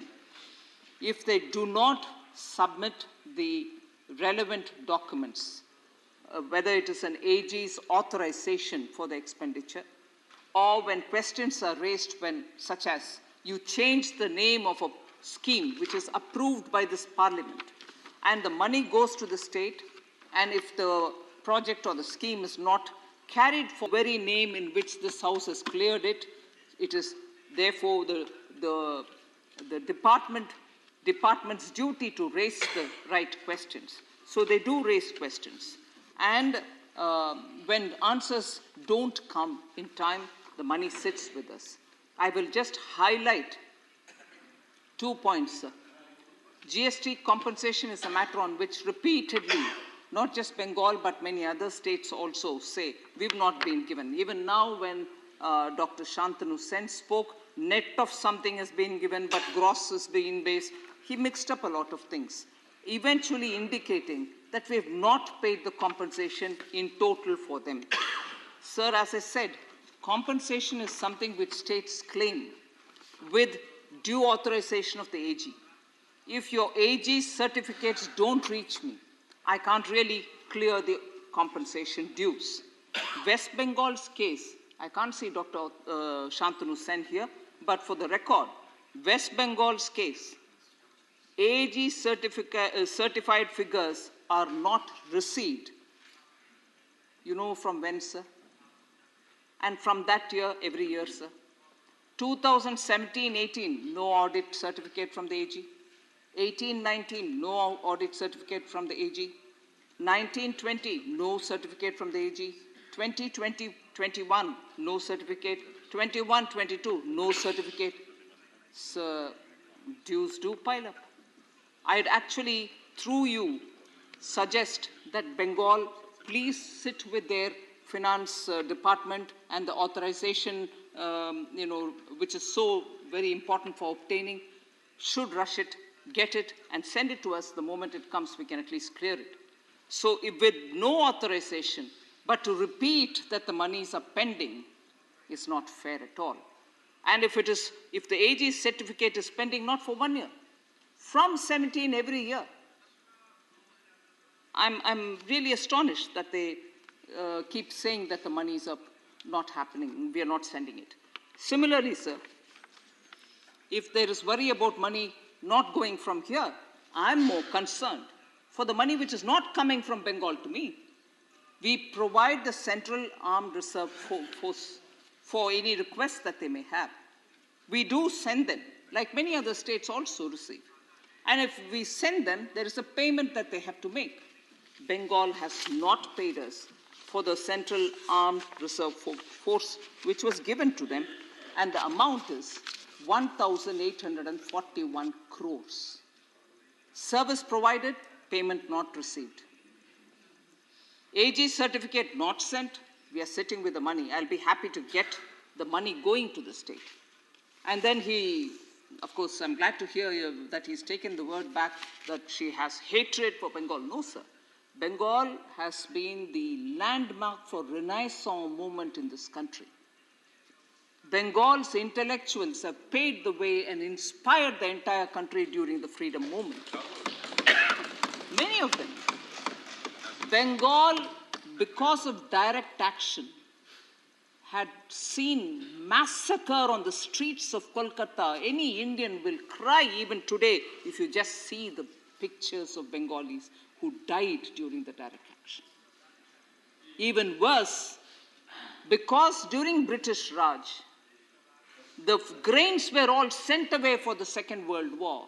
The number of people who died of the man-made famine in Bengal, that state can really bring tears to every one of us, sir, both for the way in which they have provided leadership and also suffered, the common people suffered. So who in this country worth their salt will ever have anything but only gratitude in their mind about Bengal? So not even in my dreams, sir, will I think less of Bengal. That's a land of Aurobindo. And I just cannot but go on thinking of the way in which his speech came out. So there are ever so many reasons that all of us can have great respect for Bengal. But I'm sorry, data and due process will have to be followed. So that's about one thing, sir. If I'm not picking holes in Jawahar Sarkar's speech, sir, also because it's Bengal, I'll come to the others. He said no freedom of speech in this country and said dangerous development. I'm not sure if I was undistracted to count the number of times he used the word dangerous, dangerous. I thought he said dangerous 4 times, disaster about 2 times, but the overall time he spoke was only 6 minutes. And danger and disaster from a person who represents Bengal, where freedom of expression and other things, I just want to give a random example, sir. There was one professor in a university, I'm not sure whether Jadavpur or some university, who innocuously sent a forward of whatever he received, which was not to the liking of the administration there. And the man, the professor, ended up in jail. And for 4 years, he was there languishing, and only recently has he come out. I don't know if it's on bail or the courts had their wisdom to release him in total. Dangerous, disaster, repeatedly, and also worried. This country is worried. No freedom of expression. Bengal, sir, arrested a professor for sheer forwarding a cartoon or something, and the man was in jail for 4 years. I honestly request Jawahar Sarkar ji to go to Bengal and say, Madam, before I deliver this speech, and he was very worried that whether Shantanu Sen or he was worried that I took the Honorable Chief Minister's name. So, 4 times dangerous, disaster. Come on, sir. I would want to appeal to the Honorable Member. There are important things that all of us can speak about. And on borrowing, he's also worried. Let me assure you, India wouldn't be borrowing if only there was a wider tax base. And when did we borrow? At a time when pandemic happened and states needed the money. I remember the role of West Bengal, which kept rightly reminding me about, please, money should go to the states. I fully appreciate that sense. So, I just wanted to highlight that it can't be a one-way street, sir. Extremely thankful to Member Sujit Kumar for having spoken about the importance of sports in this budget. We've made a good beginning. I hope that trend continues. I also appreciate Orissa and its emphasis on sports for having held the men's hockey, which was a very good thing, although India didn't win. So I felt very unhappy. Sir, NPAs, sir, I'm sorry, going back to a speaker, but I want this to be on the record, not wrongly. NPAs, this was answered by my colleague in this house, in the Lok Sabha. But I thought there was a bit of a, if Parliament allows me to say distortion, there was a bit of a distortion in the way the numbers were read. So I want to put it on record to say, we've received inputs from RBI, which says scheduled commercial banks wrote off an amount of 10,09,511 crores in the last 5 years, and write-off is not waive-off, and every account which has a write-off, we still pursue them legally to get the monies back and also auction their properties if they don't pay up. So, write-off is 10,09,511 in the last 5 years, and the borrowers of written-off loans continue to be liable for repayment. The process of recovery dues from these borrowers in written-off loan accounts always continues till we get it all off. So the figure and the reference to the NPA may need to be placed on record, sir. So he referred to Oxfam report. I don't want to give credibility to Oxfam report, whose methodology is thoroughly questionable, by elaborating on it. But clearly I would say the methodology is so, and they, in that report that he's referring to, mention it in the footnote, saying we've only done on some items, but not on all. However, the conclusion about GST is for everything. Methodologically, that is completely unacceptable. It was totally wrong. It is only true for GST revenue contributed by the goods that we studied. It's what they say. But they're not all goods which are covered by the GST. So, if methodology itself is wrong, and that's being quoted in this House, I don't want to give credibility to the Oxfam report, but I'm sorry, that's absolutely unacceptable. Poverty alleviation, sir. Just 1 minute. Both the UNDP and the IMF have spoken elaborately on how the free food PM Garib Kalyan Anna Yojana has actually saved people from getting into poverty, dire poverty. And but for that scheme, India would have been really badly off. The relative reduction from 2015 to 16 is also referred here to 2019-21 was faster, says the UNDP report, 11.9 a year compared to 8.1 only from 2005 to 2006. So India's well-tailored program carried out over the past 2 years to support people and ensure they don't run the risk of slipping into poverty seem to have made an impact on the ground. This is a quote from the UNDP report. And so does the IMF report, sir. it says extreme poverty was maintained well below 1% in 2020 due to Pradhan Mantri Garib Kalyan Anna Yojana. This is IMF paper. And then it also says that the expansion of India's food subsidy program absorbed a major part of the pandemic shock. It also says extreme poverty was as low as 1% in 2019, a level substantially below the poverty rates of 2011. So that reference and using Oxfam by itself is not really appropriate, but here are the two IMF and UNDP reports which clearly say the opposite of what Jawahar Sarkar ji is trying to say. So there are others who have spoken. I've spent too much of a time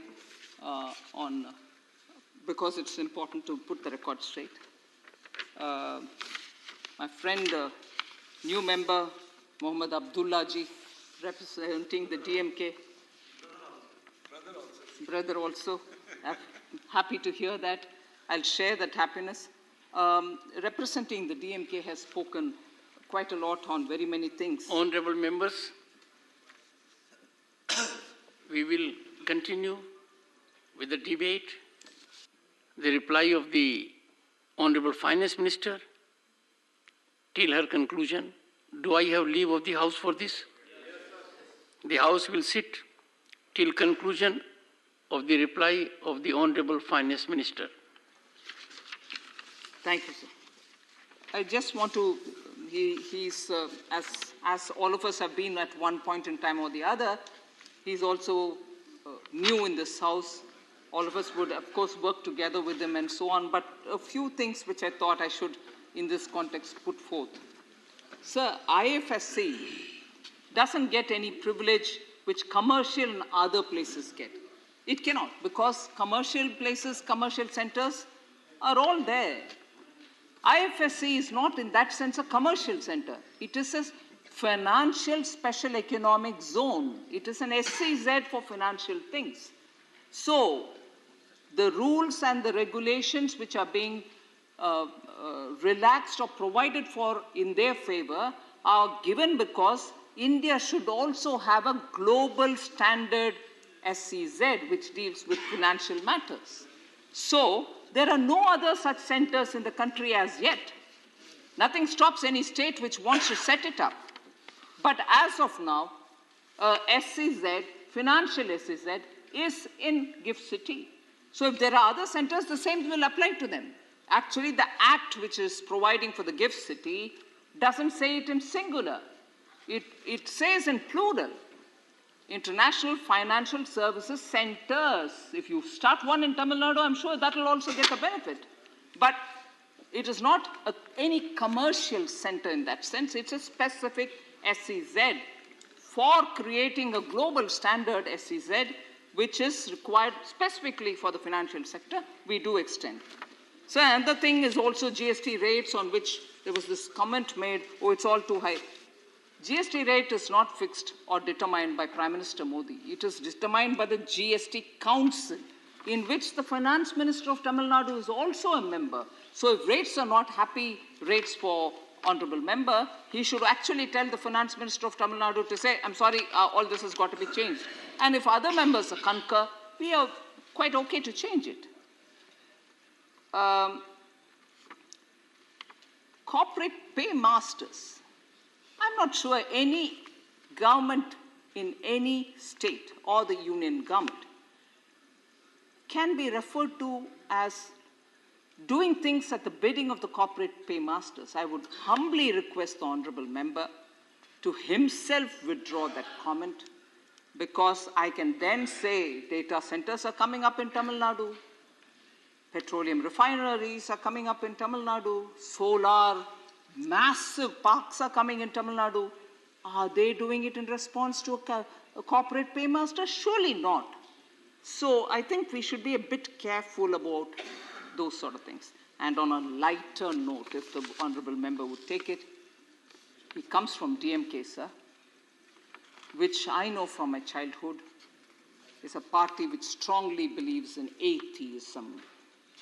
It doesn't propagate any religion of any kind. Very well. but I was very impressed by the honorable member referring to Rahu Kalam, Yamagantam, Kuligai. All these are Hindu Panchang. I said what people say. No, never mind. Never mind. These are expressions which are so typical to Hindu Panchang. In Tamil Nadu, people refer to Rahu Kala. When is it, Yamaganta? We don't want to do anything good during that time. But DMK member referring to this, music to my ears. With that, sir, I want to just say thank you for all the members who have spoken. It's a good day when a DMK member speaks from Panchang. So the one bit I missed out is, in passing, I think, Amar Patnaik, who's not here, said we are neglected by the center. Dr. Amar Patnaik. Sorry. Am I right? Is he? I have been extremely careful. Sorry. Honorable Finance Minister, after my wife got a doctorate, I don't make any mistake on that. Okay, sir. If any member is a doctor, I say doctor. Sure. Because no one can go against the supreme mandate. Honorable Finance Minister. It's in your generosity. Sir, Dr. Amar Patnaik, sir, mentioned Orissa as being neglected by the center. Not at all, sir. He came up with a list of things, saying on all these. Oh no, we don't neglect any state. In fact, Honorable preempts one line which is repeated. If India has to develop, every state has to develop. And that is why he goes on talking about East, Northeast. He says, even if one state lags behind, that will pull our growth possibilities, pull down. And therefore, he's of the view that all states should be given all the attention and every state should grow equally. So, no, we are not neglecting Orissa. And personally, I have a great admiration for that state. Within my own capacity, I will never allow that to happen. So there was a brief reference made about the oil bonds and also about this is my last point, sir, I won't take more time. Oil bonds and also about the special bonds with which we do capital infusion into the banks. So first of all, oil bonds. We have already paid 2.34 lakh inclusive of interest.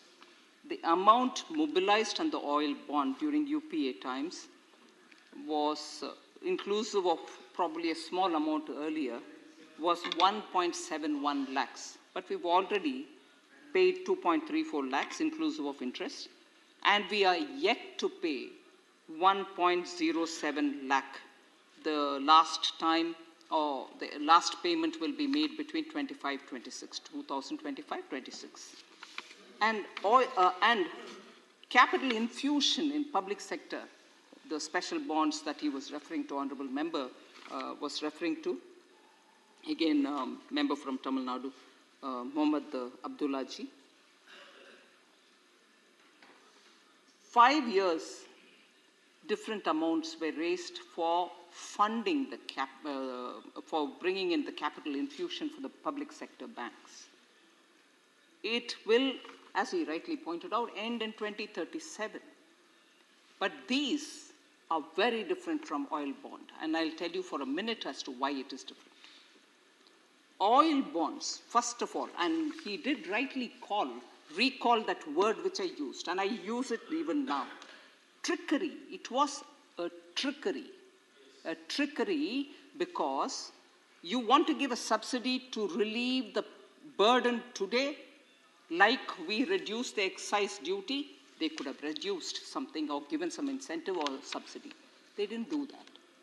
They claimed that they are giving the subsidy, but that amount was, instead of paying the subsidy, they deferred the cash payment by putting it, the petroleum ministers here, by putting onto the oil marketing companies' accounts. This is what constitutes a revenue expenditure. Revenue expenditure does not create assets. It's a subsidy. You give it, finish it. But you gave it, apparently, But the burden has been shifted to the oil marketing companies, and that's getting repaid by us now, by any government which follows. Whereas the capital infusion which we are undertaking since 2017-18, and to say that you've also taken this huge amount, it's going to be paid till 27. Yes, it will be 37. Yes, it will be paid till 37. But why is it used? It is given as a capital to the bank to promote greater credit availability for Aam Aadmi, common man, to do his business at whatever applicable rate, so that people can build businesses, earn out of it, take care of their family, save money, or pay wages of people who work with them. So that's one. Second, it also helps the banks to have correct capital adequacy ratio.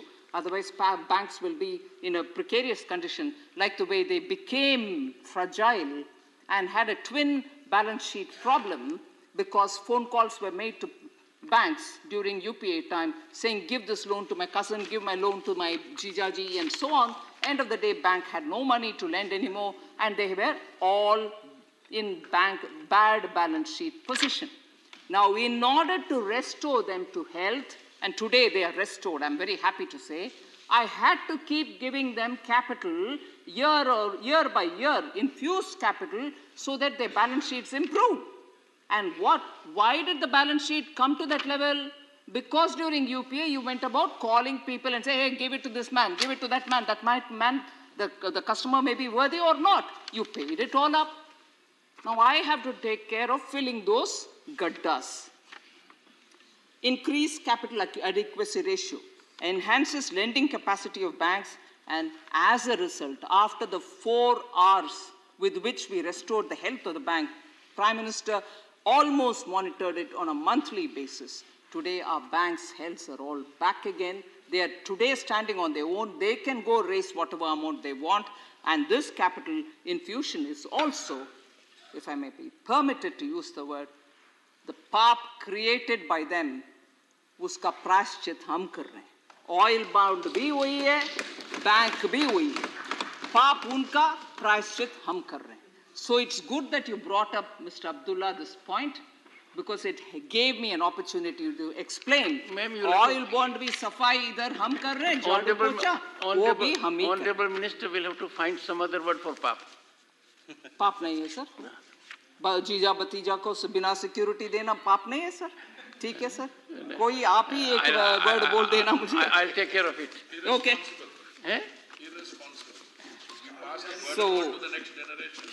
So I thought it was just the oil bonds. But thank you for having reminded me of the recapitalization monies that I had to give. That's also because the entire balance sheet on one side have been scraped out.